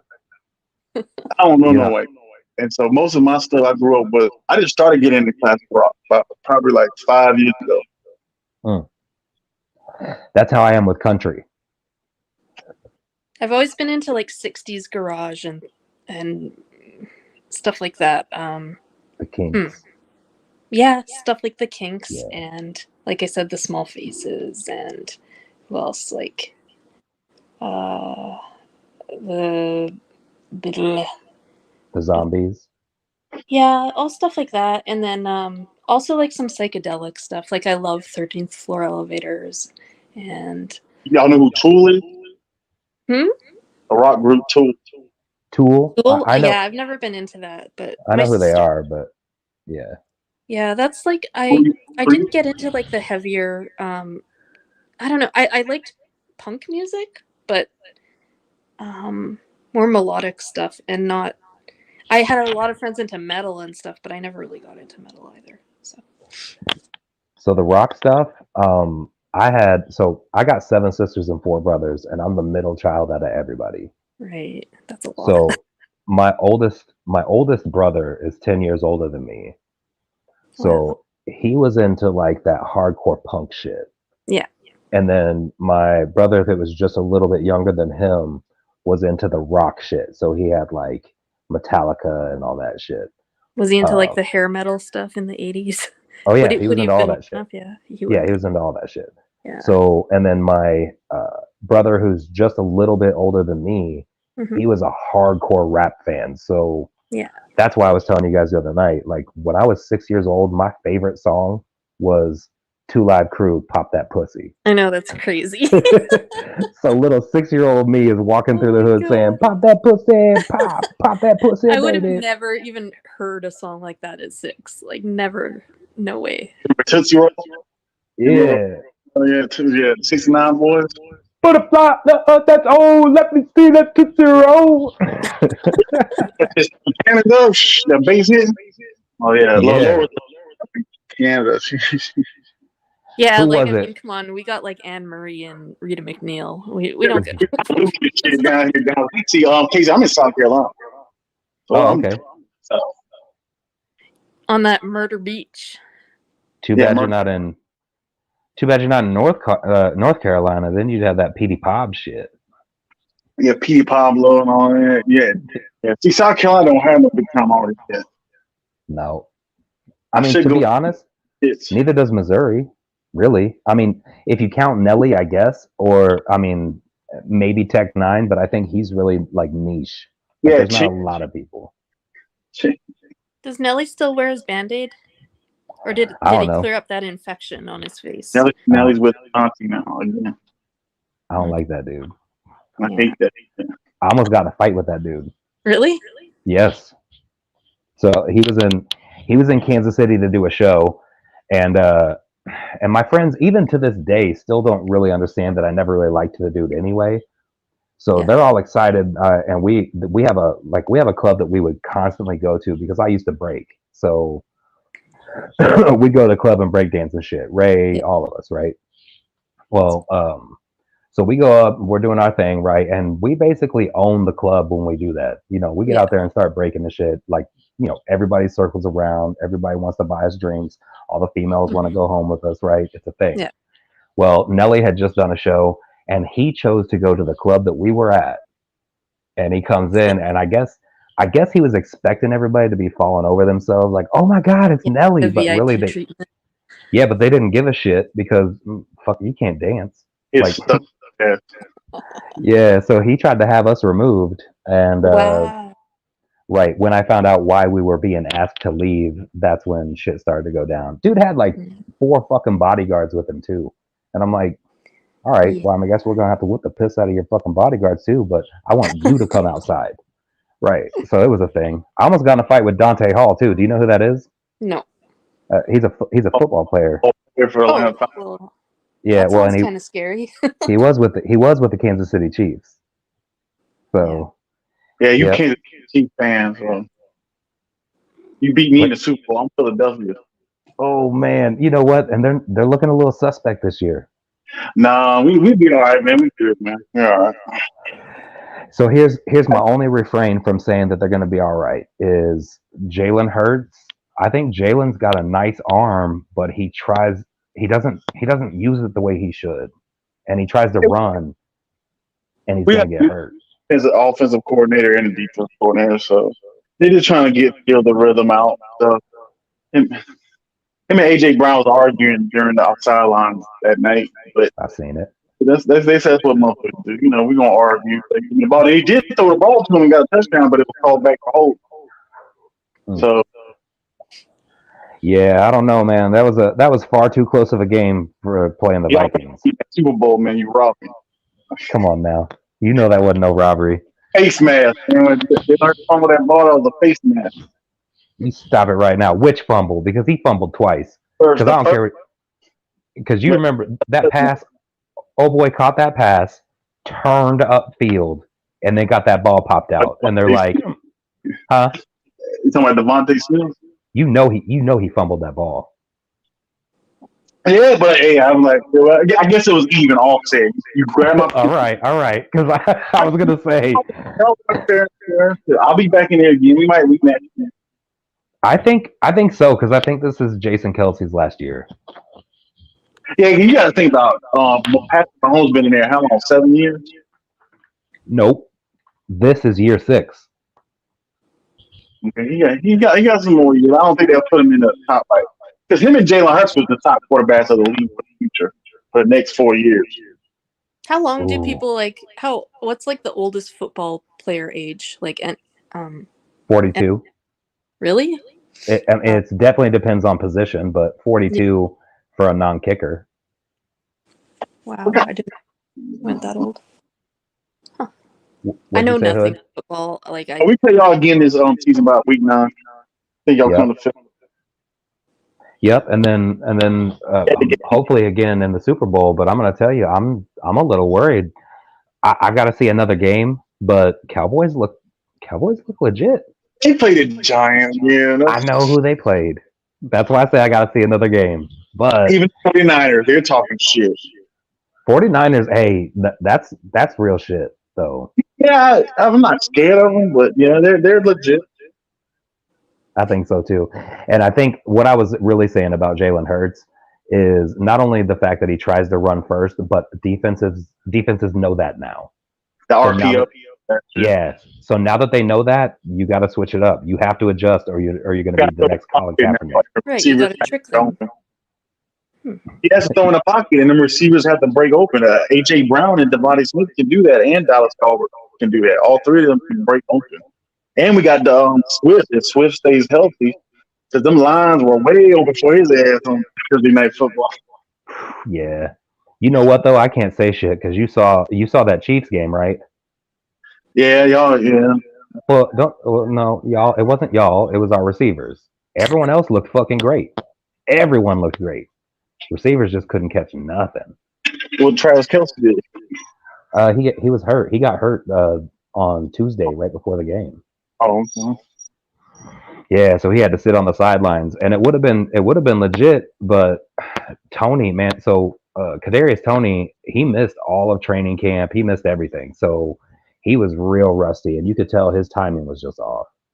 So, because he dropped 5 passes, and when I say dropped, I don't mean there were 5 incompletions. I mean these hit him in the hands, and he dropped them, and one of them he popped over to somebody else so they could get a pick 6. It was bullshit. Y'all play Sunday? Yep. I think we're playing Jacksonville. Oh, y'all won that win. Hey, I'm gonna hop down, you guys. Yeah, for sure. I'm gonna be Nice ending it here real soon. Yeah. No, good to talk to you though, and I enjoyed the show. Even the interesting guy that came up that was smarter than everybody. At the beginning, yeah. Yeah. Was he though? No. Intellectual troll. He sounded like people I'm surrounded with constantly that go to university and just go forever and think that they're Yeah, I don't know what that's all about. it's a Again, left-wing thing. well, see, and I don't even know his personal politics because can unfortunately he never actually said anything. I can tell right away just the way he was talking. He just sounds like a lot of people that I know, so I don't know. Whatever. Do I come off that way? No. Oh, okay. Okay, I wasn't sure. What did I come off? Hunter Biden? You're on that Hunter Biden. I don't know. I know you're intelligent. I think sometimes you just like you're fucking with people. Fucking with people. Yeah. Yeah. But I know you're a smart guy. Just to test them, like just nag them. Yeah. See if they're- No, you know your shit. I just like cannot follow it sometimes. Yeah, it's kind of goes over people's head. Casey understands. It goes way down the rabbit hole that I just can't grasp at this point. But anyways, take a couple bumps and I'm sliding. you gotta write. You guys gotta rate that. Pop in the trunk. Okay, See what I'm take care, hiding. guys. All right, thank you, Laura. Yeah, take care. All right, Laura. Yeah, but you, let me ask you a question too, Casey. We talk a couple more minutes. What up? Yeah, what's up? 10, 15 minutes. Have you ever heard of Agenda 2030? Agenda. Not only have I heard about Agenda 2030, but it's really just a basically redo of Agenda 21. Damn. Okay. So yeah, Agenda 21 is gone. Now we're going to Agenda 2030. Mm-hmm. You remember the Georgia Guidestones, right? I remember what? The Georgia Guidestones. Oh yeah, gone now, but yeah. They're gone now, and so whoever blew it up, they were in the same organization they created it. They did that on themselves. It wasn't just no crazy person. Yeah, they did that for a reason. Yeah, I agree. It's basically like destroying the evidence before you do the fuck shit. Yeah, it's basically symbolic of the phoenix comes out of the ashes. Mm-hmm. Yeah, no. Have you actually read Agenda 2030? Yeah. It's up there with the economic forum with Klaus Schwab, all that. You got Operation Lockstep in the bill and all that too. Did you read UN Agenda 21? Yeah. So what I find interesting is both of them have elements. I don't know. I can't remember her name, but the lady who wrote the Hunger Games books, she must have read Agenda 21 and was like, I'm just gonna write a book about this. Yeah. Because it gives you a view of that world. Dude, why is my dog going nuts? The dog might see a small gray. Hey, no, they're inside. Like that's what I'm saying. Like usually they're dead asleep right now, but they just been fucking going crazy all night. And for what? Sorry. Because they know Mike Hood online is like, oh baby. You think? Yeah, they're like trying to shut you down. You see how they do us? They can feel the energy, dude. Paranormal energy. Too much truth is coming out. It's just like, oh shit. Because it might be you guys outside watching, but they're invisible. They're in the astral. Dude, it might be, and it might not be that deep either. It might be them suits you were talking about earlier. Yeah, to be honest, like nothing is so afraid of the alphabet community and all that. They got other shit to worry about. You know, big shit. They're not worrying about people on a YouTube channel. You know what I'm saying? Man, I hope you're right, but I don't know. Now, if you had big influencers and stuff, like millions of subs, and you think of sensitive information, yeah, they might see some people. But we just talking off the Freedom of Information Act about and testimony. That's it. Right. Yeah, and I ain't there yet. I'm assuming I will be there at some point though. So we'll see how that pans out. Yeah, man, you got to wake up even more, man. You got to go deeper in that rabbit hole, man. The shit's about to hit the fan. You know, you want to hear something crazy? So there was a point, and actually, so at this point, I think it was at like book 4. So when the 4th Harry Potter book had come out, at that point, I had not read any fiction at all, like ever. I was constantly reading reference. I was constantly reading like really heavy shit, like the David Icke books, the Bill Cooper books, anything Alex Jones put out. I was soaking it all up, right? Yeah, I was so deep into this stuff until I went deeper to the rabbit hole where I had people dropping me off breadcrumbs, universal breadcrumbs, like going even higher, deep down into the rabbit hole. You know, they was like the startups. Yeah, I started getting into that stuff like 2007. So I started getting into it about 03. It was so 03 was when I was like fully 100% 9/11's an inside job, and at that point I started searching out information, and that's where I found Alex Jones. And from there it went to, you know, G. Edward Griffin and like all these other, like basically a lot of the people he would have on his show. I would go and just read all of their shit, right? So but it became too much because I basically realized that everything's crazy fucked up, right? You know what? Yeah, because when you had the same sensation. I think both of us had the same shit at that time when you first learned all this stuff. It just hits you. It's like you go into like a tunnel or something, man. You don't want to talk to nobody. You just want to read. You remember YouTube back in the day had all these videos on YouTube. Yep. Oh, and you can get into a real rabbit hole. Like these ain't rabbit holes that you have now. Yeah, the real. See, I got it all downloaded on my somewhere. Well, over about 3 or 4 videos. I just realized that I didn't put that shit in the chat, and I should. Because you can't find loose change just going on YouTube. So, and I did want people to see that. Go and you can find a lot of that stuff. So I only use DuckDuckGo. I don't use Google or Chrome or any of that. More likely you'll find. See, I'm glad I downloaded this on the hard drive. So I thought about starting a channel and bringing all that stuff back out, but I know I'll get censored. But I have to do it in a cryptic way of putting out there. You know, it's hard to explain because once you get deeper and deeper, it's more security levels to this shit. Right. So I can tell you that all that shit that's been banned, there's a spot where it exists on the internet right now. Yeah, it's out there. Yeah. Yeah, well, I mean, like I have a website that I go to where I can pick up all those videos, everything that's been memory hold. I have access to it, and it's just archive. It's called the archive.org. So you can go into the archive.org and you can get anything that has been suppressed, anything that like they don't want everybody reading or looking at. It's all there. I guess basically you got to know what to look for. You know, if a person starts out, they'll go into big 9/11 and flat Earth, and they'll go down that rabbit hole and really not going into the main rabbit hole of the hub of what all them branches are put together. See what I'm saying? Yep. Some people don't do that. No, but that's with everything though. They'll jump up on like surface information, and then that's it. Because I went through all the see some things you like, oh shit. Like, it's that deep. And this is 17 years of work of information doing this stuff. I've been on hundreds, 200. You know who Jim Mars is? Jim Mars, yeah. Yeah, I talked to him one time on Blog Talk Radio back in the day. Oh, you actually got to speak with Jim Mars? He got to speak with Jim Mars. Hell yeah. About 10 minutes. He was like, man, he said, you know everything already, Mike. Because he was like, oh, man, you did your homework. I was happy to hear that. You did your homework. Yeah, that's a pretty big accolade coming from the double R's. Yeah, I talked to Jim Mars. I talked to Doc Marquise. I talked to Tex Mars.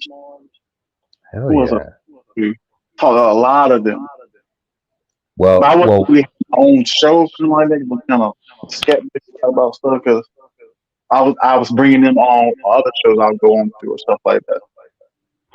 I got you. Well, I was, like I said, when that fourth Harry Potter book had come out, that's when I started picking up some fiction because I had to break away because it was just getting too much. So, and those were so well written that I ended up like devouring the entire series, and then I started going into other shit.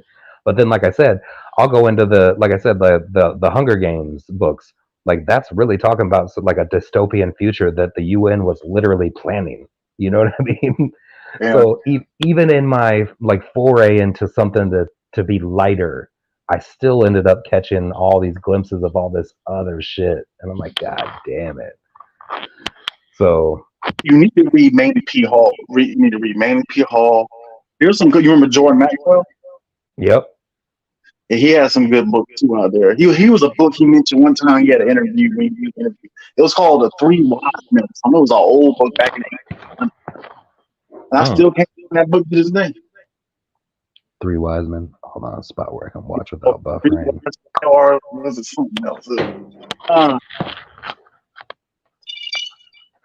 Yeah, no, well, I mean, the I'm gonna tell you, man. The books, man. I was reading my ass off. Yeah, I love to read. I actually, so I listen to audiobooks while I'm working. So yeah, audiobook too is good. Yeah. Hell yeah. But there's a lot of books that don't have an audiobook like form, and that bothers me.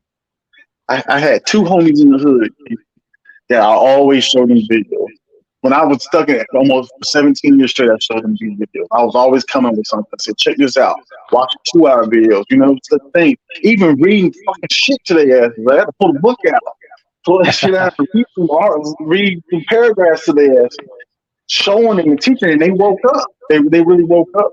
I talked to Professor Griff. I don't know how I had Professor Griff, you know, Public Enemy. I had his phone.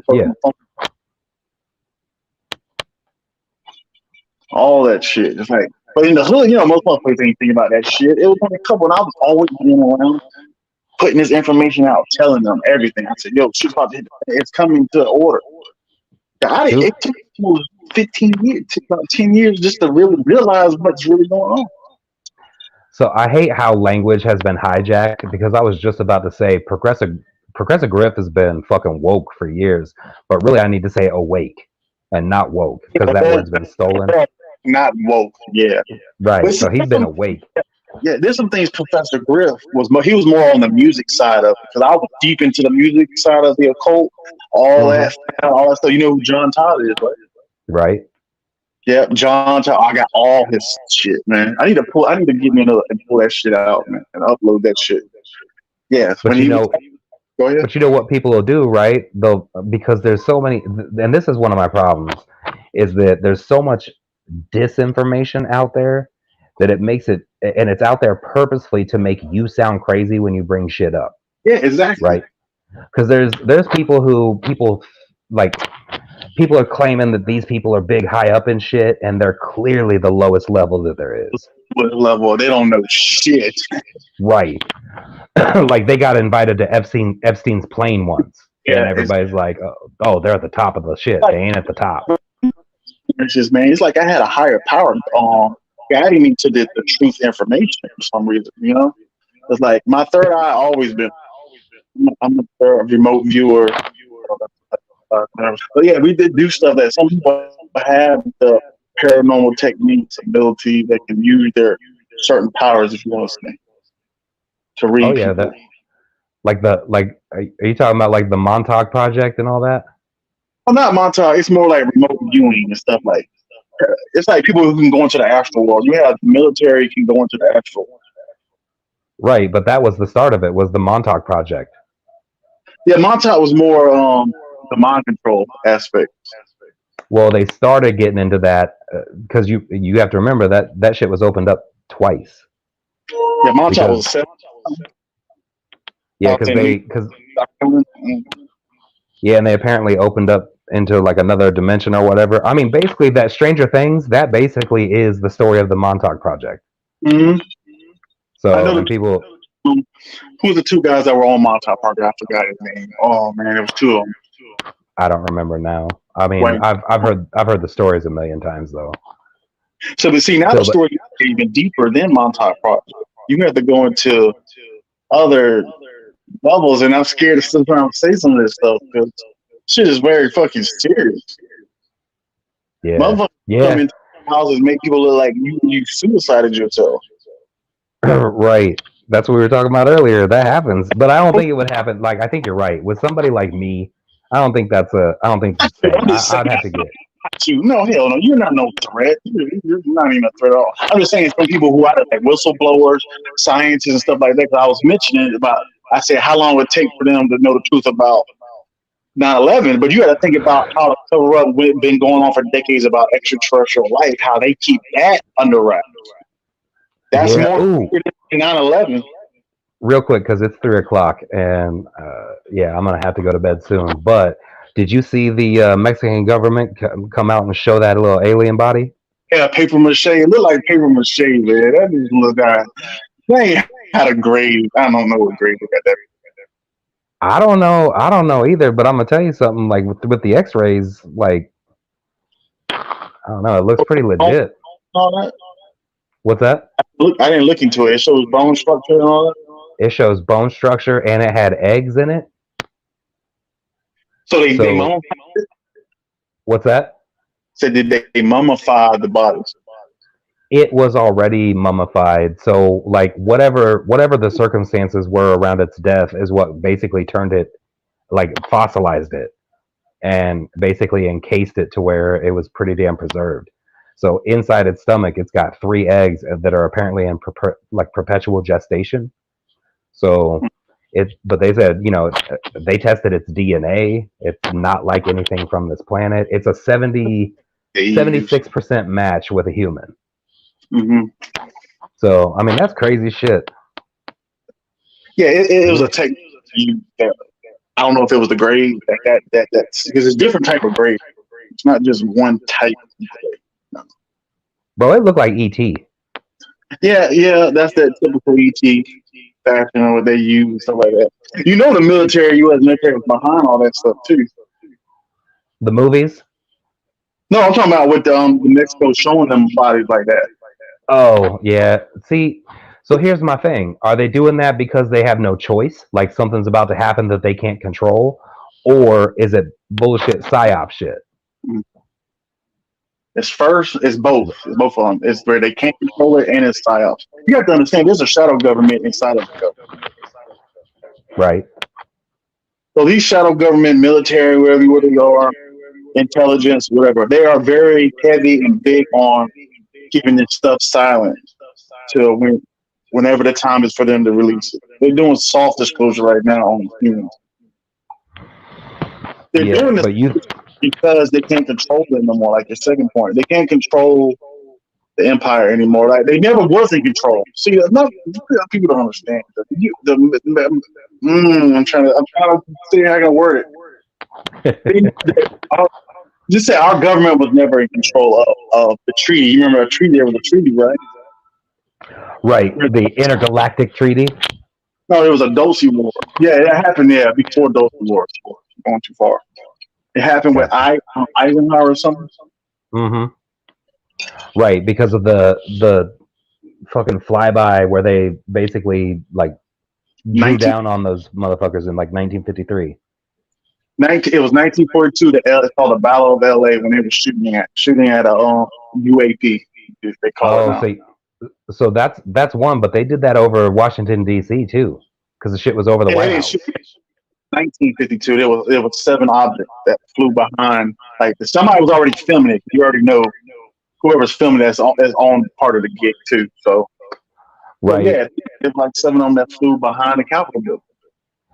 You know, that's the point that you just made is something that's kind of lost with like today's times because these younger people can't imagine a world where they didn't just immediately have access to a recording device.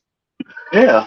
So in their minds, of course, somebody had videotaped it because I can videotape anything. The But dude, military. even as recently as like 2001, not everybody had the ability to just straight up record shit. They had to get camcorders out. See, So, it's the crazy thing. The military and all that around had recording equipment in the the late 1800s. Already had it on HD and everything. yeah. What's the thing if you have it, the military's had it for like 30 years. Is every 1 year is 100 years for the military. Oh, 100. Okay. 100 years. 1 year is 100 years for the military. I mean, this shit is so. It's fucking. You remember X-Files, right? You remember Mulder was going crazy, right? And he was in there. So just imagine how far and just deep this shit goes. Cover it up. 9/11 was an inside job. We don't know nothing yet. Right. Right. Well, I mean, but that's the thing. Like, how can you not at least know that? Like, that should be base knowledge. 9/11, yeah, that's like the surface of right. You kind of when you jump in the rabbit hole, you grab on a branch, you hang on that branch to learn that information. Then you let go, and you fall deeper into the rabbit hole more. You see so many different branches while you're falling. Well, let me grab on this one, or you don't. You want to keep going, but they have so many disinformation where they can lead you down the wrong highway, and you get off that off ramp. You go down a country road, and you don't even know where the hell you're at. You should have stayed on the highway. The highway is the main source of information. Right. No off ramps and all that. You don't understand what I'm saying, how many off ramps that people take every day learning, trying to figure out this information? Right. Yeah, no. Well, and it's easy because our brains have been, because of these cell phones, our brains have been conditioned to just take surface information and go. Yeah. Right. I agree with that, and I disagree with that. Some people, there's a saying called, many are chosen only a few are called. Right. There's like certain people have this discernment that comes from a higher power, and there's some damn where they stay on that highway. And where the majority of people, I'll say 95% of people get off that off ramp. Yeah, you know what? I meant to ask you this earlier, but have you ever heard of the spirit science? Spirit science, no. Found me on that. You should check that out. It's a Facebook thing, or not a Facebook, but a YouTube thing. But it's pretty interesting. It gets into a lot of shit, like the original Martians and all that. Okay, original Martians. Yeah, it's kind of interesting, and it goes into like, the emerald tablets with Thoth or Toth, however you want to say it. Fall with the emerald tablets. Yeah, I know. I said all that stuff. See, you know how many branches I went down in the rabbit hole? You'll know. Yeah, Thoth. I go to Thoth. Also emerald tablets. I go to Anubis. I can go to and Kemet, like just Kemet in general, Kemetics. Yeah, Kemet. Yeah, Kemet. We don't want to get on the racial aspect of it. Crazy with that. But yeah, it was Thoth. It was Maat. Especially Thoth. Thoth and Hermes. Hermes and them. Well, there was a technique that Hermes and Thoth used was turn things upside down. Well, it's funny that you put those two together, Hermes Trismegistus, because the spirit science is basically saying that that's the same person. It's not the same person. They're saying it's the same entity, and the dude is still on this planet now. That's what I'm saying. That's some interesting shit that I think you'd like. Yeah, I'm about to get more deep because I haven't been on that branch in a while. Well, and it's easily digestible because they do this like animation thing. It's like patch people or whatever, but so it's easy to kind of watch and enjoy. It's as entertaining as it is informative.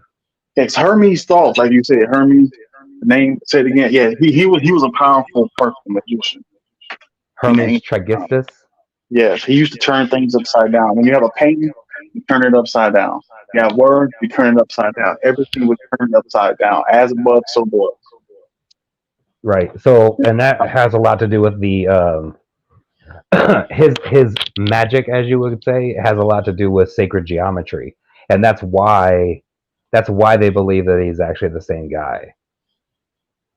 You know what? You have a point too. I have to think about the information. I need some notes. Yeah. Yeah, I got real deep into sacred geometry. So it sounds like you and I have been down a lot of the same rabbit holes. Yeah. I went down damn tunnels and shit. Yeah, and speaking of that, I'd like to actually see some of these real tunnels under some of our bases. No, you can't see them, man. I'm sorry. I know. Well, I mean, I'm ex-military. I might be able to. No, you'll get kidnapped, man. Just leave them shits alone, man. I've been down there. I'll tell you, I had an experience. Man, I was see? in an office building. It was about 7 to 8 of us. I was trying to get back to my body, and I couldn't get back to my body. The guy was talking the whole time, and none of us could leave. None of us could go back to our bodies, man. See, so I've never been able to astral project or anything like that. And so I really want to do some fucking DMT because I think it's the only way I can achieve it. You need to read the book called The Journey of the Astral Mind. I forgot what his name is. It's called Robert Monroe. So the problem for me is every time I read any books about it, the first step is something I cannot do. Because the first step is to be able to clear your mind completely. Yes. Yeah, I can't do it. You can do it. You're blocking your own self. Your ego mind is kicking in for you to not do it. I have severe ADHD, and it's a mental hyperactivity, not a physical one. So, like, even when I'm thinking of nothing, I'm telling myself that I'm thinking of nothing. You know what I mean? Like, my inside voice, my inner voice is constantly fucking talking. It's your subconscious mind doing that. Yeah. Your mind is telling you not to do things. You gotta understand, we can manifest anything in life. Your subconscious mind is telling you everything that you don't want to do. So when you listen to your subconscious mind, it's going to create that reality for you. So you have to break that process. So when you do astral projection, you have to break that ego process. So when you do it, I've been there when the first things you're going to get is like rumbling sound. You can't move. You feel like you can't breathe, but you have to go through. Once you go through it, you will zap out of your body and you'll see your body laying in the bed, wherever you're at. But the thing is, it's called a silver cord that's connected to your real body, your life body, and your astral body. Right. You don't see it. It's invisible. So when you go out into these realms and stuff out here, traveling farther and farther, your mind can create anything in that astral world. Right. Because you can actually do that here. But yeah, I feel you. So it's more in tune over there. It's faster than here in this third D matrix that we're in, matter and all that physical stuff. So over there, you have to watch yourself because you'll have people come up in cloaks, look funny as hell, all type of shit that will talk to you and tell you some shit and entice you. Oh yeah, I'll take you to the information, and all this. And take you to the astral, it's called I can't pronounce one, but it's a record. It's a living library, basically what it is. Living library where you can learn everything in the astral world. But this is where the major beings of lower vibrational beings be at when you leave your body. If you're in a higher vibrational state, you will go into them higher vibrational realms. Other high being people that are peace, love, and stuff like that. You see what I'm saying? So let me ask you this, because I have a theory about dreams that plays into what you're talking about. So on a scientific level, when you're asleep, you are the closest to physical death that you will ever be until you actually experience physical death. So the release of DMT that happens during that time is what gives you dreams, right? But it's not like just some fake made up shit that your brain's doing. I have a theory that because of the multi-dimensional nature of the universe that we live in, I have a theory that that's you visiting your other bodies that you would be inhabiting. self that talks to you. You know, that little small voice in the back of your head that tells you not to do things. Don't go do that. Don't go do this.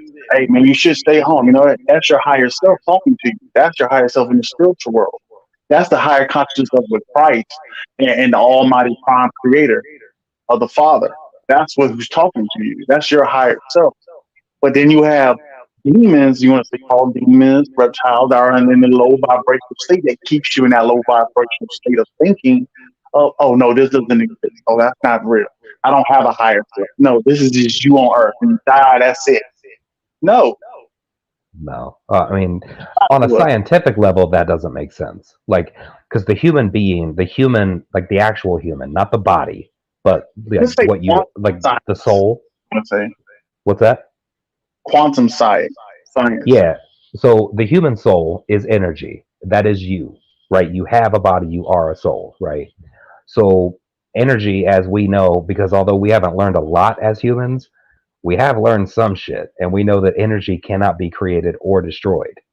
So you are energy. So you are a part of the original creative energy that created everything. Yes. Which is why you're able to create, and you're able to create your own reality too. The problem is that you are, I mean, currently how many? It was like 8 billion people. So you're 1/8 billionth of that creative energy, and you know what I mean. So it's going to take more than just you to make global change. The governments around the world, especially our government, has perfected that knowledge.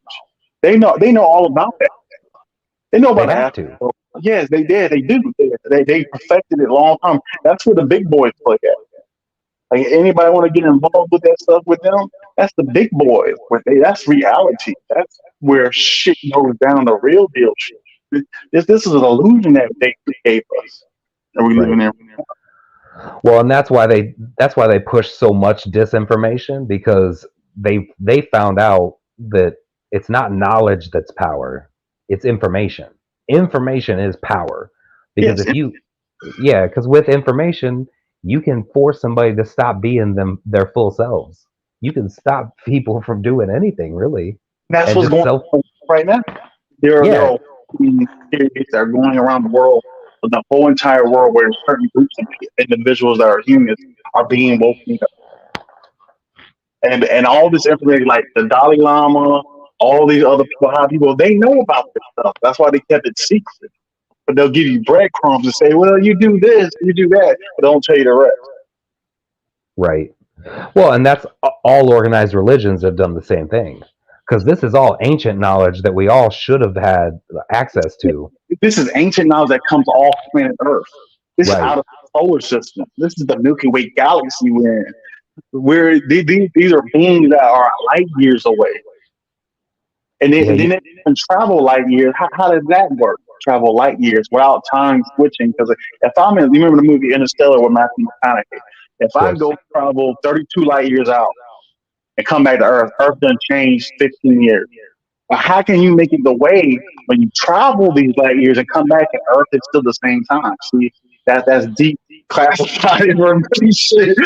Talking about some shit like that. Well, and to be honest, you know who was really onto that? Was fucking Einstein. Einstein was onto it, but Tesla was really onto it because he understood that the time and space are not the same thing. Those are two completely separate planes. Yeah. And so go ahead. Well, I was gonna say, if you look at it like in your mind, picture it like a graph, right? So you have time as your up, and then you have space as your side to side, right, for your graph. If you're able to exist completely on one or the other, then the other one, you are not actually existing in the other one. So sorry. Earth is lunar. In space, there is no lunar. There's no up. There's no down in space. See what I'm saying? If your spaceship is upside down, you're not upside down. Right. Well, and time is not linear either. And since time is not linear, like there is, I don't know. It's super simple, but also really complex, if that makes sense. Quantum mathematics and quantum mechanics. Right. Like super quantum mechanics and super mathematics of these scientists learning that the abilities of how, okay, we travel 32 light years out. We come back to Earth at the same time, but it's been 15 years. How can we stop from going 32 light years out, come back, and time doesn't change? When you just left at that point of that origin, you left and went 32 light years out and come back in the same time stays the same. That takes a lot of quantum mathematics to learn that ability with grab drives and stuff like that. Most of these starships like have grab drive systems on their starship. Like space is cold. Space is not hot. Space is below zero. So when you go to these certain star systems that don't have no planets, they're planets, but they're barren. Say they don't have nothing. Say this planet is 400 degrees below zero. You can't live on that. You can't start life on that. No, I mean it probably has shit. I don't remember what they're called anymore, but it probably has like very, very, very small organisms that are able to live in those extreme temperatures. They're just small organisms. We're talking about. You remember the movie Shop of Horrors? Yeah. Remember the movie like that? There's plant life on certain planets in a secret. I shouldn't say the secret space program where they have shadow astronauts that go out to these planets that have these plant life that will eat you. Plants that are 12 feet tall, look like the Shop of Horrors, like in the Mario video games and all that. That will eat you. Speaking of that, by the way, as a kid, I fucking loved that movie because the voice of Audrey 2 was one of the dudes from the fucking Temptations. No, or Earth, Wind, and Fire. The one that played the plant? Yeah. Feed me. So you think that's what they were telling us the whole time? Yeah, shadow astronauts has been going seeing these planets and say you have like 4 military guys, you have 2 scientists, and you have 2 other people, you can say. And they go to this planet and you see fucking plants that will eat your ass and they shoot darts at you too and hit your spacesuit that will go through your spacesuit and make you collapse and convulse and all type of stuff. Like these plants are intelligent like. They don't have to be a humanoid, gray reptilian be on a planet that has life. You have intellectual intelligence life on plants. The whole planet is full of these plants. You can't live. Speaking of that, did you know that the plants here actually function in a similar fashion? Mm-hmm. So, did you know they scream? Yeah, it's on a small scale level. These are quantum level plants that does this. Even worse, they can think. Right. Well, I think these ones can too. I mean, they put off, like they can at least think on a what's the word I'm looking for? Not carnal, but I guess I'll just say on a base level. So, like an instinctual level, they can think. Like the ones on our planet right now. Who's the guy that did the experiment of talking to plants? One plant he talked to, the other plant he talked bad about. He talked so much bad to the other plant, it withered and died. The other plant he talked to, it grew life. You know what that has? That has more to do with the vibration, though. So yes, have vibration. Each planet in this out there in the Milky Way and past the Milky Way and other galaxies have different vibrational sections. If one moon you might go on might have life on it. You go to the other moon, got low vibration, and the moon just right next to you. So, having said what we just said, and getting close to because you got me into some shit that I love, right? So we're talking a little longer than we should. But the closest I've come to be able to clear my mind and actually try to meditate is with binary beats. Yeah, binary beats are very good because they go at a certain hertz vibration. I forgot the hertz vibration because what was the hertz vibration of the Earth? Oh, that I don't know. I don't know that off the top of my head. I'd have to look it up. And see, and these vibrations go into that quantum field of thinking and stuff like that. That's why people say, you ever saw the movie The Secret, where a lot of the people, elitist stuff, they know how to create money that comes to them easily. Yeah, what they're talking about is that's one of the 12 rules of the universe. The laws of the universe, actually. The law of attraction is one of the 12 laws of the universe. I'm actually writing a book on that, and I've got elements of that, elements of the 7 laws of Kemet, Taoism, Buddhism, and even Christianity. all mixed into this book to help people understand what they are. Because the 12 laws, you have to intune all 12 laws of the universe into your life. Exactly. Otherwise, the quote unquote secret doesn't work. It doesn't work at all. No. Right. So the name of my book is called The God Mind and How to Unlock It. Okay. All right. So yeah, and it's a step-by-step process to get you to be able to manifest the reality that you actually need, which isn't necessarily the same one that you think you want. Yeah, I So- manifest shit though. The only like I can manifest bad shit like it ain't nothing. Right. I did experiments on that stuff. I started manifesting bad stuff. I'm gonna do it. I'm gonna say, yes, I'm gonna hit a cat. You know, I hit fucking 4 cats and 1 dog. Bro. I was jumping in front of my car and I manifested that shit. I said I want to do an experiment just to see. I hit 1 dog, man. It was, I don't know, puppy or what, man, but it's either him or me though. And You know what though? That's one of the laws. Is that the reason it's so much easier to manifest bad shit is it has to do with our vibration. So it's a whole nother thing. So like if you, for instance, if you're trying to manifest something positive and you say a negative, like let's say you want to win the lottery and you say, but I don't want to lose. The word lose is a negative feeling. Exactly. I need this money. Like another word is I need this money. I hope I hit this. See, when you go into these manifestation type trances, you have to already look that you already had them. You have to feel the feeling of you already hit the lot. Right. Well, and actually be appreciative of it. There's a difference between being saying thank you. Yes. Gratitude is so important. That's actually the first step. Yeah, first step is gratitude, where you live at, your house, where you gotta say thank you. Thank you, God, for giving me this job. Thank you for me breathing right now. Thank you. Be gratitude to the universal aspects of the prime creator. If you don't do that, you're gonna be lost. But also understand that you are a part of that prime creator. Yes, we all are, but most people don't tap. They tapped in because the Draco Empire has put us in this section of the Milky Way into a low vibrational state. It's on purpose. They did it on purpose. So only chosen, like I said, many are called. Only a chosen or few called. I got you. You mix that up, but I got you. Yeah, many are called. I didn't see they already screwing me up already. He's like, that's because it's 4:30 in the morning for you though, right? Yeah. Yeah. See, I'm just an hour behind you, but I do got to get to bed because I got shit I gotta make happen tomorrow. See, I just seen them objects fly right past me right now through my TV. A black object. It's like a size of a fly. It just flew right past me. Huh. You know that's weird. Right? That's hella weird. It wasn't me. It went straight through the TV. Shit.